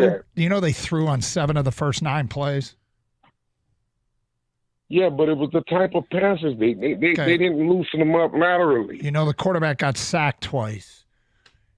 Like, I get that you want to loosen them up, take shots at their safeties and all that. Those plays very well might have been called, but when a quarterback gets sacked, or they got deep safeties, and even if they are backups, do you want Goff to throw it anyway, or do you want him to check down? Like,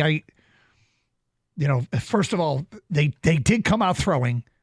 Secondly, is you don't know exactly what the play calls were.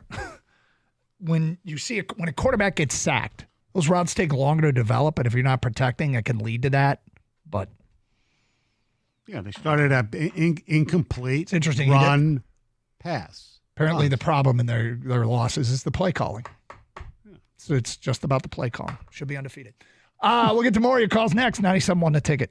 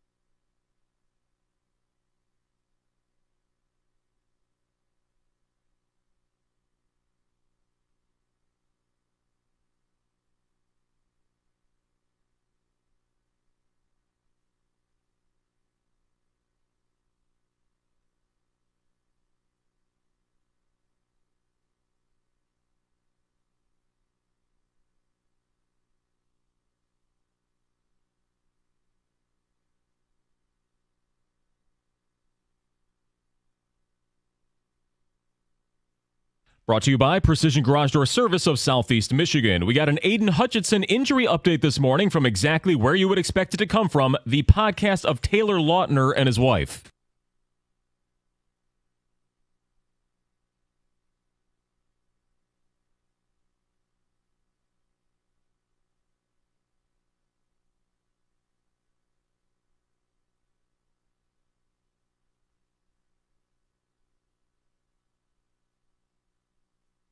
Hutchinson has been out since breaking his leg on October 13th. The injury list on defense has grown quite a bit since then. Also, Dan Campbell said on the ticket this morning that the mood in the locker room is still good. They're ready to break down the tape of the Bears from last night and win by any means necessary on Sunday, no matter who's injured. For the 23rd time in history, the Spartans and Golden Grizzlies will clash on the hardwood. Oakland still seeking their first actual win over Michigan State in the series, but they'll play at 7 o'clock tonight. Another trip to Little Caesars Arena for the action. MSU has won 3 straight. Coach Campy's team 3-5. You can hear Oakland's play-by-play matchup on our sister station, the Bet 1270, with a 6:30 pregame. Bowl games back tonight and will take place every day that isn't Sunday for the next 3 weeks. The Frisco Bowl is this evening between Memphis and the new home for Rich Rodriguez, West Virginia, at 9 p.m. Today is also the PGA Tour versus Live Showdown match on TNT. Bryson DeChambeau and Brooks Koepka versus Rory McIlroy and Scotty Scheffler at Shadow Creek Golf Course in Las Vegas, a 6 o'clock start. At the Corewell Health Sports Desk, I'm Chris Villar. For more, go to 97.1 The Ticket and Odyssey.com.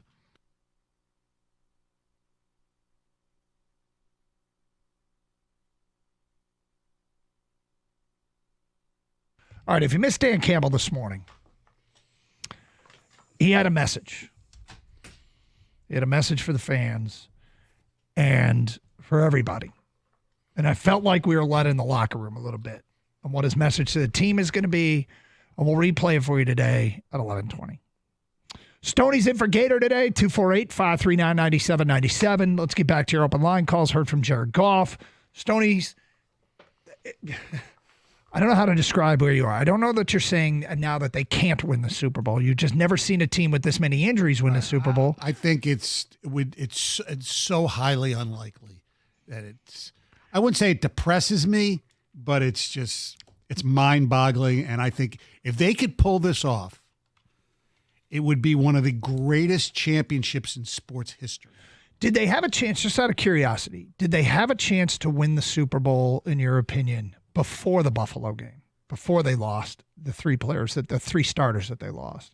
Yes, I thought they had a chance.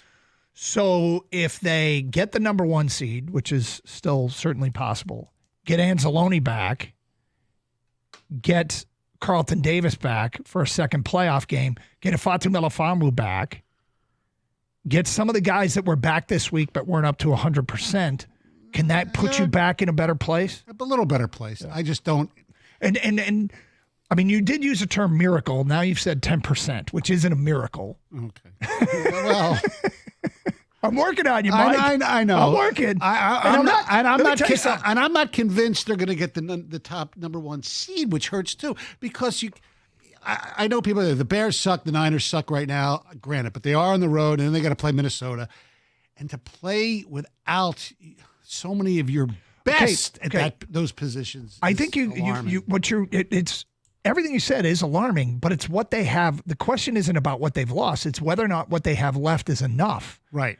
Like Philly's got to beat Washington in Washington this weekend. Right. That's no gimme. No, that's that. Believe me. And then they have 2 gimmies. Probably, yeah, probably. Mm-hmm. But I thought their game with Carolina a couple weeks ago was going to be a gimme, and they were losing that late and probably should have lost. Should have lost. Yeah, Leggett dropped the ball. The Lions don't have a whole lot of should have lost them games. No. Philly absolutely has a should have lost them games. They have tons of them. Exactly. So does Kansas City. So you're counting on wins for the other guys. Again, I'm not selling you on something I don't believe. No, I know. I believe that the Lions still have a great shot to win a Super Bowl. It's just not as good as it was. Right. They're back to the pack. I think they're a little below the pack, but we're talking semantics here. It's going to be Herculean, in my opinion, for them to win. 10%? Yeah. All right. Let's go to Mike. You're on 97 on a ticket. Hi, Mike. Yeah. I heard you say a couple of things. One, you said that in the interview with Jared Goff, you could tell that he's been listening to what's been being said. To some of what's being. And, I think he hears stuff. Yes. Yeah, but then you said you love that he's been hearing what's been being said. I love the way he responds to it. Yes. It's great. And by the way, and I'll leave it with this because I have to be very concise. And you won't believe this, but you can take it as a soundbite. Jared Goff, my ex, is a massage therapist, and guess who one of her clients is? Let's see. Would it be Jared Goff? That's right. It's a small world, isn't it? Keep up the good work. Hopefully your ex is doing good work. I don't know. I have no idea where he was going with that. Huh? Did something just go over my head that it was supposed to be a joke or something, or no? I don't know. Huh? Okay. Paul's in Chesterfield, and he is next. Hello, Paul. Hey, Merry Christmas to both of you first. Thank you. Christmas. Do you have any exes who are massage therapists? Don't encourage it, Stoney. No, Come on. No, I don't have any exes that were massage therapists. That's not in the repertoire. Okay. So I wanted to be a pillar of positivity when I'm usually not at this time of the year because the Lions. And the reason why I'm saying that is because I really believe that the team is going to overcome again. And I think the message that Dan Campbell is going to give the team, as well as the fans, is the fact that we just need to stay strong and stay tough and just muddle through one way or another. You know, it's next man up mentality, Stoney, and I think we need to all adopt that, if you know what I'm saying. Yeah, look, so, I think next man up is a great philosophy.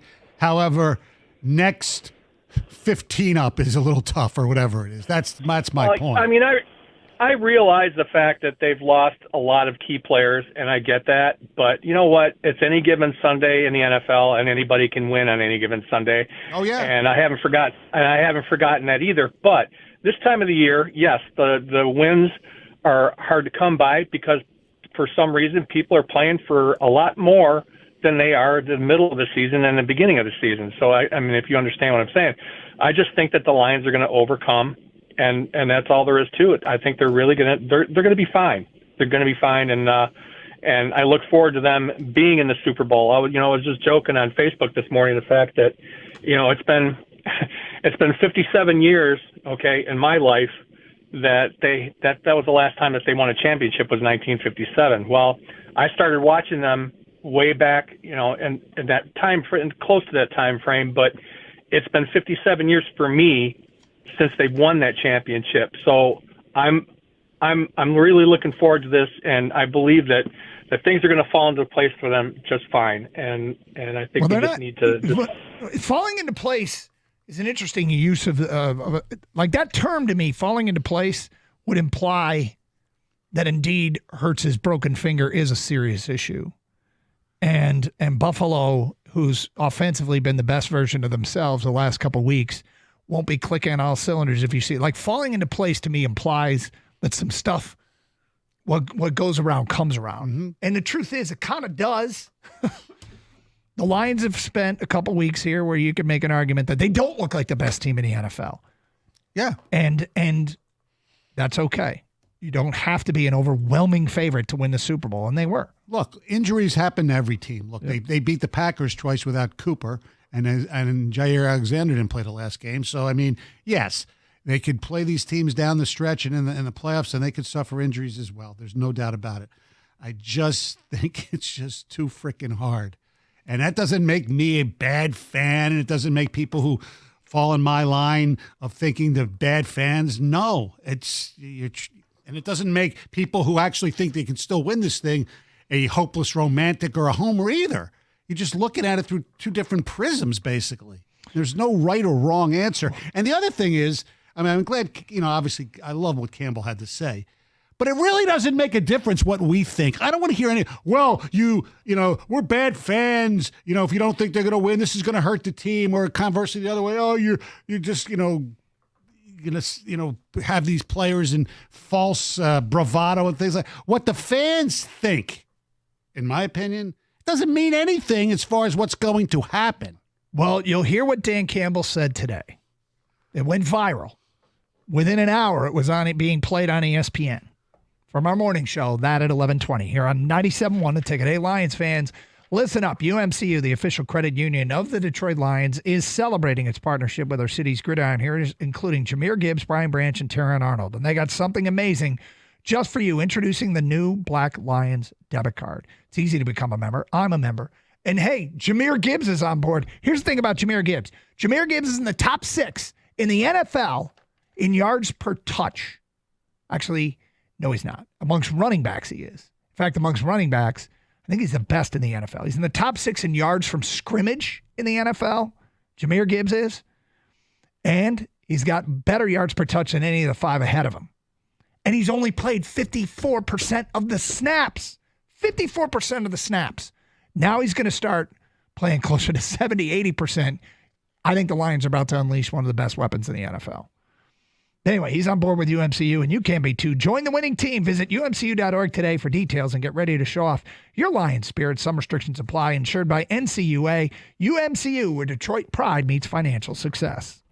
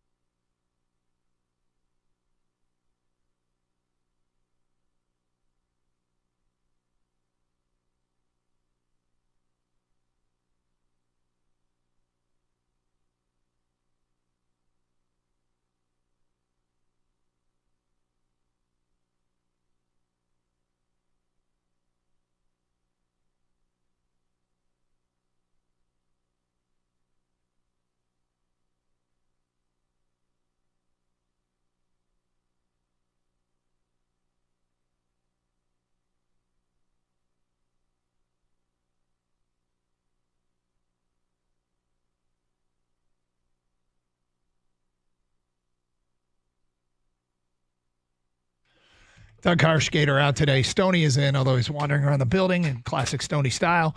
Carson Anderson, 97.1 The Ticket, 248-539-9797. Let's go to Brian in Macomb here on 97.1. Hello, Brian.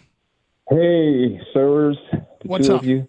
Regardless of what happens this season, they're going to be in the playoffs. Obviously, don't know how far they're going to get. But even if they fall short of the Super Bowl, give Dan Campbell and Brad Holmes credit today. Coach of the year and GM of the year, I would give them to them. They're in adversity, and they're striving and working through the adversity. And in the midst of the adversity, they're still making the adjustments to keep the winning culture and keep us on the right track. So my thing is, what I'm calling about is give them, GM of the year and coach of the year, regardless of what happens the rest of the way. I mean, look, I'm not. I give these things almost zero thought about awards. And I know I'm putting the cart before the horse, so to speak. Yeah, I did. Look, my focus is solely on this team's chances to do great things in the postseason. And what I love about what Dan Campbell, Brad Holmes has built is the sustainability of it. And yeah, they may lose a coordinator. They may not. Like Ben Johnson.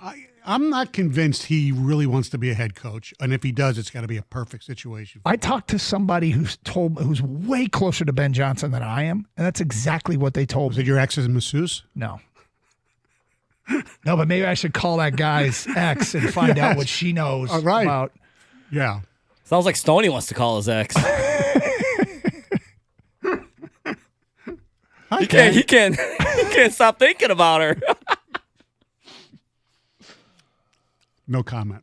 I mean, you've already commented. You won't stop commenting. You can't comment and then comment again and then say no comment. Okay.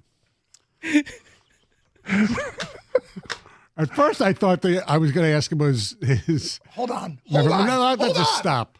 Do we even know what no comment means? Yes. Stoney, don't ever change. I was waiting so how long it was going to take before you to utter that. Yeah.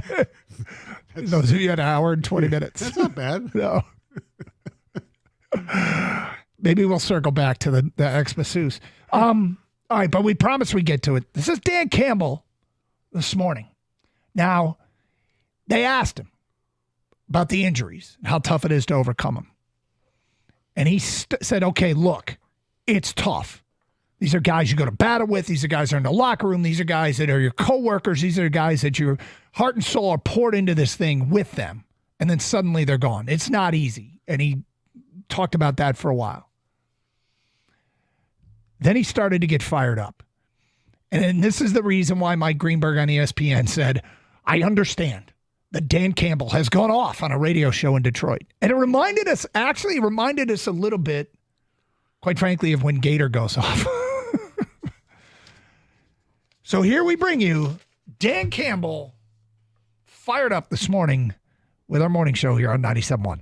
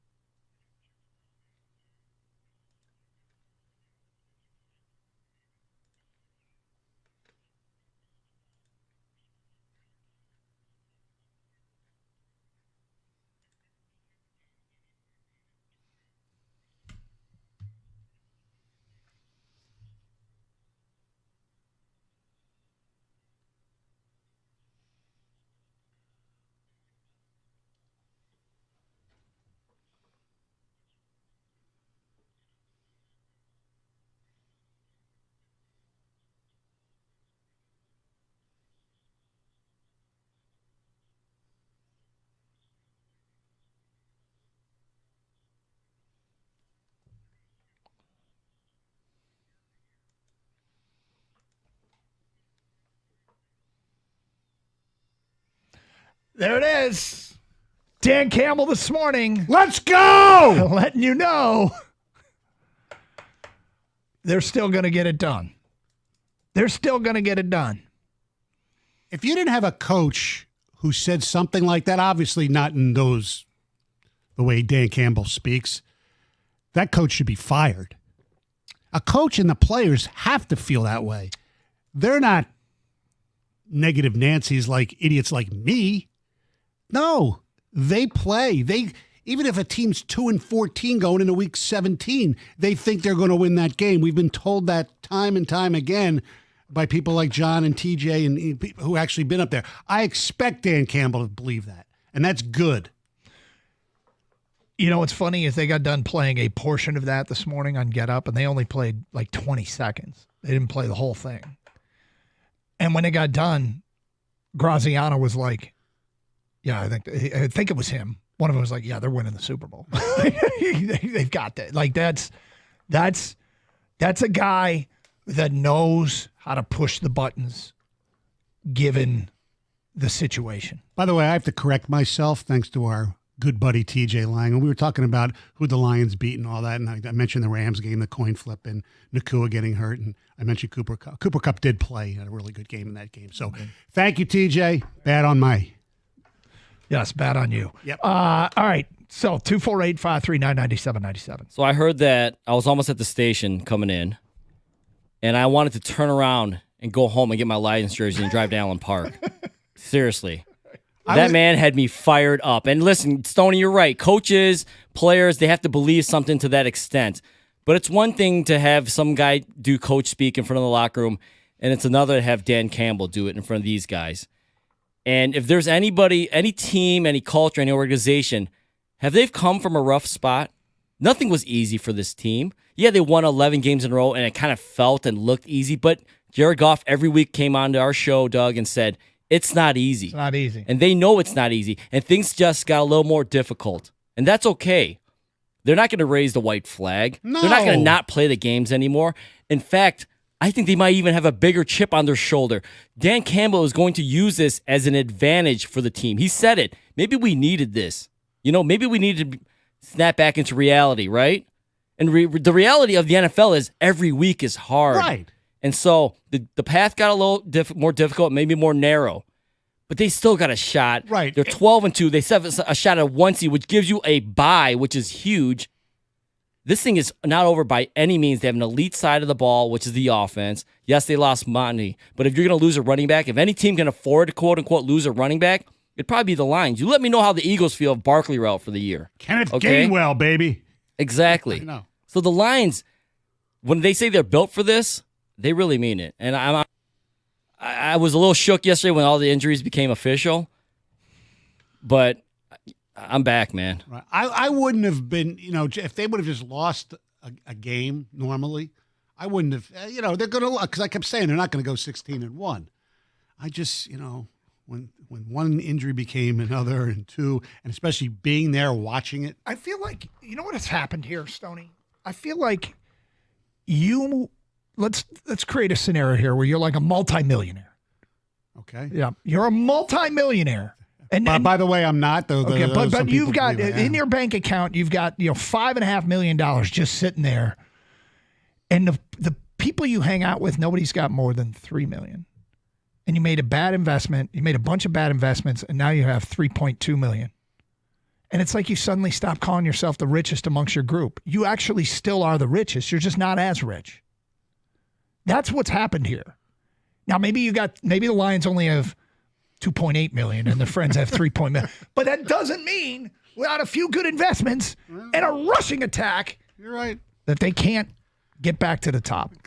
Look, I got from your mouth to God's words, God's ears. You know what I'm saying. Stoney, don't ever change. You know what I'm going to say. All right, your phone call's next. You heard from Dan Campbell, 97.1 The Ticket.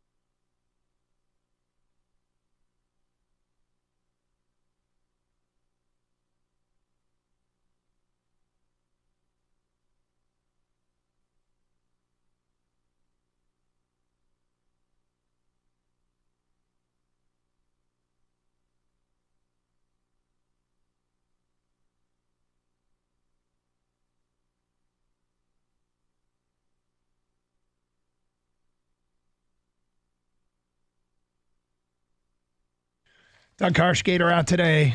The legend, Mike Stone, is in 248-539-9797. Let's get back to your open line calls. Dave is in Dearborn and on 97.1. Hi, Dave. Hey, how you guys doing? Happy holidays. You too. I just wanted a question. I know Dan Campbell's relatively new coach in the league, per se, and he puts these guys out on practice very hard during the whole week. And it's very curious to me that there's twice as many injuries on this team than others. And I'm just wondering about the fatigue factor and all these guys. Maybe he's working them too hard, and maybe in years in the future he's not going to go to that system. But right now it seems like he's working these guys way too hard. Okay, it seems like that, or that's your theory? That's what I believe. Like, how do you have twice as many injuries as other teams? Like, these guys are fatigued. But first of all, start with this. He's not relatively new. In fact, he's the 11th most tenured coach in the NFL right now, which is hard to believe. And but he actually that is played true. the National Football League, and many of the injuries. Because one of my daughters asked me the same thing, or my wife said, "They need is there a training thing?" I said, "No." Hutchinson and Anzalone broke bones during play. And most of their injuries have been like that. Yeah, I mean, Davis is a broken jaw. McNeil an ACL, Montgomery an MC. I mean, these are not like, high ankle sprains or, hamstring injuries that take place in practice. There's some weird ones. Like, I'm not quite sure what's up with Derek Barnes. That's another player that could come back. But if that's the case, then I suppose they'll adjust. But going back to, is Dan Campbell perfect? Probably not. No. But the net of what Dan Campbell has brought to this team is so overwhelmingly positive. It's a damn good thing they're deep. Yeah, absolutely. And the fact that, when you look back and think, oh, my Lord, they hired Dan Campbell and then hired Brad Holmes, and the two of them work so well together, at least it seems that way. It's amazing what they've been able to do. It's incredible. The roster that they've put out there it's terrific. It's really good. Yeah. And whenever a team gets hit by injuries, invariably a portion of the fan base goes, strength and conditioning coach. That comes up all the time too. I don't know that there's any correlation there either, but no, it depends on the injuries too. I mean, but when if guys are getting hurt working break, out, that's one thing. Bruce is next on 97 to take it. Hi, Bruce. Hi guys, how you doing? Good, okay. Bruce. First time caller, long time listener. Just been following this thing with the Lions. I think Dan Campbell is the best thing that's happened to this city in decades. He's a true leader. You can just tell that by the way he talked. You watch the post game interviews in the locker room and stuff. The broadcast in the locker room and the way he talks to the guys and everything. We're going to get through this. I believe in this team. I think this team believes in itself more than any other Lions team I've ever watched. I'm an old guy. I'm 73 years old, man. Last time the Lions won the NFL championship, I was 6 years old. I don't even remember. I know that my dad bought me a helmet and a jersey. I know that. But I mean, is it leather? No kidding. I think this team will get through this. We've got 3 winnable games.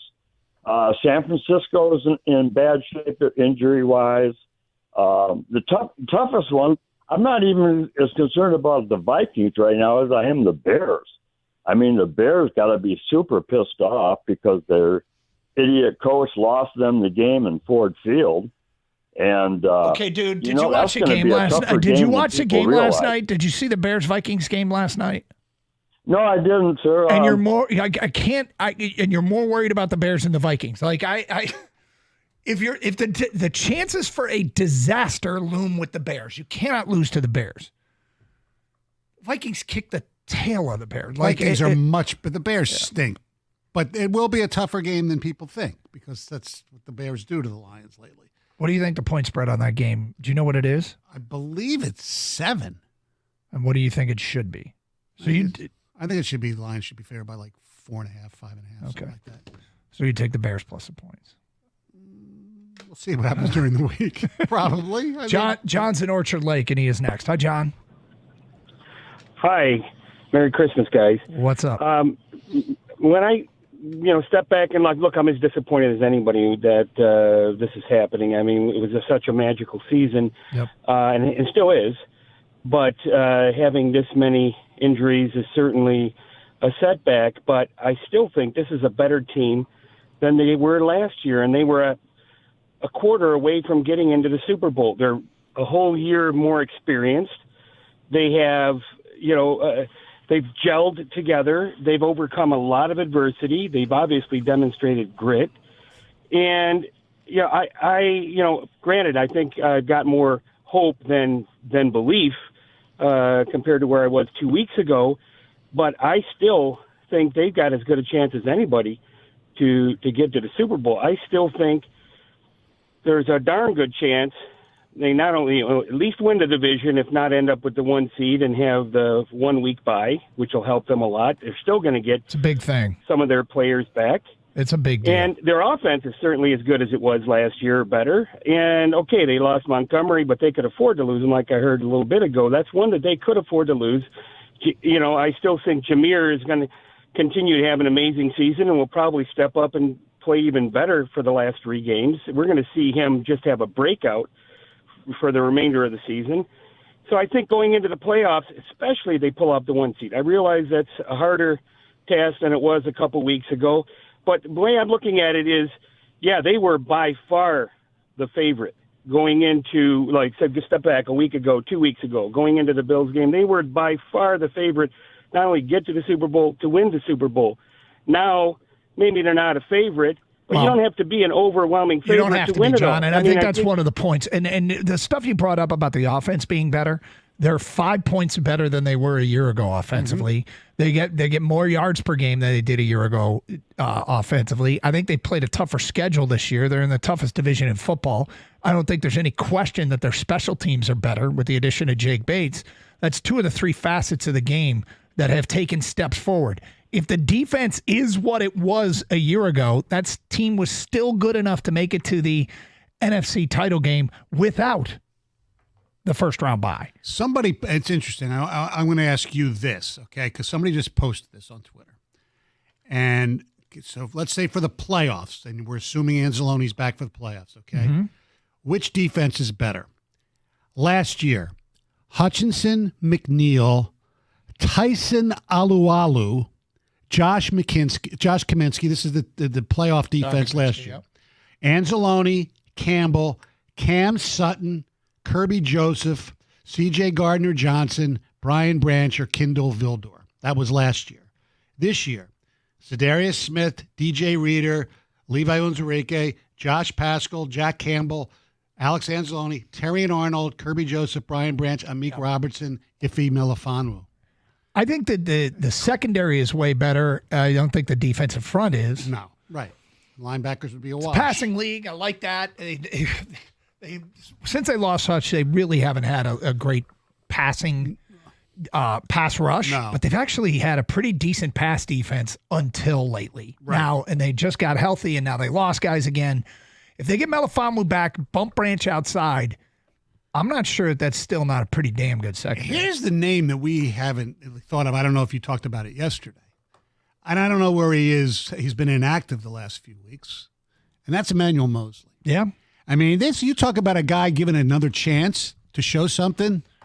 This is it. It would be really a great story for a guy who comes here, works his way back, gets hurt right away, gets hurt again, works his way back, gets hurt again, works his way back, and then to make a positive impact on this team. It would be a very cool story.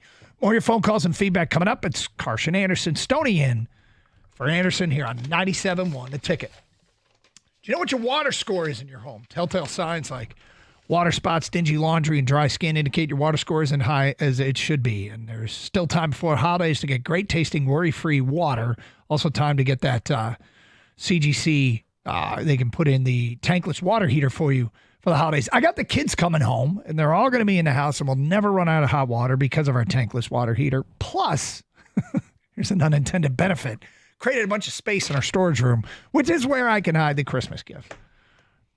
Yep, call CGC and get a place to hide your Christmas gifts. 855-339-4242 or visit cgcwater.com today. 855-339-4242 or cgcwater.com.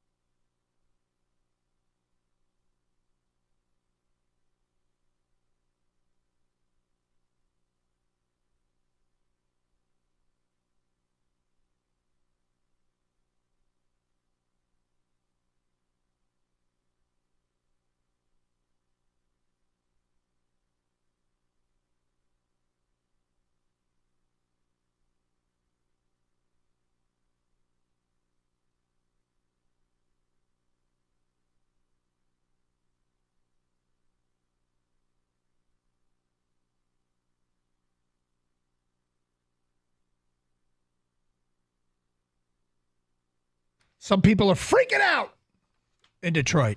I am not. I think the Lions simply went from being a strong favorite to win the Super Bowl to now a typical Super Bowl contender, which is a great place to be. It's a great place to be. It just simply isn't as good as it was. Stoney, I think you've gone sort of from no shot to, okay, I'll give him a shot. But I went from 50-50.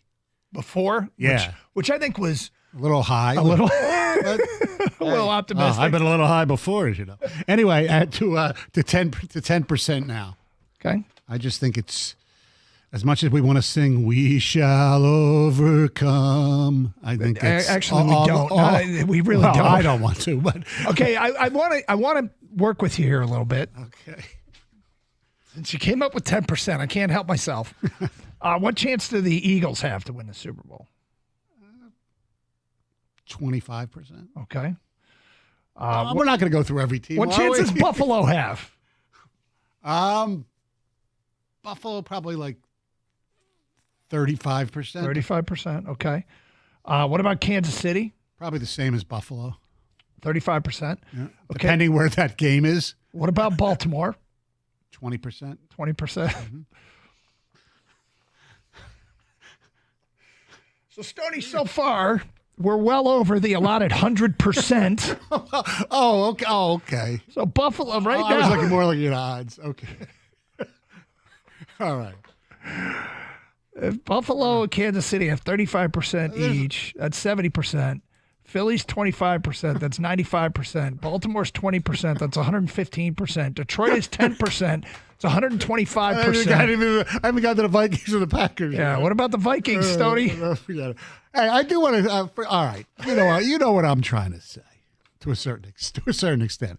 However, since you brought up the Vikings, I just want to mention this briefly. Okay. I don't really like the Vikings, but those were some of the sweetest uniforms I've ever seen that they wore last night. Oh, my. Now, I love when the Lions do them, too. But with the, they call them iced out. And I happen to be a fan of purple. So the little purple outline, I just thought they were awesome. The silver, they had a silver stripe, which was kind of. They just really looked good. Yeah. Okay. All right, let's get back to your open line calls. We go to Brandon next on 97.1 The Ticket. Hello, Brandon. Hey, how's it going? Merry Christmas, Happy Hanukkah. How you guys doing today? We're doing great. Thank you. Merry Christmas to you. Hey, Stoney said something a little while ago. You look at it at both sides of the prism. And, I want to be a realist. I mean, these are a lot of injuries. This is hard. But I tell you what, now, look, my ex-girlfriend, none of my ex-girlfriends are massage therapists. I tell you, if there was a team that could overcome the adversity that you see here, it would be this 2024 Detroit Lions team. It really would. The culture that Dan Campbell has built here with Aaron Glenn and Ben Johnson, I don't see that with any other team in the league. I really don't. And so if there was a team that could overcome this adversity, it would be the Detroit Lions. And so, I'm going to watch Sunday them play at Soldier Field. I will see what happens. I mean, that should be a win. We'll see what happens when they play the Vikings. And it's just any given Sunday. But if there was a team that could pull this out, it would be the Detroit Lions this year. I don't disagree with that. I just don't think it's probably going to happen. That's all. Well, Stoney, it might not be as obvious as it once was. Right. But I think just because it's not as obvious doesn't mean it's not going to happen. That's one. Two is, I'm going to guess. Let me just guess. I'm going to make a guess here. That a few weeks back, when it was announced that Colston Loveland wasn't going to play in the Ohio State game, what did you say about that game? I hit on my betting app, Ohio State minus 19.5. Did you? Mm-hmm. So, yes, the good news for everybody, if you even care, because I don't think what we say makes a hell of a difference, what's going to actually happen on the field. The good news is I am wrong more than I am right. So we all have our moments. That's right. Let's go to Mike next on 97.1 The Ticket. Hi, Mike. Hey, what's up, guys? Hey. Hey, so I have a bit of a theory and want to get your guys' input on it, on some of these injuries. Everybody wants to cry and complain about strength and conditioning, how hard Campbell has in practice. We're where we are because we're still hitting each other in December. We play harder than everybody. It is what it is. My theory is, are some of these long-term injuries the result of the mentality you hear over and over again from these players? I would run through a wall for Campbell. There's nothing I wouldn't do for him. Is it some of these guys that sit out a game and then they come back, are these long-term injuries? Is it because of that mentality that I got to get back out here? I got to do this for Campbell. I got to do it for my brothers next to me. The reason